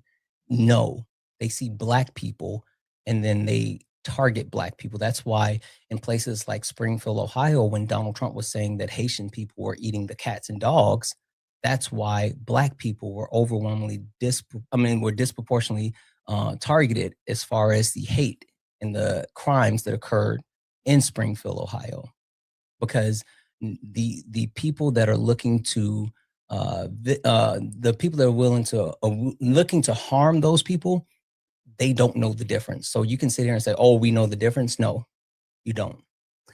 Okay, just to stop you right there real quick. I don't think even the most racist man in America would believe any black man from America would eat dogs, swans, or pigeons. But all Americans inherently know. They literally did. You're telling me black Americans. I talk to plenty of white men on a daily basis that still believe the story from Springfield, Ohio. Hell, your president, the person you voted for, still believes the story and repeated it even on the debate stage. Yeah, was he saying black men from America that are named that are black former slaves, or is he talking about Haitians? He said Haitians. The majority of Haitians. Yeah, Haitians aren't black. Haitians are Africans. They're not black. Black is what you are. Black is what super solid is. There's a difference between race, ethnicity, and nationality.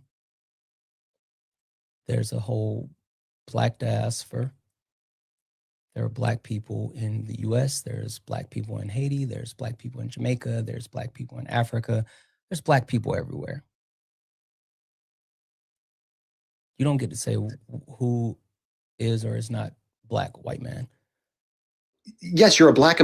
No, there's a difference between being black and being a black American. People are stupid. They don't know the difference between race, ethnicity, and nationality, and you think that they understand the difference between a black Haitian person and a black American. They don't. Absolutely. They don't. They absolutely don't. And I can tell you this, right? Even, again, I'll reiterate for everyone that just joined in, even the most racist white man in America does not believe black Americans, natural-born black Americans, are eating dogs and swans. They don't know the difference between black Haitian people and black Americans. That's the point. You know how I know they don't know? Because every time someone brings this stupid shit up, I have the same question. What am I? Am I Ethiopian? Am I from Nigeria? What am I? And they always guess wrong because they don't know the difference. At this point, Solid, I'm going to let you have it. Okie dokie. I reject the idea that there needs to be a 1-for-1 between thank you so much, baby.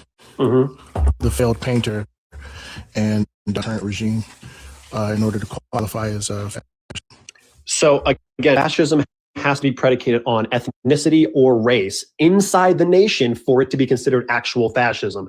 If you aren't building it off of ethnicity or race, then it's just authoritarianism. Per what? What do you mean per what? Where are you getting this rubric from? The definition of fascism from Merriam-Webster dictionary. Holy shit, that's not good.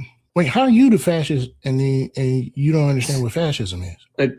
So can you name me one fascist country that is you understand diverse? Your identity, your whole ideology is based on the Merriam-Webster's definition? I mean, show me one multicultural fascist nation. You don't need, I can't, but that doesn't mean that it can't be a multicultural fascist nation. Again, fascism is based and predicated off of an inherent quality that you cannot change. It's not. Well, yeah, I agree with that, actually. Exactly. So I believe that palingenetic ultranationalism is the basis for fascism. Yes. Correct. But that's arbitrary. That could be whatever they decide it can be. Okay, but again, right? If like Donald Irish Trump, people if the didn't left used is to claiming, be white, right? If this, hold on. If the left is claiming that Donald I just want you Trump's, to answer my question. Sorry, go ahead. Say it again. Irish people didn't used to be white, did they? They didn't, and blacks didn't used to be people. So like, what's the point? All right. So if it is true that whiteness was bent to fit the needs of whiteness, right? Or the whiteness opened up to accept more people into whiteness, so too could fascism. Correct. Right? Because it's simply just the idea that some in-group belongs divinely in power. And I understand that. The problem is, though, when you try to go so against... then it doesn't need to be, what's the word? Not hegemonic. Monoracial, homogeneous. There we go. Yeah, homogeneous. Doesn't need to be racially homogeneous to be. And that would be a good point if you weren't also staking the claim of Donald Trump's trying to remove black and brown people from this nation. Because if he wanted to so badly, he has all your social security numbers and your addresses. He could just remove black and brown Americans as well as illegal immigrants. The fascism hasn't come to complete fruition. That's what I kept saying, Solid. He's saying just because Donald Trump hasn't done all the fascism right away, it can't be fascism. But Super Solid. Is America communist? No, it is not. I'm a communist. Again, do I do communism? Do you do communism? What kind of millennial answer is that? What? Do I do communism? I do? I don't know what that means. I'm sorry. That's Solid. This milquetoast white man would not get any of your flavor. All right. So you want to keep it pretty, withhold the singing? Oh, listen, I know boys to men. I know boys to men. Don't you worry. Straight. Yeah, he's not going to get any of it. It's going to go all over his head. My principles and my working towards communist liberation are what make me communist. It doesn't have to be at. I do dialectics. Thank you, Noah. That's not what it takes for me to be a communist. It doesn't. I don't have to be in a communist society to be a communist. So. Correct. But for a fascist government to be fascist, it has to have principles of fascism, which are wholly absent from the American government right now. Would an autocratic leader be a fascist element? If he's not predicating his nation's mythos on race or ethnicity, then no. I'm sorry, say it one more time. If he is not predicating his nation's mythos off race or ethnicity, then no. Donald Trump hasn't done. I don't like black people. He hasn't done that yet. He doesn't have to overtly say it. That's silly too, bud. So then how do you covertly say it? And how do you convert? Very easy. Very simple. Go ahead. Go ahead. Answer the question. If you don't mind. He's trying to get across the point. If he's not saying the things out loud or he's not doing the things out loud, then it's not happening. That's his entire exactly. premise. But all you got to do is say, all you have to do is take 3 days to admonish white nationalists. Are you referring to the January 6th riot, or what are you referring to? No, I'm talking about Charlottesville. sharp, but what, back in 2017? All Again, you have to do is say, I need generals like Schmittler did. Well, yes, that's a very good comparison. Those generals took over the largest continent is on the face of constantly planet Earth tweet at that out point. followers who seek Heil and say, you know what, power.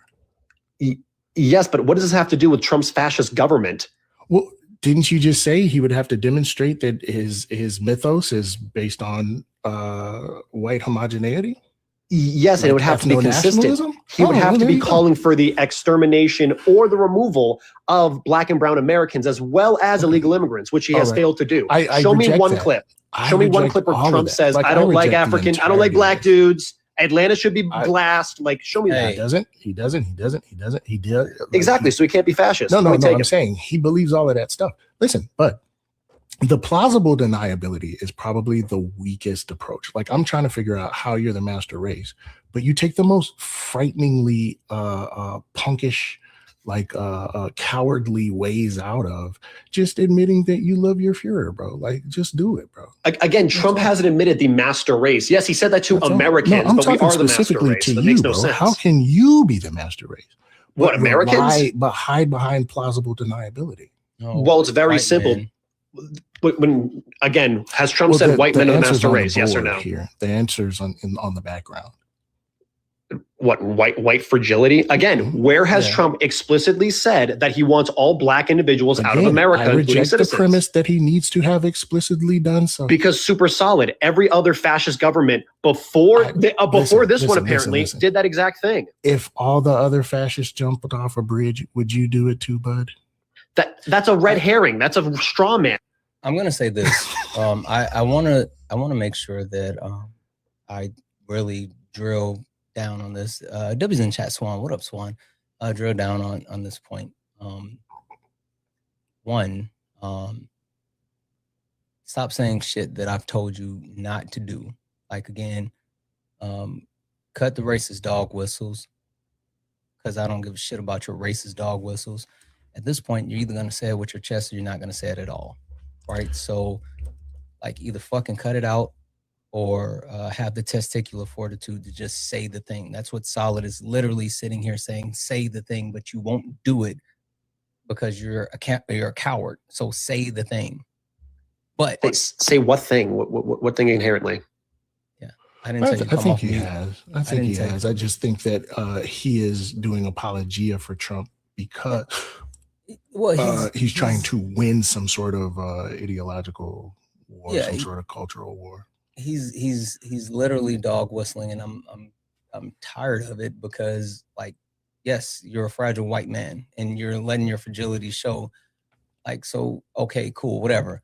But the other thing that I wanted to hop in here for a second and do is to make sure that we understand, like, just because something has not happened yet does not make that thing not a thing.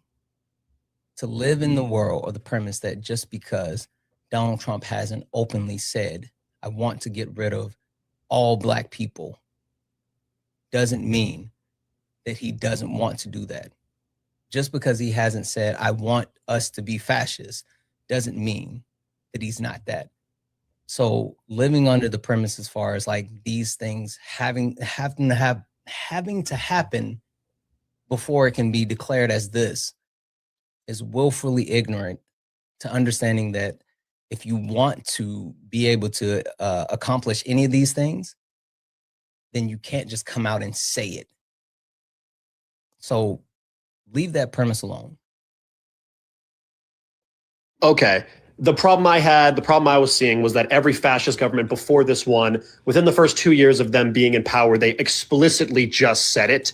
The Il Duce said it, Führer said it, Caudillo said it. And they said exactly who they didn't want in their nation. So the concept of a fascist government I'm sorry, what? As does this current administration. Listen, why haven't we addressed Umberto Eco's 14 characteristics? I'm sorry. We haven't gotten to that. He's been so busy, like, getting in the fucking, we've been spending. We haven't even made it to that point. Okay. Well, I'm saying Musidini, he also believed in the cult of tradition. and a rejection of modernity. Yeah. So does every person with their head screwed on straight. Like what? Disagreement being treason. Appeal to social frustration. Obsession with a plot. Replacement. Right? Pacifism is trafficking for the enemy. Right? It is, but the weak. Viewing your enemy as simultaneously weak and strong. Machismo and weaponry. You can have selective populism. Okay. You know, everybody agrees. Everybody loves. Everybody know. You know this. You know that. Except for those people who don't agree. I am the best president ever to exist. Everybody agrees with this, except for the people who don't agree, and they are traitors to the nation. Right?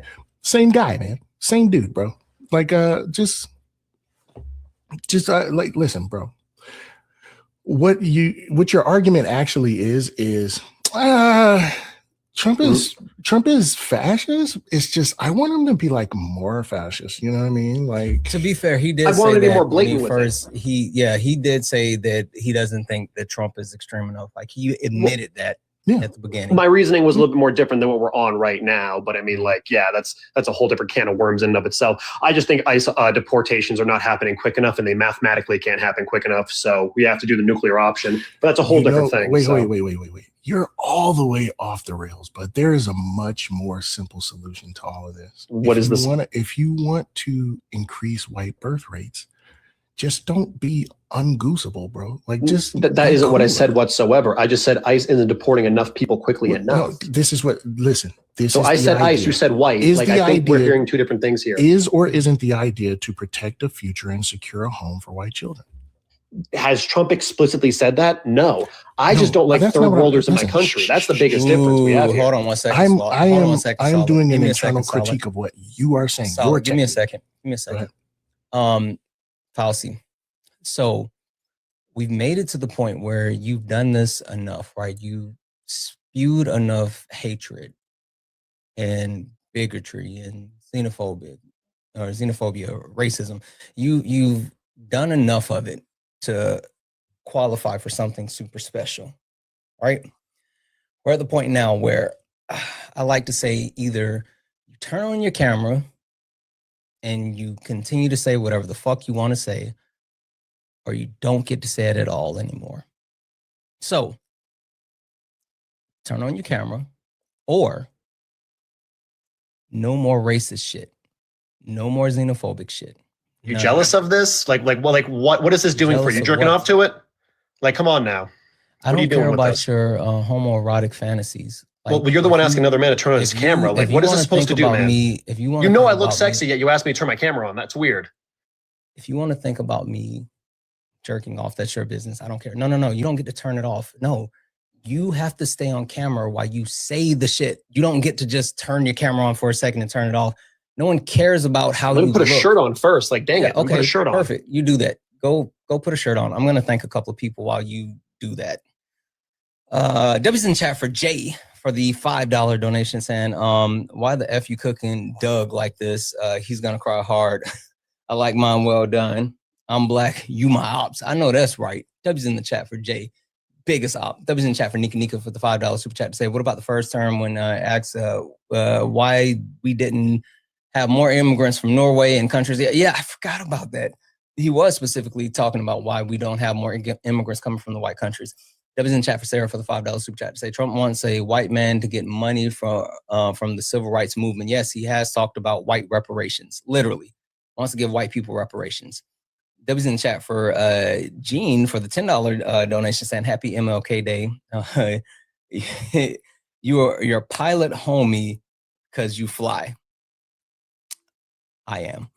W's in the chat for Gene. Thank you so much for that donation. W's in the chat for Marie for the $1 and a Leftist donation saying, you know about Laos County, Alabama, another Flint, literal sewage everywhere. Settlement was reached in 2023 and surprise canceled in 2025. State no longer legally required to fix it. Black Belt County, entire state was aware of the racism. Yeah. That brings me up to a point that I haven't gotten to talk about, but I will. But the amount of people with Donald Trump's pardon, like there's $1.9 trillion in like funds that are supposed to be paid out that have been completely wiped out because of Donald Trump's pardons to people that overwhelmingly harmed other people. W's in chat for Marie for the $1 donation message to Doug. You have to be willing to lose the benefits of the whiteness, face the loss of privilege, and dismantle it. If you won't end white supremacy, become a bad white, the kind that they hate, put your body next to the brown bodies, then you normalize violence against it. Yep. And we're going to keep doing this until Falsey turns his camera back on. W's in the chat for Lucia for the $3 donation saying, please clear this up. Don Lemon did not lead the disruption in the church. He was just reporting on it. Yeah, that's correct. I'm sorry. W's in the chat for Kylie for the $3 donation saying, this man should never run for president. He needs to calm down his own ego. Yes, that is. White men feel so entitled. It's so weird. W's in chat for Allison for the $3 donation saying his mother clearly never taught him manners. Wow, the caucasity. The caucasity indeed. W's in the chat for Benjamin for the $5 donation saying for caller fixated on the definition, challenge to behavior which are specific and easier to define and not the meta argument. I will. Oh, okay. Yeah, I got it. W's in the chat for Trisha for the $5 donation saying this dude needs to read Black Earth, the Holocaust as a history and warning by Timothy Snyder, Yale professor, historian. W's in the chat for Mike. What up, Mike? Who sent a $2 donation saying the caller just does not know the game that's being played. Must be nice to be white. Yes. W's in the chat for Matt for the $10 donation for cooking the last guest on the facts that not fighting tyranny is a privilege. Absolutely. W's in the chat for Jonna for the $5 donation. So glad to have this guest tell us that if we're Black or not. Yes, his categorization of Black people is wild. W's in the chat for Jocelyn for the $1 donation saying, what's his beef with Atlanta? He got hurt in Atlanta. He had to. That's why he keeps bringing up Atlanta. That was in chat for Tara for the $10 donation saying white people, as well as me, do not claim this man gross. I know. He is not like you all. That was in chat for Sean for the $5 donation saying, inquired. Oh, no. Yeah, the only reason I didn't bring him up is because they've kind of dismantled that and said that wasn't true. W's in the chat for Lennox for the $5 donation saying pitch velocity, more home runs. Oh, yeah, stupid people. W's in the chat for Kim for the $5 donation saying the more you show them, the more respect I have for you. I'm sorry. I know you had to like squeeze all the words in because of limitation. W's in chat for you. W's in chat for Natasha for the $5 donation. Guest needs to get some reading comprehension. The Merriam-Webster definition is the populist political psychology movement or regime that exile nations on often race above individuals, not always deals with race. Yeah, I completely agree. W's in chat for all the donors, guys. There's more, but I'm going to hold off so we can pick back up on the actual debate. If anyone else would like to support the live, you can do so. Cash App, PayPal, Venmo, pay links and link tree in the bio. Santana Speaks for You. Santana Speaks for You is the best way to support the live. Everything's accepted. Anything's appreciated. If you're over on YouTube, you can send a super chat, and I will read that out. Make sure you hit that follow button, guys. Make sure you're showing Solid some love as well. Show Solid some love. He's hanging out with us, so make sure that we are giving Solid a follow and hit those pay links. All right, Solid, where do you want to go with this? I have to ask, how can you hate us so much when we look so much alike? I'm just so confused. I don't wear a wig, honey. Let's just get that one thing straight. I'm just saying, listen, can't get off my head. Hey, listen, this is, I mean, maybe I was born with it. Maybe it's Maybelline. Maybe real quick. Santana, which one is which? Real quick. Hold on. Hide your camera real quick. All right, which one is which? I don't know. I think you both are a slave to the gods. I love me some white people. I love whites. No white people have hair that long, bro. That's white hair. All the white people, right? All those blacks, they're nasty. Yucky blacks. Can you tell the difference? Couldn't tell the difference, could you? Same dude. Here's the deal. What is going on? we were talking about third worlders and their poisoning of the American blood. Hopefully we can get down to that section. Nazi talking points. Yeah, well, isn't that the same thing Donald Trump said? Mm-hmm. And Hitler. Well, here's the difference. Here's the difference. These third worlders aren't within our own borders. Wow, that was amazing. That was amazing. So the same dude said the same thing that you're rejecting. I don't know what's happening with this mic, but we can't hear you anymore. Like something happening. You kind of sound like far away or whatever. That sound better? Yes. Hold on 1 second. Give me 1 second. Hold on 1 second. Let me turn this off real quick. Here's the deal, Brody. I don't know if you can claim I don't know if you can claim the rights to the nation without being super hot, bro. Like, and you're not that guy, bro. Trust me. Oh, I am better looking than 97% of all these third worlders that hop over the border. Trust me. I was made in the image of God. They were made in the image of the devil. Let's just be real here. Let's back to the conversation at hand. Let's keep it 1 second. You might be the devil. 1 second. 1 second. Mm-hmm.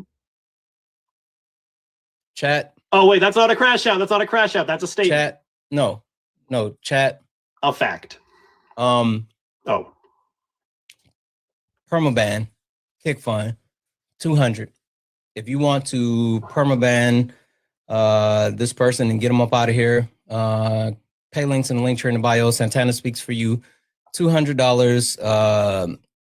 Santana speaks for you, and we will permaban this guy. Just a FYI. Anyway, go ahead. I just want the audience to pay attention that this is what believes in this ideology. They have to, right? In order to make sense of a world where they don't get no buns, they have to believe in some sort of metaphysical claim to a throne, right? They have to believe. The claim I get no buns, no, that's Fawcett, a I'm red herring serious, and an man. ad hominem. Let's just Fawcett, be real I'm serious. here. Well, it's not ad hominem. Ad hominem would be like if I were saying that you were wrong because you were ugly. I'm saying you're wrong and you're ugly, right? You're claiming I get no buns, which is again an ad hominem based off of my looks, which I'm not going to go ahead and let you just skate past. I think that your this black fragility is ideology showing. I'll let you know that helps you make sense of not take off the getting any cap. Let us see your bald spot. We're not bald at all. I have a great hair here. I got you. No problem. Hold on. Let me just do the reveal. Can we get a drum roll, everyone? He was bald, but yeah, no. So to get back to what we were talking about after the donations were going on. Well, hold on, because this goes to my point from earlier, right? Is that you don't need to harp on the replacement, right? Like you don't need to harp on fighting great replacement. Like you don't need to believe in that. Well, that's you do realize you're getting replaced as well, right? I'm not. Yes, you are. I'm not, and I'm gonna tell you why not. Black Americans are being replaced by Black Americans are not getting solid. Hold on, before you explain that solid. Two things. One, chat. I don't care how you guys feel or think about the guest. We don't do homophobia. We don't do any type of bashing of the queer community in order to bash the guests. You can call them stupid. You can call them ugly. You can talk about him without engaging in any transphobia and any type of homophobia and type of ableism. I don't care if you consider yourself to be a friendly. If you are engaging in any of those types of things, then you will not be able to stay in this space. My mods are watching, and we will correct you in the chat. I don't care about how you feel about him. We don't do that here. So if you are participating in that, stop now, or you can leave. And second thing is, we are doing a permaban, $200. We're currently $100 of the $200. If you would like to add to the permaban, then you can do so. Cash App, PayPal, Venmo, pay links and link tree in the bio. Santana speaks for you. You guys can finish. Look at Fawcett over here. That's actually crazy that people on contributing the left to Black liberation. At That's me, crazy. The party that claims to be so accepting. That's just crazy. Everyone in the chat, if you even dared to say a homophobic slur to me, that destroys your whole party. Well, no, here's the deal. First of all, I'm not a lib. You said what? I was telling him, don't talk to my chat. He doesn't get to talk to my chat. Oh, well, no, that's not, listen, it's okay to be mean to a Yahtzee, bro. You're a Yahtzee. It's like, who cares, bro? Do I have a swastika on my forehead right now? Like where do you see whatever variation I can just call you a Yahtzee and it'll be a catch-all, bro. Okay, I can like again. That's such a superfluous red herring middle school interpretation of debate. That makes no sense. Well, but no, nobody cares. What we're cares. talking about. What is the appreciable the difference? concept that Donald Trump is a fascist is still predicated on focus. What What is the appreciable difference between a Yahtzee and a identity Europa? Identity. You mean an authoritarian? That's what you're claiming Trump is without actually saying that's what Trump is. What is the appreciable difference between a Yahtzee and a member of identity Europa? What is the appreciable difference? Not all Yahtzees have to be white Europeans. They can also be Africans.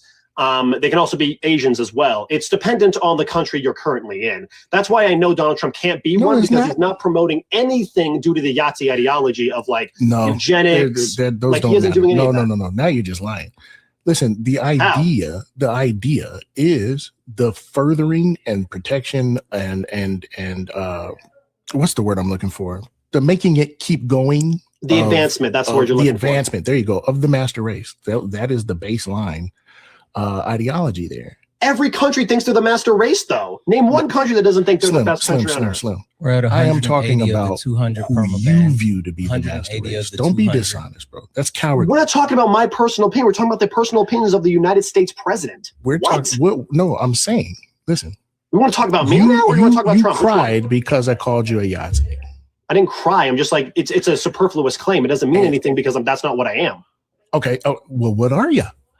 What I'm just I know, first off, just a nationalist, a heritage American who believes in enforcing immigration. That's all I believe. Wait, what's a heritage American? What does that mean? If your ancestry came here on the Mayflower, you are a heritage American. About 20 million Americans are under this determination. So you're Spanish.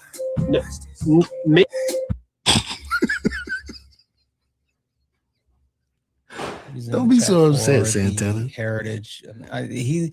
He made my ass itch. There was I'm group so of happy. Antifa. Solid. Hold on. I normally don't even go to like a perma ban, and I just immediately said that because he made my ass itch. No, I feel you. I think it is important that we recognize that. Thank you. Oh, that's delicious. Thank you so much. That we recognize that Yahtzee should never be taken seriously because it's a made-up ideology. It's seriously made up. You know what I mean? His big thing, right, was something about keeping the birth rates up, right? And he says, I guarantee, and that's what he was saying. Black Americans are being replaced too, right, Santana? Yeah.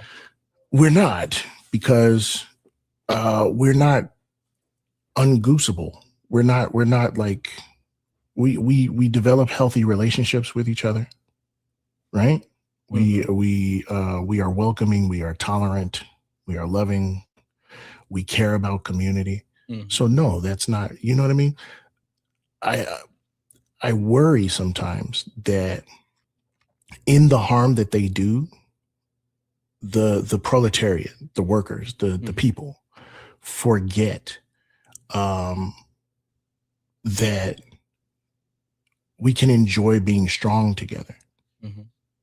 You know what I mean? Like we can feel good about us being right and them being weird little LARPers, man, like weird little cosplayers. Fucking weirdos.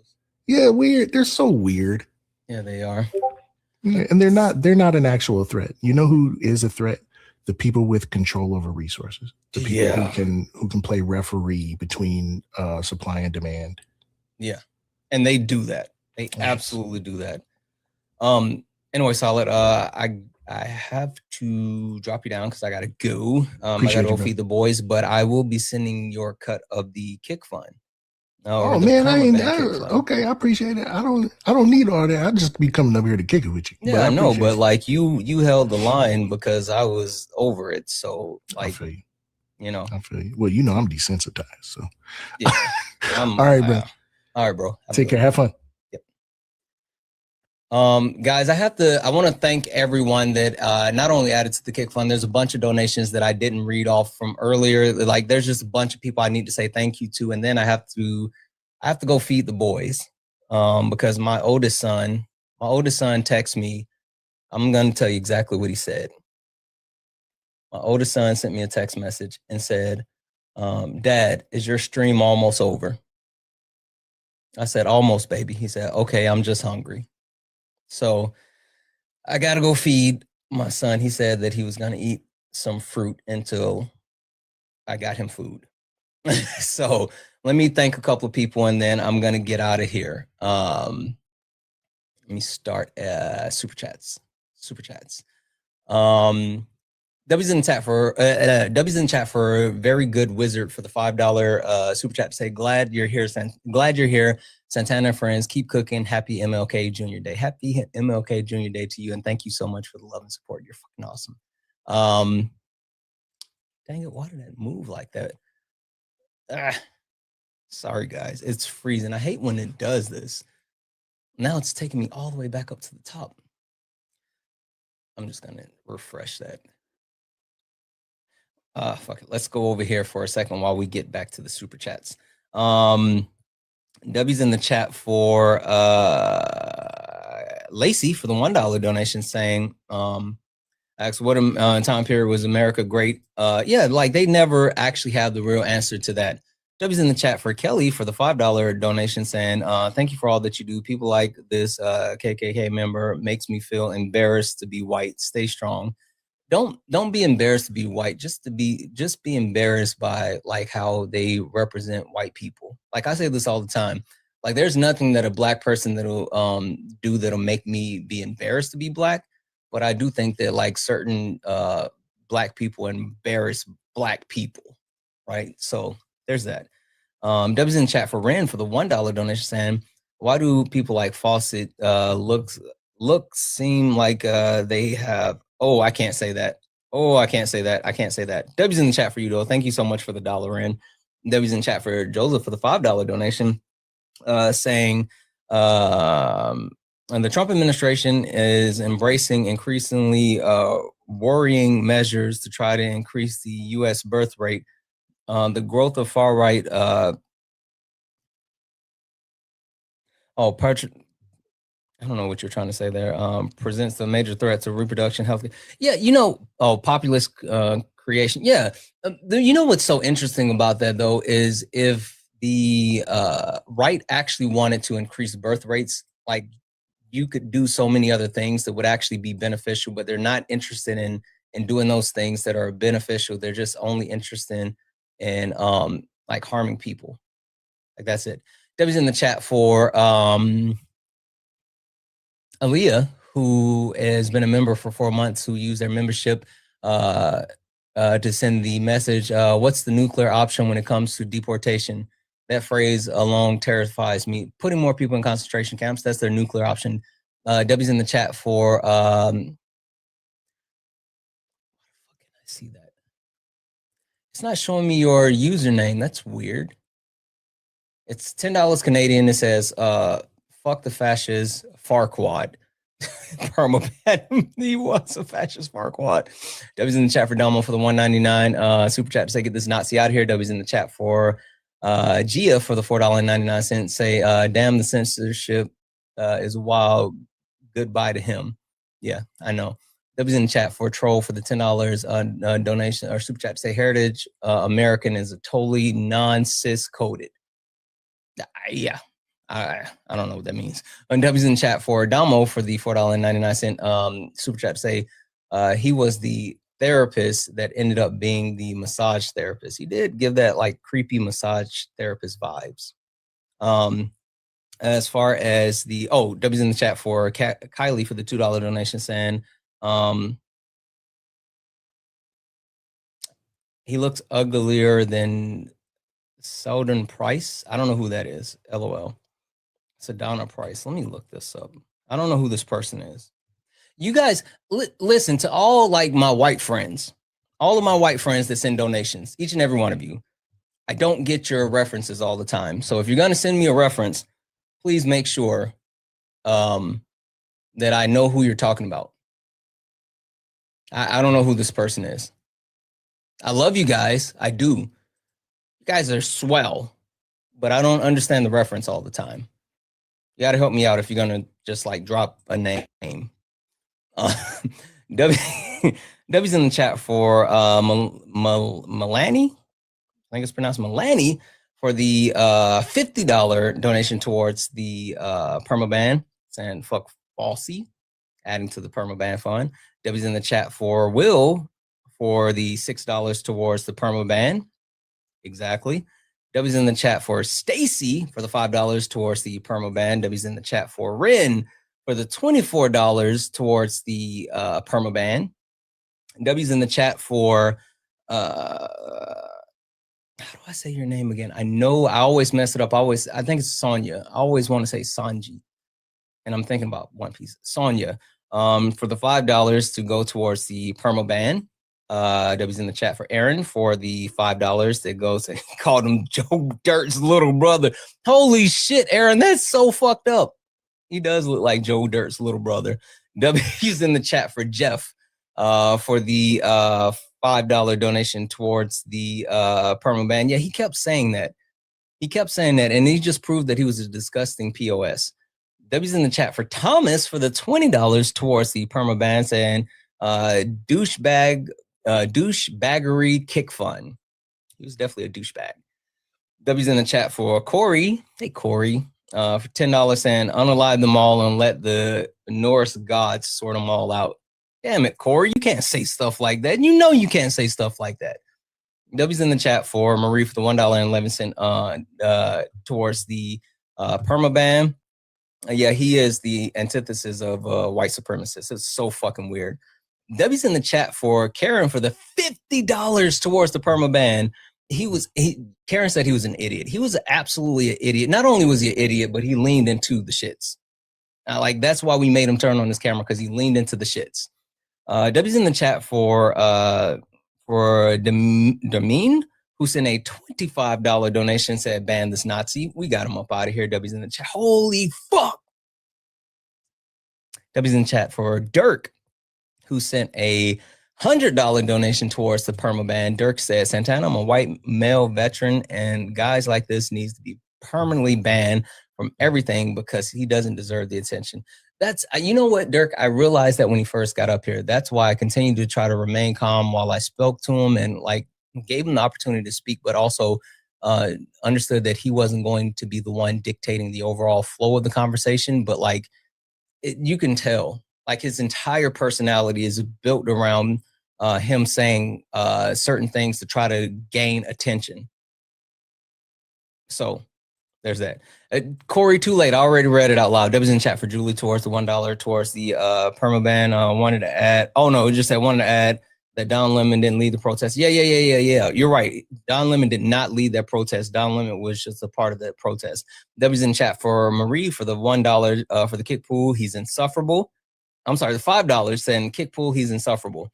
W's in the chat for all the people that added to the permaban. I normally don't go as far as just saying like, oh, we're just gonna permaban this person, but like, he was fucking gross. He made my flesh crawl. The entitlement, the arrogance, the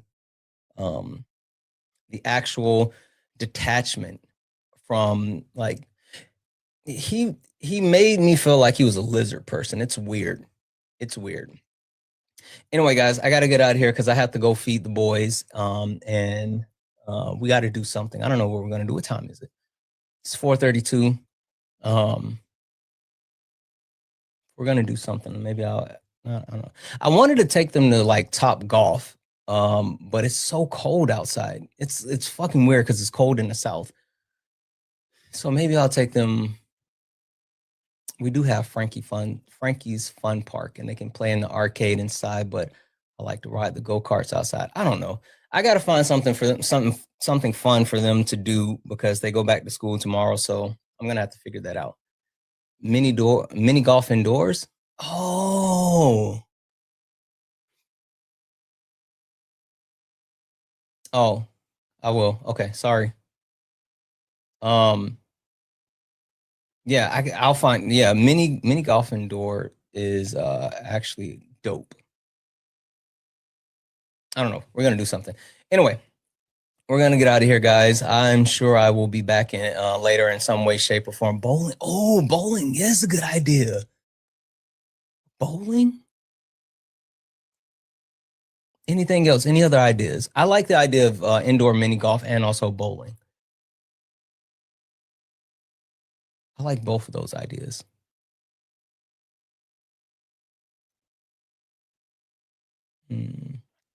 Laser tag. Oh, we could play laser tag. Oh, we could play fucking laser tag.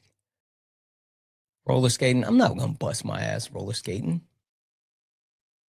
Batting cages. I love the batting cages. Okay, I'm going to figure something out. I'll let you guys know what we do. Hey, 1.2 thousand of us still hanging out here. I know I said this earlier, but I want to come back one more time. We are still looking for mods. If you're interested in being a mod for the platform, we're giving priority to the mods that want to join YouTube's. And so if you want to mod for YouTube, you will get a priority. All you have to do is actually, let me drop this. If you want to be a mod, reach out to Kay. And you can send her an email at kcommunications@gmail.com. You can send her an email at kcommunications@gmail.com, or you can actually send her a Discord message. I'm going to pin her Discord. Give me 1 second here. I want to make sure that I'm getting this right. There it is. Oh.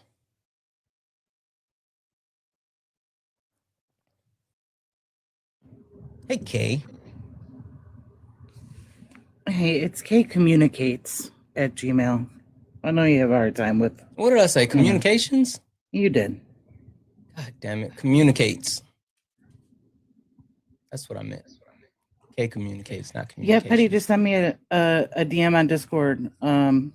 If you're on Discord, you can at me at @kshavan, just without the underscore like on here, or an email. We're going to be doing like one big group start. So I'll give you the info of what we're looking for, and then have you do a quick like questionnaire, and then people who want to do, no, it's Kay communicates@gmail.com.